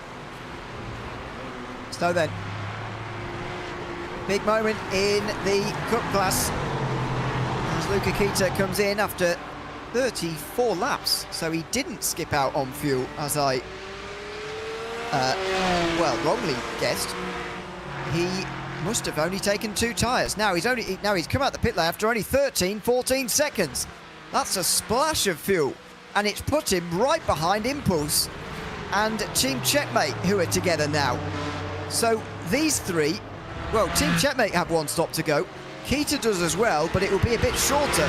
Impulse might have 2 stops to go, and this will be disastrous for them. Carlisle are playing an odd strategy here, I've got to say, but it does seem to be paying off. Well, this is something from Carlisle, but we'll see later on in around an hour and 15 minutes if this is a strategy that works. But they're now on the back of Impulse, looking to try and fight back through into 3rd. As they head their way through turn 6 and turn 7, still behind in that 960 as Roman Boatclair also is in as well from the lead in car number 8. So we'll see what that gap is compared to Pascal Sticks. I've noticed he's lost time to car 88, so maybe not quite got the pace that we saw earlier on, but try and work his way forward there, but I'd imagine that car 8 will still be in the lead of this race, given the fact they don't make any mistakes once they exit the pits, make their way back out. But also, of course, Kelly and May in car 88 will also have to go in soon, so it will be a piecework minimum here for Pascal Sticks. That's like the brakes, as you can see one of the Porsche trying to get through on one of the other Porsches, the little ones in the GT4s. Cayman versus the Cup car. They got very close there. Roman Buckler out after 31 seconds. That should be more than enough to stay in front of Pascal Sticks. Buckler gets only a 32 lap stint from him there. It's quite short. 88, another 33 lap stint. They've done that every time so far. So everybody's stopped 3 times now in the LMP3 class, and I'll do a run through when the Kelly and May stop draws to a close, but a couple of battles to have a look at around the field at the moment. Nexus Talk Lab versus Salt Precision Racing fighting away. When I said everyone's been in 3 times, of course I was talking about the top 5 race contenders. Nexus Talk Lab haven't yet. They are further down the field, and at the top part of your screen, a great battle in the Cup category in amongst a sea of sport class traffic as well. Certainly, the racing starting to really fire up there with just over 1 hour to go. As that battle still continues on between Nexus and Soul Precision Racing 62 as they make their way down to turn 1. And then, of course, behind them will also be one of the cars I think might be napping in there, because there's another P3 right behind who is not in the main battle. The next one, the battle's 25 seconds back. The Series car 62 making their way through in towards 3 and 4 shortly. Got a Porsche Cup car and a GT4 to go past as they make their way through. They do make their way through one, and should be an easy move on the second. But of course they've lost time as well to Nexus here, lost a couple of tenths over the past lap, as that's going to be close to the CSM by BS Hybrid car, and that's really not helped them here. The car forced to move through, but the Porsche Cup car is not moving out the way whatsoever. Well, he was trying to get the exit to go at turn 6, but that didn't happen either. Meantime, Kita into the slipstream of Adam Spansky as Pascal Costa's been overtaken by Kita.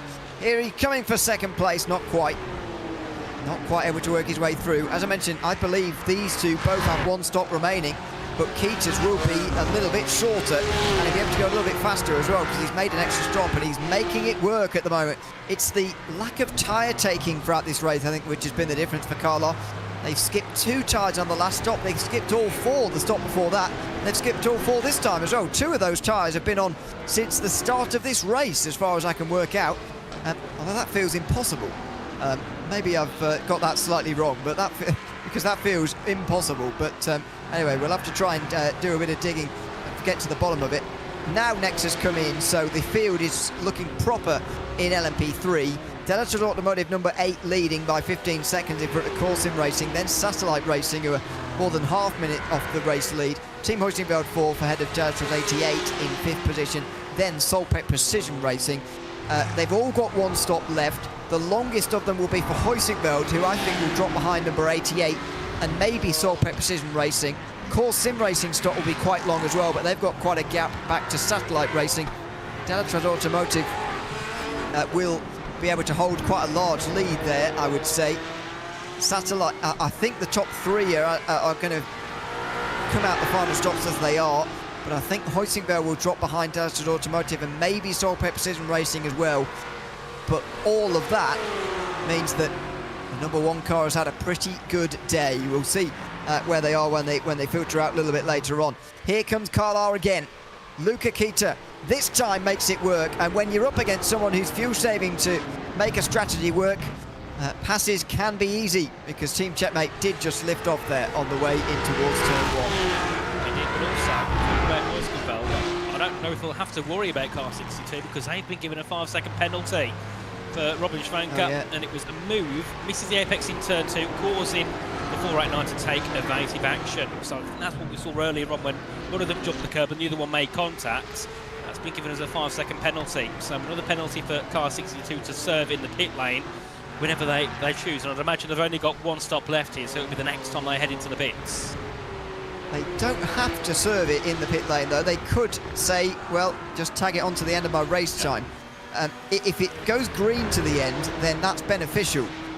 Because you actually, slowing down for the pit box and then accelerating out of it again, you actually lose more than 5 seconds. It's 5 seconds you have to spend stopped in the box, but it will be just tagged on as 5 seconds. The disadvantage would be if there's a late full course yellow and everybody closes back up together, adding 5 seconds when the field is all very close will cost you a lot of places. Yes, it certainly will. And that was the last thing that 62.1, because they could catch back up to P4, P5 and easily drop down towards the back of the field with a full course yellow. Obviously, it's a battle for P6 in the sports class. It's between Impulse Racing, no, it's not, it's between Orion Race Team and Core Sim Racing GT Orange in that battle. So that's a great one to keep an eye on. Of course, Orion Race Team earlier on were in that leading battle, weren't they? They had some contact and then the incident, and now they're just trying to hold on to a P6, which is a big shame considering where they were earlier on. But looking up at the front as well, Sim RC have absolutely checked out from Team Checkmates, who are 7.3 seconds back. It's been a great stint by Quarantine Grenade, and not just him, but in general, the Sim RC team have been really, really strong. So you'd imagine now, a win here gives them, as you said earlier, quite a big advantage heading into Laguna Seca. And then from that point, you'd be looking at, right, we'll try and finish top 3, get a good result, and hopefully take the championship. That'll be the aim for Sim RC. Looking through the past seasons, whether they've been here or not, they've never been in the top 5, I don't think, of this championship. So I know they were with Team 75 by Sim RC. They won it last time out. So now under their own name, see if they can do it again. Always confusing as to whether to count them as the same thing or not. I'm going to say that counts as the same too. I mean, there's a lot of the same similar names there, isn't it? From that season, from those seasons indeed, going forward in the Clubsport series. Of course, it's been running for some time now and has a lot of history to it. As I mentioned before, Core Sim Racing, Impulse Racing, and indeed Team 75 are the reigning champions. But, plenty of different champions down the years. The year before, Geodesic won 2 of the classes. Impulse runners-up in the Cup class the year before that. Still had the TCR class back then, where Team Huizinckveld used to dominate. They won multiple TCR championships in a row. Back when that was our slowest category, they won the 3 in a row indeed. But I would argue more competitive, the LMP3 class and the other classes that they've been involved with since in the history of this championship. It's certainly been a competitive season for them, and a competitive race for them as well. They're in 4th at the moment. Fabian Siegmann, who was one of those drivers who did have a real handle over that TCR, the Audi they used to use more often than not. No longer a class in this IVRA Clubsport series, hasn't been for some time. Now the LMP3 added instead.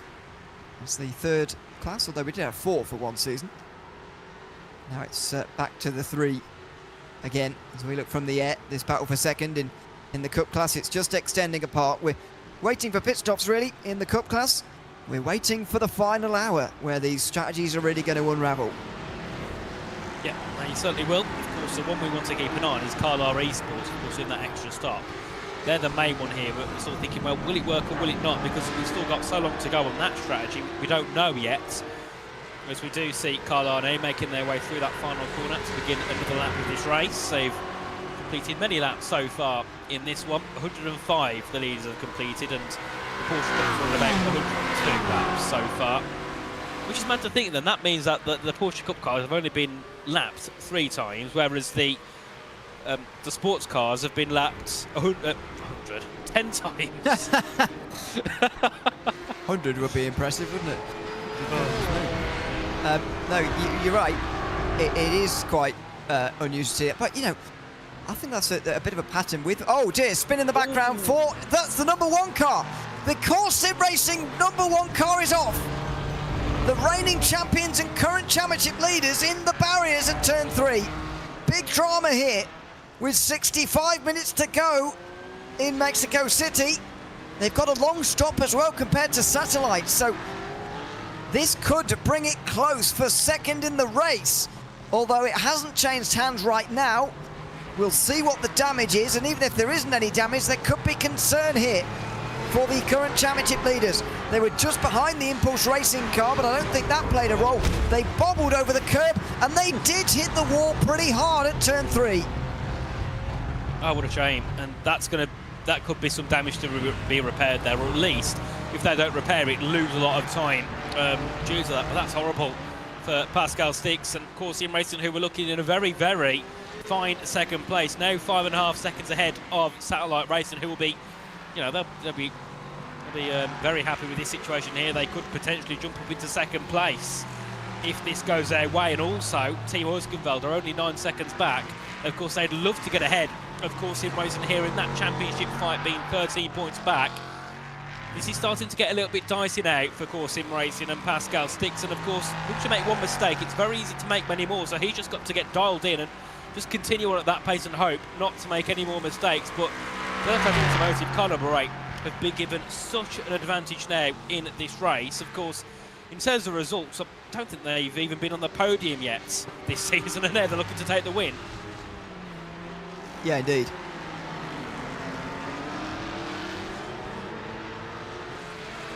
Could well be a real change, a real turn up for the books at the end of this race. Maybe they won't gain quite what they're expecting to. I mean, in the championship, it's unlikely to do much damage, but it will cost them 9 points, the difference between second and third. As we look at the battle for second in the fifth in the cup class. The reason I said second is because they're second and third of those who are doing a 3-stop race today, as opposed to a 4. However, Project 91 are only 3 minutes away from making it to the hour here. They're about to complete 34 laps of a stint here.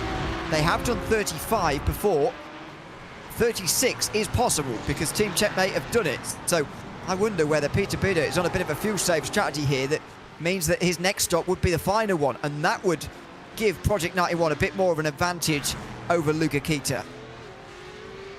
Certainly would do, and that'll be something to keep an eye on here. I think that battle for first is still really in the mix now between Bieder and Kita. It's one of those that I think could easily go to the end, of course, in terms of the differing pit stops. I mean, put it lightly, in the last pit stop, of course, Kita was in there 40 seconds less than Peter Bieder. So, of course, once Project 91 go in, they're going to have to be in there a lot less than what Luca Kita for Carlisle Esports will be once they head in. But looking at the gap as well, I'm sure there's some damage on car 1 because that gap's came down by 2 seconds now. It's 3.6 seconds between Stix and Khan, and what a shame this will be for car 1 if they lose out to, you know, second place. They could even lose out third because Team Heusinkveld aren't that far behind. But then also, it's only another 10 seconds back to P6. There's about 20 seconds between Corsium Racing now and P6 here. So this is going to get scary for the next hour. And if they've got damage, they are going to fall back a couple of spots, I think, now with an hour to go, unless they fix it. But then if they fix it, they drop back anyway. It's going to be very interesting to see just the scale of this on the number 1 car. As we watch this battle come down towards turn 1, Phil Denez has absolutely left Matthew Dechaine here. They did take tyres last time in the CSM by BS Plus hybrid car, and they didn't in PT Autosport, so hardly too surprising. This is the battle further down in the sport category. For 10th place, Nicholas Laubisch, another former Urano driver, making his way past the WSR Esports driver Lucas Lodato. Over a minute off the class lead, by the way, but Nicholas Laubisch is a very good driver, so how far can he get up through this field in the next hour? It's 10 seconds back from Satellite Racing GT, so that's going to be a big gap to bring down, but we'll see over the next couple of laps how much you can bring that gap down by in car 412.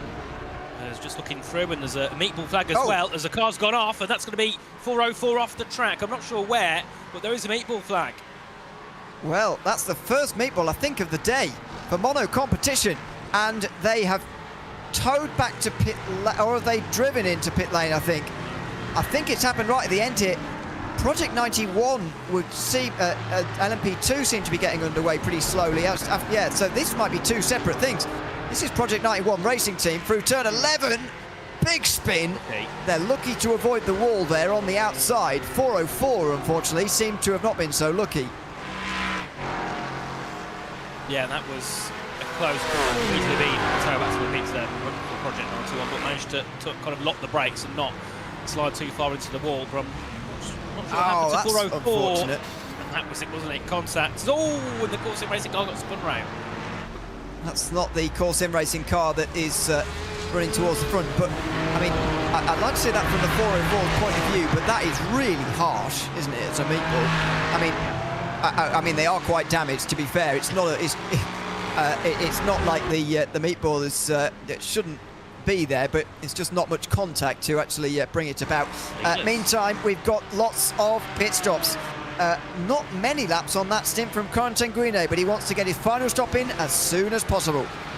Definitely, and also Peter Bearder as well for the Cup class in 2, as here we do see Corentin Guinet, who's done a great job so far in this race, the Sim RC, will get himself back fueled up to go to the end here. 59 minutes left to go in the race, and I imagine everybody who pits will be going to the end from this point of less. They get themselves into some damage. But yeah, these will be the last pit stops of the day for most, and then we'll see whereabouts Peter Bearder is compared to Luca Kita once Kita comes in, because of course right now it'll be quite a big gap, but that gap should shoot down. As we see a couple more in as well, Spansky and Costa to checkmate an Impulse into the pits too. We've already seen the 462 in Sport into the pit lane last time around, by the way, so this is not good news for them at all. I'm not sure they are going to be able to make it to the end without needing a splash of fuel here. So it's been disastrous for the other contenders in Sport. Peter Bearder, though, has done the fuel saving here that was required of him. Matt Caruana went 34 laps off the start, understandable because it's formation lap, then 35 in the second stint, but Bearder just did 36. Don't think he needs to do 36 again, but he might start out trying to do that just in case this race goes on a lap longer than expected. That's something, though, that Luca Kita doesn't have to worry about, and that might be the difference between these two. Yes, he's not actually going to go that much further on this tank of fuel now, but he's not worried about fuel. He doesn't need to fuel save, and that could be a big difference. Certainly, as we do see the CFM car in another spin for Project 91. Luckily not being tagged there by the BMW making their way through. It's from Matterworth, from Ryan Kremers, of course. 2 penalties and a warning, and a couple of spins, two of them in the past 5 minutes. And it's one of those, isn't it, when you're down at the back, you've got no fight at all for anything ahead, and you just make one mistake and you just feel done with the race, don't you? Well, you know, still with an hour to go, you think, well, we've got no chance here, we're 2 laps behind the leaders. What's the point? And you just end up driving yourself into frustration, which is exactly what it seems like Kremers is doing.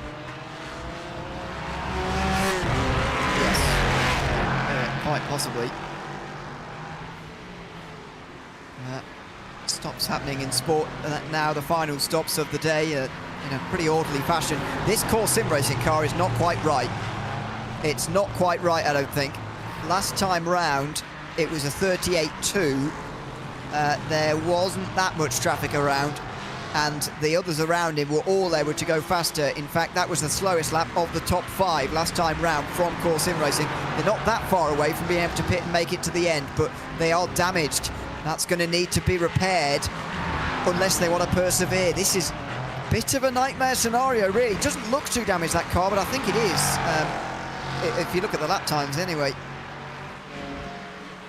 Yeah, indeed, and it's horrible for Course Sim Racing because they've really lost pace, and of course it was a big hit into the barriers. Somehow got away with that, because that could have, compared to what we've seen so far, wouldn't be surprising that was given as an equal flag given to some of the damage you've had for other cars on the track. But luckily no visual damage, it was just, well, for us the rear of the car popped off, but it popped back on and then carried on. But yeah, it's not good at all for Course Sim Racing, and I think their main aim isn't to be scared of satellite race. It's Hurskevels who aren't that far back. That's their biggest issues. 4 seconds behind, it's a big one to contend with, that is, because they're going to have to fight hard, and that car will not be very good at fighting hard on track. It's not quite going to be in a position they like. With the satellite Heusinkveld Dalachos cars all within 10 seconds. It's a nervy time. Number 8 car is now a long way ahead of the rest, and looks like they're going to be credited with quite a large victory, actually, if this continues on the way we're seeing at the moment. Looks to me like it could be quite a large margin of victory. But 55 minutes to go. Anything can happen, including a safety car. Still the possibilities for that. But to be fair, we've seen our first meatball of the day 3 hours in. You know, the bits of tarmac run off around here and so on. The fact the walls are just that little bit further away means that mistakes are not quite punished as keenly as they are in other places, and that means that safety cars are less likely, as evidenced by this. As this is on board with Finley Jones for Thomas Shank Sim Racing in the battle for 10th place at the moment. Well, actually, in the battle for 9th, he's trying to go ahead of Chris Shorter for Impulse Racing 457 as they head their way through into the Peraltada, and then behind him is Graham Sanders for Solpec Precision Racing car 462. There's a bit of a mistake there from the Porsche Thomas Shank Sim Racing. They let Core Sim Racing through. So I'd imagine that, yep, there it is. That'll be the Satellite Racing car. They're not far behind with Fabian Siegmann, the team Huiskenveld. So we'll see them pop their way through soon as well. But yeah, Thomas Shank Sim Racing, a team that I know well from the F1 scene, of course, ran by Thomas Shank, former F1 driver and rally driver currently in the Czech Republic. Doing a great job so far here, up into the top 10 at the moment. So we'll see how they can continue on over the rest of this race. And with 53 minutes to go, top 10 is possible, but top 9's not far away. But then again, they're not that far away from P12, so it's one of those where anything can happen there in the next 50 minutes. Impulse Racing just in front of us here have already made their final stop here, and we're still waiting for Thomas Shank Sim Racing to do the same. That's why Finley Jones is in a little bit of a lofty position compared to what you might expect, as lots of the final stops of the day are now happening in the sport class, dropping some people further down. So yeah, there we go, third and final stops of the day. The field will be cleansed soon, and we'll do a run through when it is. Core Sim Racing still just in front of Satellite Racing, as Moin Khan there just tangs back from Luca Kita, who's now 30 seconds in the lead and passes him, but surprised he's not been able to put more pressure on Pascal Stix so far, to be honest. I was expecting him to have had a go at a move by now. Yeah, he seems quite happy to sit behind, which is odd, because behind, only a couple of seconds back, is Team Huiskenveld. So maybe can't just wait for the right time to make the move here on the back of Pascal Stix, who I think, despite making the mistake, has done a great job to keep it on track every lap and not make any more, because that car is obviously not right. So he's done a great job to keep ahead of Satellite Racing for now, but I'd imagine give it next lap he'll be through, because Satellite Racing, Moin Khan's all over him. Stop for the lead in the Cup class, by the way, as Khan looks down the inside. There's a lot happening at the moment. Khan looking down the inside for second overall, and Luca Kita in for the final time in this race. I presume he's not going to take tyres. So thanks to Jan Winter, who said that Carlar have changed all tyres at their driver change. I guess that makes sense, doesn't it, really, with the amount of time that a driver change takes anyway. So that's when they last changed all four. See how many they take this time round, or whether they just go to the end now on the tyres that they gave Luca Kita. Echelon Simsport here, slow on. Oh, and they've pulled off to the side of the road. I wonder whether they went too long on their fuel stint and they have forgotten to pit, maybe. Not sure, but they're off. Well, I'm not sure what's going on there at the moment. Race leader overall's into pit lane, maybe, and they've parked near a marshal's post, so that might be okay. Without a safety car. Looks like we might get away without one, as Roman Bokel comes in, I think in reaction to that, just to make sure that he doesn't get caught out, because he's only been out there for a few laps, and now he's into the pit lane. Kita, by the way, after coming out 35 seconds off the lead, but he might have 4 new tyres there to go and chase down those in front, but he's down to 4th. Indeed, and one thing to note as well is there's been a 5-second penalty for a pit lane infringement for car 997 with Adam Spansky. So they're going to lose time. If Impulse Racing can get within 5 seconds, that position is theirs, as Moin Khan has made the move, but Pascal Stix is in the pit lane. And I looked at the wrong time at the timing board, because I saw him drop behind, and then I looked back over, he's in the pits. But yeah, not good at all for Pascal Stix. And the question is now, does he try and repair some damage if there's some on there? Which there surely is. Well, let's just stay with this and see how long the pit stop is. Roman Bokler's stop was only 13.5 seconds long. He just wanted to get to the stage where he could get to the end, and then he took the amount of fuel that's going to take him to the checkered flag, likely with the race victory, as long as he continues on the way he's going. Certainly. Stix will come out the pit lane, and then Spencer Rietzma will be in as well for car 499, who are currently under investigation. Not sure what for, but they're involved in an incident, so we'll wait to see if they get any sort of penalty. And I'd imagine they'll get some penalty for not having enough fuel. I presume that's something maybe in the rules. You have to at least get to the pit lane in time before running out. Well, it might have been for towing without permission for race control. I said that they towed near a marshal's post, so that's why it would be fine. But you do have to seek permission from race control, and if they didn't do that, then they will be in trouble for it. But Spencer Reitzman continues on. If they do want to get, well, they probably will be classified now anyway. But it's only a couple of points they'd be classified for, unfortunately. So not a nice day for them. Course sim racing either haven't repaired very much damage, or there wasn't much to repair, because their stop was 24 seconds long. They're still in front of Fabian Siegman.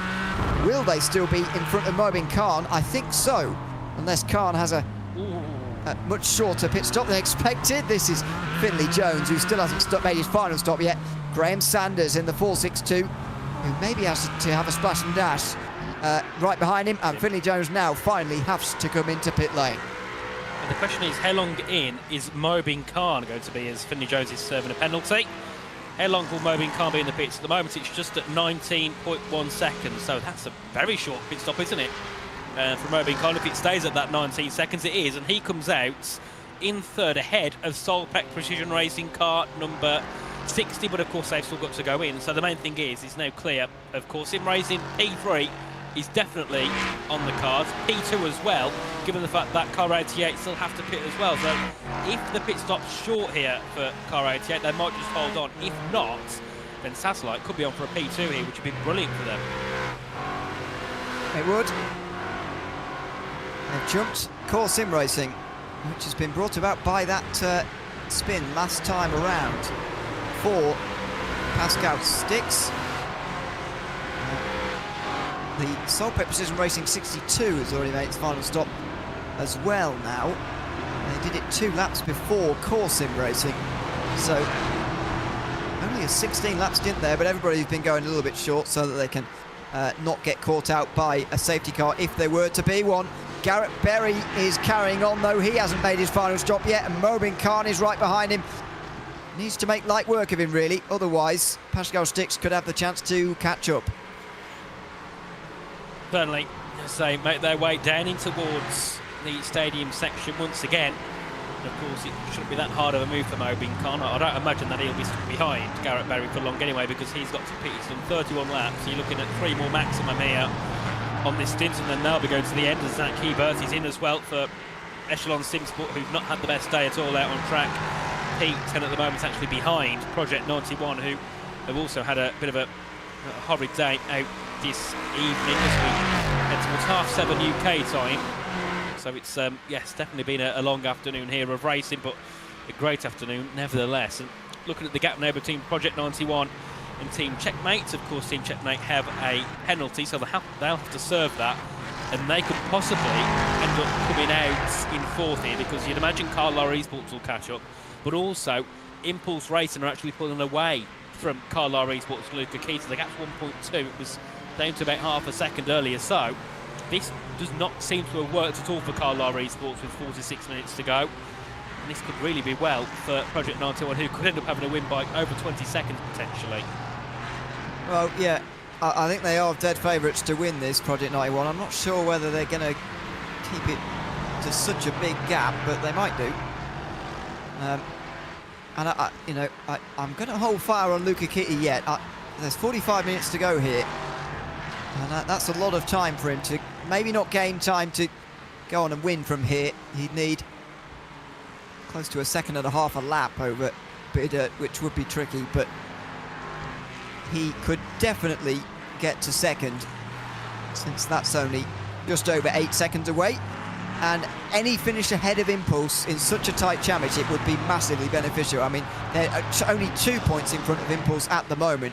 If they could extend that, that would be fantastic news. As on his outlap, fortunately, Martin Varga, as it is now actually, not Finley Jones, goes for a spin in 4.34. definitely not been too good since they've been at the pit lane. As here is Garrett Berry, no, it's Roman Boatclaw who's making his way through. As Garrett Berry's in the pit lane, they're making their next pit stop in the Solpac Precision car. They should come out ahead of Robin Schwanker, but it might be quite close there between those two. But you'd imagine that the 62 either way will have the position because they don't want to be losing points out to their own team. As of course Boatclaw out in the lead by 11.9 seconds, but over the next car in terms of the strategy, it's 40 seconds, 46 seconds now ahead of Satellite Racing, which I think 2 hours ago I didn't think I'd be saying that Delapro's Automotive car number 8 have a 45-second lead. Well, no, but it's been built over some time now. It's very close at halfway. They didn't make the pass on the one car too much before the 2 hour mark, but ever since then it has really been going their way. And again, it shows really to me just how much time has been lost here by a lot of these teams while they've been fighting with one another. The number 1 car is pretty much the only car in this race that hasn't had a fight with anybody. They're, well, apart from their spin, of course, they're going to get a very good result out of this in the end.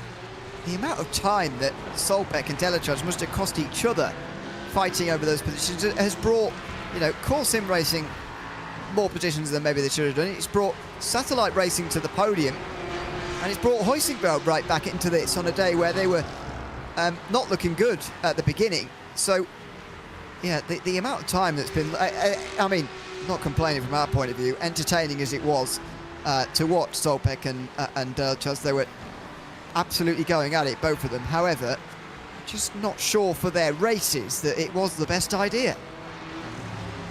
Yeah, it's not gone too well, has it? But I suppose sometimes it's worth the risk. Try something different, see if it can work. But I don't think it has. The podium's still on the cards here for Carlisle, and of course that would put them ahead of Impulse in the championship. But if they played it safe, it could have easily been a P2, I think, for them, quite easily. But then they've got to battle, but not too hard, because they've got to catch up to Team Checkmate and, you know, try and get some points off that way. So it'll be interesting what happens here between those two. As well, looking down in the sports class, it's still Simarcy in the lead now by 10 seconds. 33 seconds ahead of third, so you can imagine that win here with 42 minutes to go is kind of done here, unless they get into contact. But there's a move up the inside between third and fourth as Impulse just about keep ahead of Carlisle Esports, but I don't think that'll be for long here because Carlisle are on some fire pace here at the moment. Oh, that was close, Keita, very close, and there's a prototype here trying to work its way through as well. It's going to be 3 wide briefly, but Keita's got himself to the outside for this part, but if he can stay there, he'll be on the inside for 5 and 6. He's just still there. There might be contact very close if there wasn't, as they come towards the hairpin now. Pascal Costa finally has to give in, and Luca Keita moves up into third position. He's on to the podium. Such a big difference though between third and fourth in this series in terms of points. 8 points worth of a difference. With Impulse in front, they'd leave here with a 6-point advantage. As it is right now, Carlisle would leave with a 10-point advantage. I know it's not much, but that's a big swing of 16 points. Yeah, I think heading into the final round, 10 points is quite a lot, because that's then a position for, you know, for most positions and differences. That's, you know, the gap of maybe position, maybe 2, depending on where you are. So it's a lot of pressure to put on Impulse's back heading into Laguna Seca later on in the championship. But then, of course, there's still a big gap to be gained here, because they're 7.5 seconds back from Team Checkmate, but it is flying down by a second per lap, it seems. So you'd imagine that there's a potentiality for P2 and P3 for Carlisle and Impulse, which probably help Impulse a little bit more, because it's 4 points and less of a gap between those positions. As we head our way back down towards turn 1 with these two, and looking a little bit further ahead as well. Team Hoisingveld now are within a second of Core Sim Racing, and that is just not good at all for Pascal 6, because it means they're both behind both 88 and 48.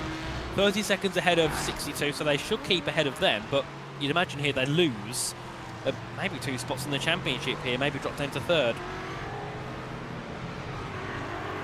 They might do. We'll see where we are at the end of this season.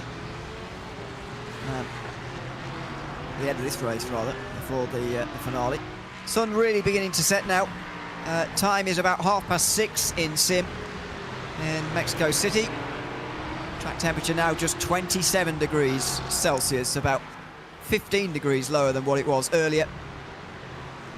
And it will be 6 minutes past 7 rather, when we end this race on today's date in Mexico City in real life. Sunset is at 5:02, so that's in half an hour's time. We're going to get a little bit of darkness before the finish, but not too much, and I don't think anything too much to affect the drivers really. Although I've got to say, I've never seen any nighttime driving around this circuit before. No, that'll be interesting. Yeah, never seen a night racing, so that'll be something cool to add in, I suppose, to the end. Of course, track temperature's down to 27 degrees, a lot cooler than what it was here on at 41. But then again, for 6:30 at night, 27 is still quite high compared to some of the tracks on the calendar and around the world.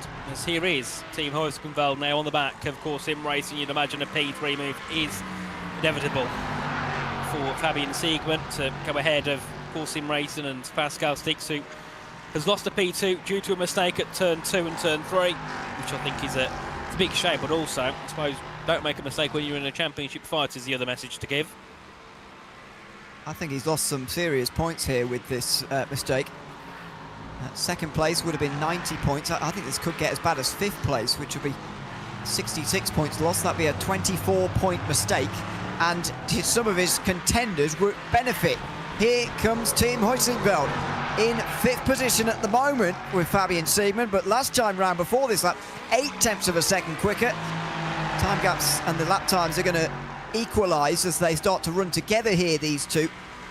But still 0.3 gained by Siegmann that time. And now he's in the slipstream, in the setting sun, and the final 40 minutes of this race. They've made their final pit stops, and they are fighting for a legitimate, could be 3rd, maybe 4th place. But Fabian Siegmann easily worked his way down the inside, and Core Sim Racing will now be thinking about their choice not to repair the damage. To be fair to them, if it was minutes long of optionals, then they've made the right decision. If it was 30 seconds or so, I'm not sure they have. Of course, we're never going to know that, but that car, to me, still seems damaged. Yeah, definitely. It doesn't look good at all, and they've lost so much time as well to Team Horskenveld. I think compared to earlier on, they are slower in general, but not this much slower. They're losing like a second a lap to some of the cars around them, so it's a bit of a shame for Core Sim Racing, really. In terms of that fight, it puts so much pressure on the next race to need to finish ahead of all of the 4 in the championship, so it's going to be hard to go back to back. But then again, of course, last time out they had a bit more of an advantage. They finished 40 points ahead of IVRA, so they're in a situation where they haven't been before in terms of being the one to fight back. They was the one that had the lead heading into the final race last time out in Portimao this season. And yeah, that gap now up to 1.2. As the sun is blaring down as it heads its way under the circuit here in Mexico City, and the darkness starts to come through. 36 minutes to go here. 5.6 seconds now separates the top 2 of the Delatraz teams, and I'm looking here. Delatraz number 88, they've done 21 laps. Are they going to get to the end here? I think they might have to do a bit of a splash and dash. Thanks to someone in YouTube chat, by the way, I presume is involved with Core Sim Racing, telling us that it was 2 minutes worth of optionals. So they had no choice really. It's not going to cost. It's going to cost them a lot of time not taking them, of course, but it's not going to cost them 2 minutes. So and we saw the onboard there. I don't know if you noticed the steering was left hand down on the straights. There's a bit of suspension damage there. So it is a damaged LMP3 limping home. Fortunately for Pascal Stix, the one good thing, Saltpet Precision Racing are more than half a minute behind them. They'd have to, oh dear, that was pretty close for Siegmann. They'd have to lose about a second per minute, which would be about 1.6, 1.7 seconds a lap. Don't think they're quite losing that much as Callian May comes into pit lane. 35 minutes to go. Not a required stop in the sense of he was only out there for 23 laps. Every other stint in this race was 33 from this car. It's been the most consistent car in terms of stints, but 12.3 seconds of fuel is all that they need, and that is going to give Delatraz Automotive a 1-2. Mobin Khan is too far behind there, and so are Horskenveld and Core Sim Racing. Delatraz Automotive have played a blinder here, and they are leading this race 1 and 2. I mean, that is super. Compared to where they were earlier on, and we were saying, oh, the losing time for you to battle, and especially what we saw at the start when they was battling against Austin Young. This has worked out brilliantly. To be 1-2, I'd imagine that at the end, that number 8, I mean, would they be able to slow down and let them through or not? I don't think they would they? Because they've got such an advantage. Is it, you know, will they allowed to team or not? I'm not quite sure what the restrictions are on that. I don't see a reason why not, to be honest, but we've never really seen it before. I mean, we saw it earlier in this, well, I say that, we saw it earlier in this race, did we not? Solbeck slowed one driver down by 7 or 8 seconds to give the 62 a few more points in the halfway stakes, and they might have just dropped them again, actually, because the 60's just overtaken the 62. They've got half a minute ahead and behind them, so it's not going to matter, but we have seen it before. I don't see any reason why not. It depends for the individuals in the team whether they want to do that, because actually the number 8 car was 150 points behind 88 going into this.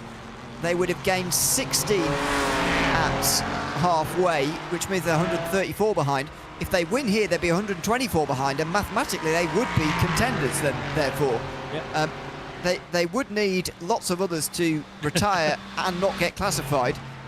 However, they would be mathematically involved. So there is going to be a bit of a battle there as far as individuals are concerned, because it depends. Do the drivers of the 8 really want to take this race win overall, or do they want the teammate to get the extra 10 points towards the overall championships?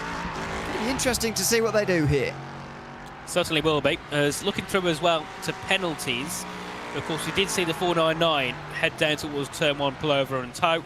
They weren't given permission from the race control, so they have a 60-second penalty to serve, but of course they're a lap behind and they're in 24th. Doesn't really matter, I don't think, in their race now. And then also Iwan Bremer for car 429 has been given a penalty, 5 seconds for a pit stop infringement, and 429 of course being Ultra Esports, who are down in 18th place, and I don't think we'll lose anything from a 5-second penalty because they're 25 seconds ahead of Tomaszyn Sim Racing. The one penalty that might be a real factor post-race that has not been served, pretty much every penalty's been served, other than those 2 you just read out there, and the 5-second penalty for 997 and the 5-second rule violation at their last stop. Now they don't have to serve that on the penalty box. They're not going to stop again, so it's likely going to be tagged on to the end of the day. Now they're only 1.5 seconds ahead of Luca Kita anyway, who's tearing up to the back of them and might pass them in any case, because they're on old tyres and looking to defend. But Pascal Costa's now within 5 seconds of them, and so that, well, Team Checkmate might have dropped out outside the podium places anyway, but with that penalty they're definitely going to. Yeah, certainly. It's going to be really harmful for their race in terms of finishing up in the top 2, as Carla Esports definitely aren't far through, and then of course Impulse behind them by a couple of seconds. Here's RJD. See, we haven't seen much of today with Jonas Vanner in the car. On the back by a couple of tenths to USR Esports, with Lucas Lodato, who's also not had the best race in the Mustang. As they head down to turn 1, we'll see if there's any move on the cards here. It seems someone's been in, because now we're up to P14 or RJD for a moment. So I think we had a pit stop as well for one of the other teams who just come out ahead of them. That being 56 Racing Team with Noah Lafronia. So head their way through into the opening couple of corners here. And still you can see bouncing over the curbs is RJD. They've got a decent run, but they've had a bit of a snap of oversteer on the exit and lost that advantage they would have had down towards turn 4. But so far some great racing here still from some of our teams a little bit further down in the championship.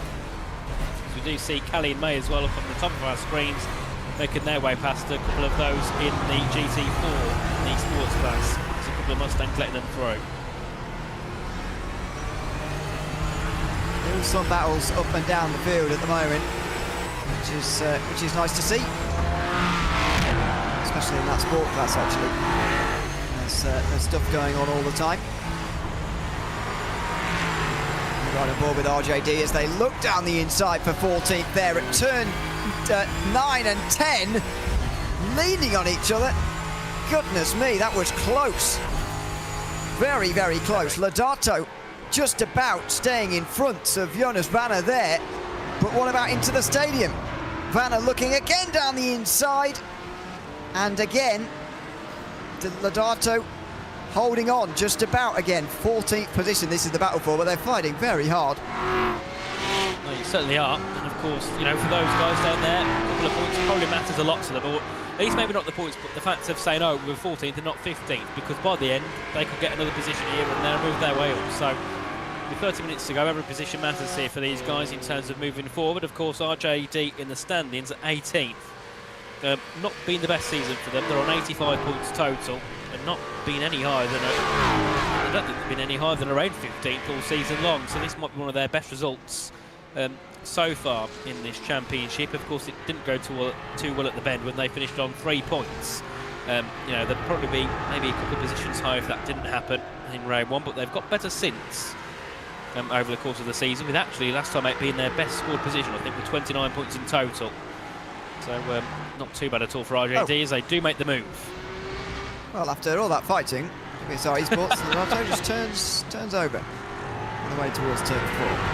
I don't know what the last lap was all about then in that case, but on this lap they just decide to let them go. So there we go. Here come the 2 Soul Pit cars, by the way, interspersed by the Project 91 racing team, who are 2 laps down at the moment, leading in 9th, 22 seconds in front of Echelon. But the traffic still playing a role, even though there's only 10 LMP3s. It does play such a role, doesn't it? And especially through a section of corners like what we've got here at the Australian Hermanos Rodriguez, from turn 7, turn 11. High-speed sweepers left and right. Once heard it described to me as a bobsleigh sort of course. Kind of is through the middle sector. And one side to the other, the LMP3 tearing its way through. And yeah, it's such a stark contrast to the Porsche Cup car and the GT4s as well, that are tiptoeing through there, taking it so carefully because they just don't have the same downforce. No, they certainly do not. As we do see here, Peter Beardet in the lead at the moment by 26 seconds to Luca Kita.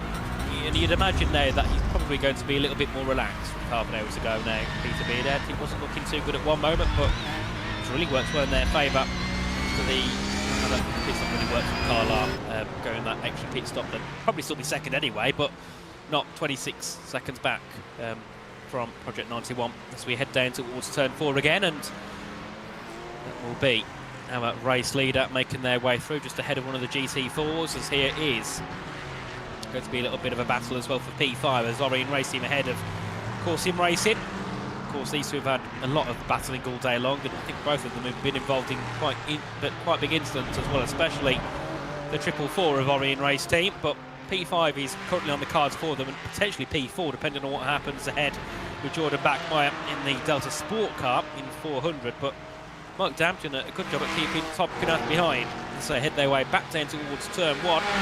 Let's see if this battle can evolve. Yeah, let's see. He's not that close in towards turn 1 this time. And of course, Sim Racing car.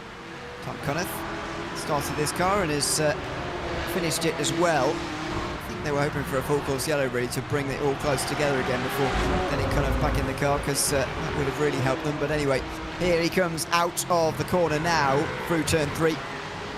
Onto the straight down towards turn 4. He might well just be let through here actually by the Orion Race Team, and indeed has been. Well, sort of defending it, and in the end Cunneth is able to sneak through on the inside line, so there we go. He's in front towards turn 6. Down the bottom of your screen, Impulse Racing have caught Team Checkmate, and this is not really mattering anyway because Team Checkmate have got a 5-second time penalty. However, this is about limiting the damage to Carlisle, and with this pass Impulse Racing should be able to do that. Certainly should be able to. So head their way back down towards turn 1, and Impulse Racing now really closing in on the back of Team Checkmate. He's got the inside line now, and that should be an easy move. I don't think really that Team Checkmate get them much of a defence. I think they left off early, said, you know what, go through, you quicker than us. But there's no point battling and losing more time to those ahead and also to those behind. Not that it matters if they lose time to Phil Dennis behind, because he's 45 seconds back in the CSM by BS Hybrid car. So head down towards turn 4 again and continue on. And then also there must have been some big damage for Lion GP because they seem to have been in the pit lane for a long time. So I'm not sure what's happened to them, but they're still in the pit lane. And then also another penalty to come through as well was Thomas Cope, who of course we saw in the chat earlier, was returned after a year of racing in IVRA, 3 years break, sorry, and has been given a 5-second penalty for a pit lane infringement. So that's not going to be too good for them, but they are 5 laps ahead of the car behind, so I don't think they need to quite worry about that. There are some big gaps, especially further down the field here. This race, as expected, always happens in long races like this, but they're giving it a go, Team Checkmate. At the time, they looked at the beginning of this race, they looked like one of the only ones to actually be able to make it. They did a 36-lap stint, stint 2, which set them apart from the rest. The others, nobody other than them had managed that. But they did, and at one stage put themselves in, I thought, a race-winning position. But Project 91 race team and Impulse Racing have been able to replicate that now, and Carlisle with their extra top. Oh, were able to go quicker anyway. That was a little bit nervy as they came past the Sim RC car. Spansky couldn't quite see that car there, at least I couldn't, riding on board with him there, but they skipped past it. They continue their fight for third. Carlisle, meantime, are tearing into the gap of the lead, aren't they? Last time round, 1.4 seconds. Now, they do need to continue doing that for nearly half an hour. However, they are keeping up with the time schedule that would see them lead by the end, as are the 2 Delator Automotive cars, by the way, at the front of the field, who maybe are shaping up for a change themselves. Having said that, Satellite Racing and Team Hoisingveld are catching the 88, so it could get awkward towards the end here. Definitely could do, especially if the plan is to let the 88 through. Of course, it's only 9 seconds, 10 seconds back to Team Hoisingveld, so that'll be an interesting one to keep an eye on. I don't think they're too bothered about Satellite G racing LMP. It's more about Team Hoisingveld behind, who they're all worried about, because they're in that battle. But that gap is starting to come down between P2 and then 3rd and 4th, as this is a right little battle in towards turn 11, as they all make their way. You've got a couple of Porsche Cup cars, you've got a GT4 and also an LMP3 as well for company, as they all make their way through in towards the Peraltada once again through the stadium section. Yeah, that gap now 22.5 seconds between the top 2, so I don't know whether it'll be enough for Keita to take the lead, but it might certainly come down even more by the time they get to the end of the race. And I suppose it's more the fact of, if Bearder makes a mistake, it's a big chance for Keita to gain in and hone in and make a position that way, as they head their way back down towards turn 1 once again with this little battle of cars.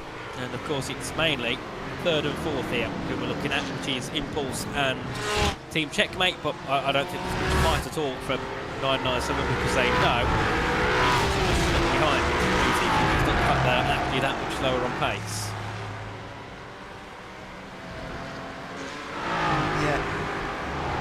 There really could be some changes here, right at the very end, and some changes that we weren't quite expecting. Effectively, as I mentioned earlier, we're sort of looking at Keita needing a second per minute. So 22 seconds, just less than 22 minutes. We'll keep an eye on it. As on the bottom of your screen, we're right on board with an OCC Sports there to start from the pit lane with Hugo's back into the Mustang now for the end of the race. He's just behind Chris Shorter, just ahead of Graham Sanders. Now, whether the Enosis and Geolytic cars, not Geolytic, sorry, Solbeck rather, Sanders used to drive Geolytic, whether they can actually make it to the end of the race in sport, I'm not entirely sure. So whether they're doing any fuel saving here or not, it doesn't look like it, and so I'm not sure if they're going to be able to make it or not. Well, maybe they can just squeak through, but round the outside here for Hugo, in towards turn number 1, and we'll see who pops out the other side with the position in a minute. No, not Hugo. It's going to be Shorter who gets the position now in towards turn 4. Another look down the inside from Hugo, and Sanders just watches on. Hugo round the outside through turn 5. He's just about given the room there on the outside through into 6. He's just going to keep his nose alongside in time for that as well. Now in towards the S's at the end of this lap. He's just about alongside there, and he's going to get clear now. That was a good pass there. because it's a long way around the outside through turn 5 and turn 6. Certainly, as they're still battling it through, as Impulse go back ahead momentarily. Oh! Oasis were off the circuits, and that's going to pave way for the 911 car to make their way through. And there's another GT, it's 3 wide between the three GT4s into the braking zone, and Impulse go ahead, but Solpec jump ahead of an Oasis. So move for them as well up into P8 now for 462. And we'll see now what they can do to challenge on the back of the 457 of Impulse Racing as they head into the penultimate, but they look really quick in the 462. What a battle we've had so far between these three. For 7th place as they head out to the final quarter, back down to turn 1 they go again. What can Graham Sanders do here on the back of Chris Shorter? Down to turn 1 they go. It's a good run here for the Mustangs, second in the train of 3. But Gnosis really dropped off now. They're 1.3 seconds back to the outside go sole precision. And they get the move done, but really slow there as well for Impulse. Well, we'll see in a moment, but Solpec Precision Racing moving through in the sport category. Chris Shorter dropping 2 places in a matter of moments there. That puts Impulse 2 places down on where they started in 7th position. And it puts Enosis, by the way, up 17. I do hope that they can make it to the end on the fuel that they've got, because that will be a fantastic result, gaining 17 places in a field like this. And that's what you get from the sport category, isn't it? You don't get that in LMP3 or the Cup class, where there's around 10 or so entries. There's 25 started the race in sport today, and so you can get those teams who really rocket up the field, and that's what we've seen from Enosis today. Certainly. You can see that they make their way through. Of course, the leading gap is 18 seconds now. I think since SimRC took the lead, it was never in doubt that they'd probably come through to win here. I know there's 18 minutes to go, but you'd imagine here that they're not going to lose out now. To be silly if they did indeed. As here is Roman Beauclerc going past one of the GT4s, one of the Mercedes, as they headed towards the stadium section once again, and that gap now down to 12.3 seconds. And so they've still pulled away slightly from Mobin Khan in the satellite racing car, but Team Heusinkveld has brought that gap down to 8 seconds now between themselves and Automotive. So, yeah, satellite aren't gaining time, but Team Heusinkveld are on both cars ahead, so that's going to be something to keep an eye on here. With only around 17 minutes to go, of whether there's any way that car 8 can slow down for car 88 without losing the time in terms of those two behind, because that's going to make it a little bit interesting if they do end up losing all those spots. Well, I think what they might be planning now is that it's not only a switch, but actually get the 8 car behind 88 before the others get there. Mobin Khan is still 5 seconds away, and actually Fabian Siegmann looks more threatening. 36.6 last time round, the fastest lap of anybody ever in this race.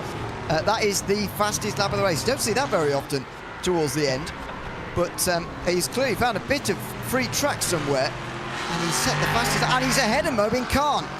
Mobin Khan's made a mistake somewhere, and Satellite Racing have lost their podium, at least for now. That is a change for 3rd, and Team Heusinkveld are really suddenly putting themselves into a championship conversation now. They were 36 points behind after the halfway stage. They're really going to be gaining here with Core Sim Racing down the field. They look down the inside of Core Sim Racing, ironically, but they dive in too deep, and there's just a bit of clumsy contact with that Cayman. Yeah, a couple of bits of contact. Time lost for Satellite heavily. They're now going to be 4 seconds behind Fabian Siegmann after being around 5 seconds ahead, so 10 seconds lost there for Satellite. So what a shame, because that P3 was on. At one point we thought it could have been P2, but of course the strategy works out for Callie and May in the 88. What a shame for Satellite Racing. Yes, they'll be fine for P4 here, because Core Sim Racing are quite far behind as they make a move, I believe, on the race leaders as they head their way into the final corner. Of course, that being the race leaders in the sports category. But yeah, great job for Satellite on the whole of the race. Of course, Miguel Vigo, what a race it was for him in the start, and then of course that qualifying. But thinking either way, considering where they are in the championship, P6, their best finish of 4th, they'll be disappointed it is 4th again, but they know that they could have easily been on the podium today.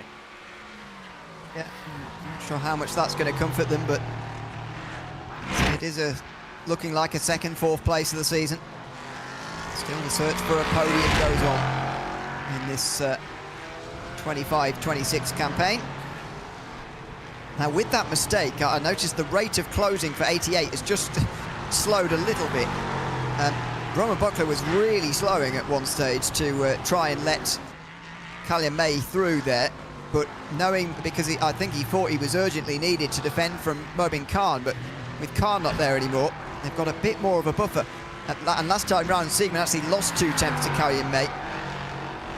Again, he would need to gain about half a second a minute with Siegman, and that's a pretty tall order when you're pretty much on the same strategy at this point. They're certainly on the same fuel load.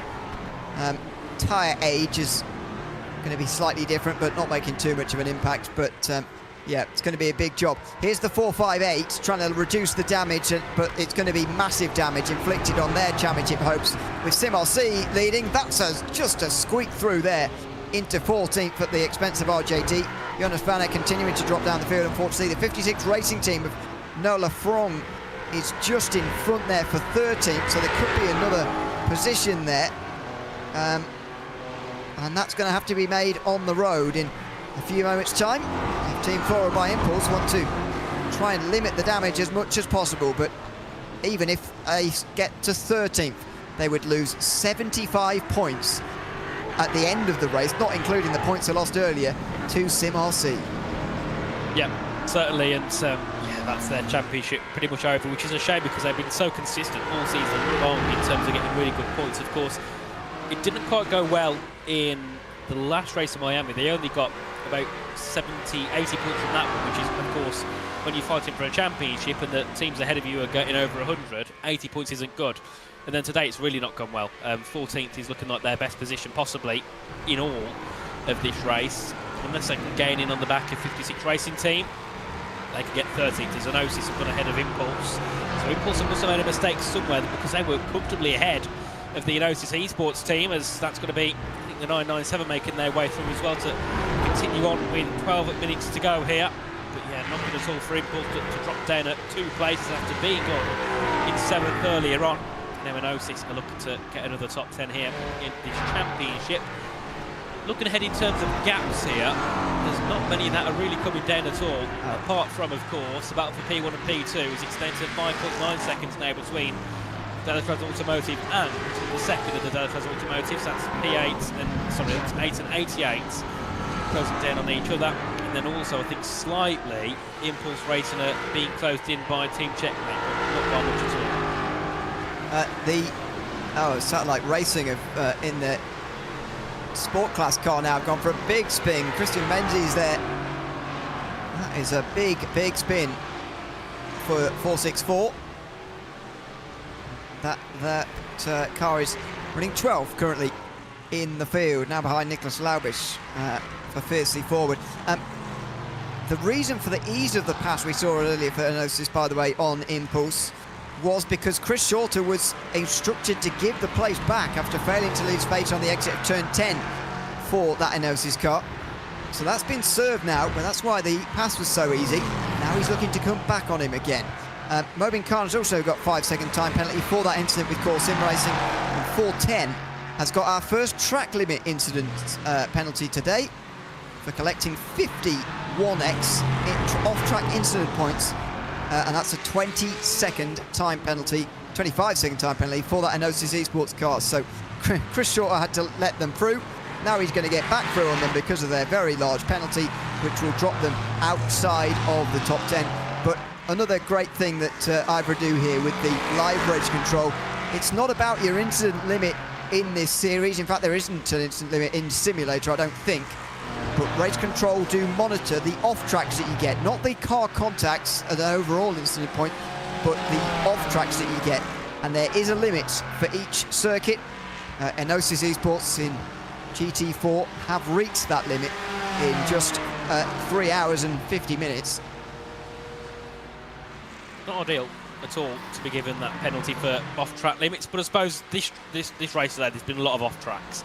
from a lot of drivers, just because of, well, first of all, incidents and contact, but also just slightly running wide anyway. It's not the nicest track in terms of the track limits, and I think also, like I said before in other races, there's not many walls right there with you.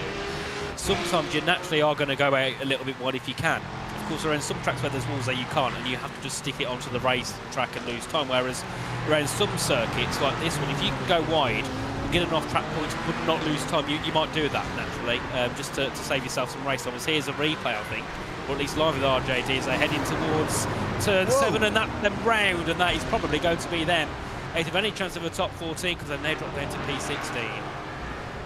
They're behind WSR Esports, and now 56 Racing Team as well, as we saw there. Team Floor by Impulse were able to sneak through, but involved in, well, not sure involved in that, but not far behind it was the Sim RC car, which would be pleased to have avoided any trouble. Tom Kurnath looking down the inside of Delta Sports Sim Shop there for 4th position. That was a tight one, and now he's looking to the outside of turn 12 here. The Core Sim Racing car currently 5th place in the championship, trying to, again, limit the damage to Sim RC and try and stay in touch, although only mathematically, really. They look to the outside going into the stadium section, hairpin there. Can't get it through. Now maybe the final corner. That's a good run.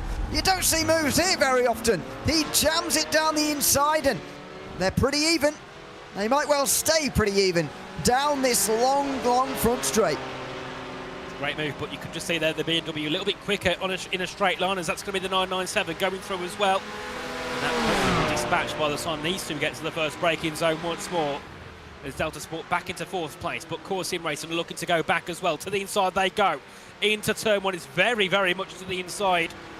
Later on the brakes, 400 trying to keep it all the way around the outside. They then have to have a bit of a compromise line through turns 2 and 3. They keep the position, and that was some stellar defence from car 400 of Jordan Bachmeier to keep Tom Kurnath behind, but I think this battle could easily go the way to the end. It probably will do, especially if Tom Kurnath's attacks are continually defended. I think he's just going to continue to come back again and again and again. And there, meantime, is their teammates. It's Pascal Stix there, who's maybe going to create a chance. Bachmeier forced to give the LMP3 some room. And Tom Kurnath gets through initially at turn 6. Now he's on the outside at 7. It's a long way around there, and he's not given the space. Well, he's going to take the position, and race control are going to have to say something. Now, are they going to say Jordan Bachmeier forced Kurnath off the road there, so he had nowhere to go? Or they're going to say Kurnath gained a position off of the racetrack? Well, he might take it into his own hands here, Tom Kurnath. He's going to let Bachmeier, well, is he? He defends into turn 12 when there wasn't really much need to. Well, this is a confusing fight now, and race control might well get involved. I think they could do. I think if the position was given back, there might have been a penalty. Because I think he did get pushed off, but he's gone off the track and gained the advantage, which I think is where he could get in trouble there. So we'll see if it gets viewed by the stewards as we head back down to turn 1, as that's the Olympus Esports car going past, and then the Delta Sport car gaining back in again. Let's see, can they get moved back and jump ahead, as we do have to cut to the lead. It's 1.2 seconds now between Delatraz Automotive and Delatraz Automotive, the 8 and the 88, battling for the lead. I don't think it's much of a battle. I think it's more the 88 will go through on the 8. Yeah, I think so. And Siegman hasn't been able to keep up the speed that he had either. Or, well, to be fair, Cullion May seems to have increased his speed, might be more accurate. Siegman still did a 37.4 last time round, which is pretty... Oh, no, sorry. Siegman's just gone off. And now Mobin Khan has dropped down. So, Siegman did a 46.1 last lap. And then Mobin Khan dropped back behind him again. There's a couple of things to have a look at here in LMP3. Well, we're focusing in on this battle for 4th because Orion Race Team have joined it now as well. It's a 3-car battle for 4th. We've got late drama in LMP3 as well. So, oh, that's a late dive from Siegman, and he doesn't give the space to Carlisle that's required, at least from my opinion, first view. Then he gets spun round. Mobin Khan retakes the podium. Then this happens. He tries to pass the Carlisle car and doesn't give enough room, and then he goes for a spin as well. Oh dear me, it's all kicking off, isn't it, here with a few minutes to go, and the last thing Carlisle need is a penalty. They're 11 seconds ahead of third as There's about 18 seconds ahead of fourth. Whether they'll get penalties, I'm not sure if they will for that. I don't think they would, but we'll have to keep an eye on that because that could certainly be a championship changer. Of course, if Impulse end up finishing ahead of them. As here are the top two. The 88 has taken the lead of the race ahead of the number 8. And now this is looking like a cruise to the finish for Delatraz Automotive, which a few hours ago didn't look likely. Now they have a 13-second advantage over Team Huiskenveld and, of course, a 30-second advantage over Core Sim Racing, who would have easily been in that fight without the damage. Wow, what a turnaround this is for Delatraz. The 88 car is going to be the championship leader at the end of today. Who would have thought that? Well, I certainly didn't, that's for sure. They've now got a rear gunner as well, although the gap to Huiskenveld and Satellite, due to their combined 3 spins in the last 45 minutes, has really made it comfortable with just 3 laps to go here from Mexico. The number 88 car going to be scoring the maximum 100 points. They're going to get 16 points ahead of Core Sim Racing. And with regards to the Huiskenveld team, they are going to drop to 37 points behind them. Solpec number 62 even further away because they're going to drop 47 points. So they'll be 55 behind going into the final race of the season. As you mentioned before, Core Sim Racing know how to win this title. They did it last season. They've got the number 1 on their car, but they went into the last race 25 points ahead of their nearest rival. They will go into the last race in 3 weeks with 16 points of a deficit to car 88. Well, what a shame for Orin Racing. They've got a meatball flag. They've had to go back to the pit lane. In 10th now, they'll drop all the way to the rear, I'd imagine, but they've got a meatball flag. With 3 minutes to go, I don't think there'll be a full course yellow, at least. No, it's too late. They've brought one out just yet, yeah. So that means it's a big shame for them now. And that's a top 5 gone for the 444, who managed to reclaim a good position after what happened earlier on in the race. Roman Buckler just taking it easy in the traffic here. Let Callian May lead the way. Make sure that Huiskenveld can't get anywhere near. That might be Nexus Talk Lab right behind them. Might be worth letting them go almost. There's no point really to being on the lead lap at this stage. It is too late for a caution now. A full course caution. There's only 2 laps to go. Luca Kita was on schedule to catch Peter Bidder, but unfortunately has just fallen off that now. He's 10 seconds behind. It's been a valiant effort from Carlisle Esports.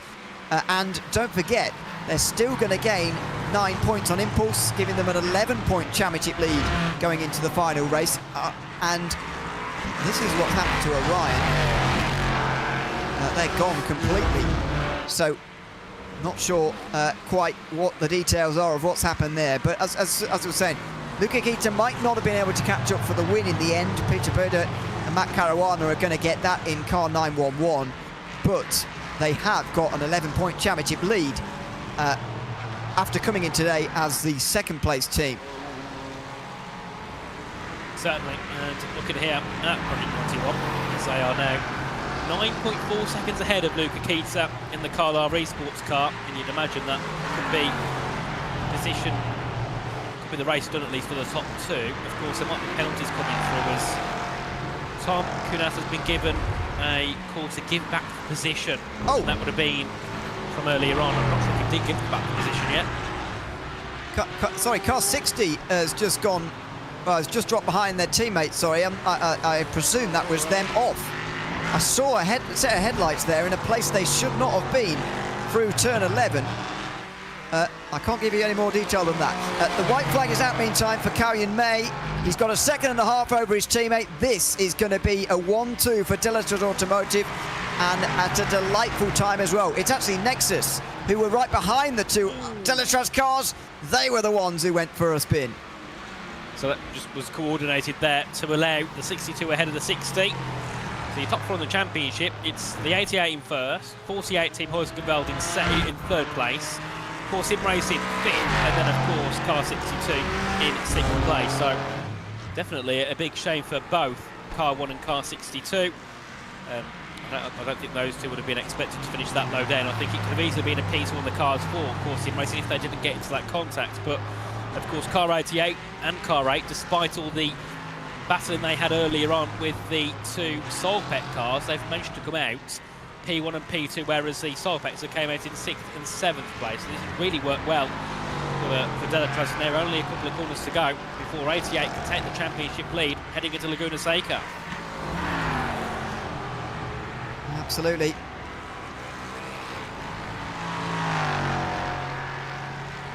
It is a big day for this championship. A lot has changed.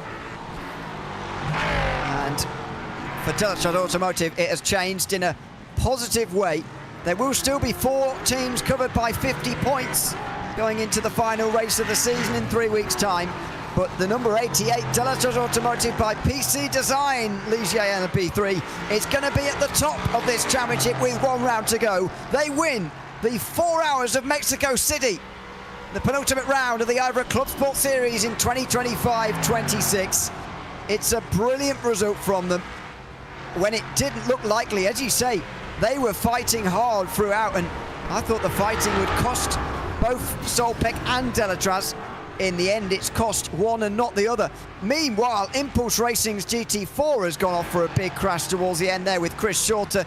He's ended up finishing in 9th place. There goes Peter Burdett over the line. Project 91 by Raw Racing win the Porsche Cup class. Not championship contenders, but they've been dominant this afternoon. And Corentin Guinet brings the Sim RC Sport Class car over the line for a victory here in Mexico as well. They take control of the Sport Class Championship, no doubt. Certainly, what a race for all 3 classes as well. I think it was, compared to Miami, and I didn't think I'd be saying this, a lot more battling, which I didn't think I'd be saying, because it has been a really good championship so far. And I think the great thing is, obviously today we didn't see the leading battles go to the end, but everywhere else there was something that changed the championship near the end. I mean, I think the main thing being towards the end there for the LMP3 class, both 3rd and 4th going round after contact with the, I think it was it 2nd in the Cup class, which of course makes a change in the championship. But great scenes here, and heading into Laguna Seca, the battle's on for all 3. It absolutely is. All 3 championships still available and still to be decided. Callian May wins tonight, though, by 4.4 seconds in LMP3 in front of his teammates Roman Buchler. Fabian Siegman eventually gets back to 3rd after, even despite that spin, Moin Khan 2 spins in the final 45 minutes cost him and Satellite Racing a podium. Pascal Stick's late mistake through turn 3 is going to haunt him. He finishes 5th for the reigning champions. Solpec end up 6th and 7th. Nexus Talk Lab 1 lap down. Project 91 2 laps down. Echelon Simsport 3 down at the end of that race. In the Porsche Cup class, it's Project 91 who have a much better day there. 7.2 seconds at the end in front of Carlisle Esports, who take the championship lead off of Impulse Racing, who finished 3rd. Team Checkmate and CSM by BS Plus Hybrid round out the top 5. 1 lap down for PT Autosport. Olympus Esports 2 down. Line GP retired relatively late on. The Sport Class finally, Sim RC dominating here after being handed the lead. Corentin Guinet really drove that home. Team Checkmate and Share Esport round off the podium, with Core Sim Racing, Delta Sport battling to the line for 4th and 5th. Also on the lead lap were Grow Racing Team and Solpec Precision Racing. And OCC Sports Impulse Racing and Fiercely Forward round out the top 10. Then Satellite Racing, they may gain places from Enosis, and some others down here may do as well because of penalties. Team Floor by Impulse, championship contenders at the start of the day, finished down in 12th, and that's going to cost them an awful lot of points. At the end of today, they will be 98 points off of Sim RC. 56 Racing Team, RJD and WSR Esports rounding out the top 15. Also 1 lap down, Artura Esports, Orion Race Team and Thomas Enger Sim Racing. Talk Freak Racing were 2 laps down, not their best day, the Sportman Division leaders, that they may not have sealed the title. We will do the maths on that. Core Sim Racing rounded out the top 20. Satellite Racing and SRM were also 2 laps down. Orion Race Team dropped 3 laps down, or 4 rather, with that very late bit of trouble. Spencer Reitzmer for Echelon Simsport ended up 4 down, with Mono Competition, a late meatball for them, 6 laps down. That other Orion Race Team car never made the start. Let's have a chat, shall we, to the overall winners first of all. Alessandro Delatraz and Kalyan May from Delatraz Automotive, who have won tonight in Mexico City. Congratulations to you both. Thanks for chatting to us at the end. Kalyan, I'll start with you because you took the car to the end there. Must be a great feeling to know that not only you and Alexandra put on a great race today, but also you have the full backing of the number 8 team as well, and you were able to share with them a 1-2 at the end of this race. Yeah, it's crazy. Thanks to the whole team for the effort, and yeah, amazing job. Just how was that final hour there? Because I've got to say, at half distance, when you got into the car, I didn't expect the 88 car to take the victory tonight.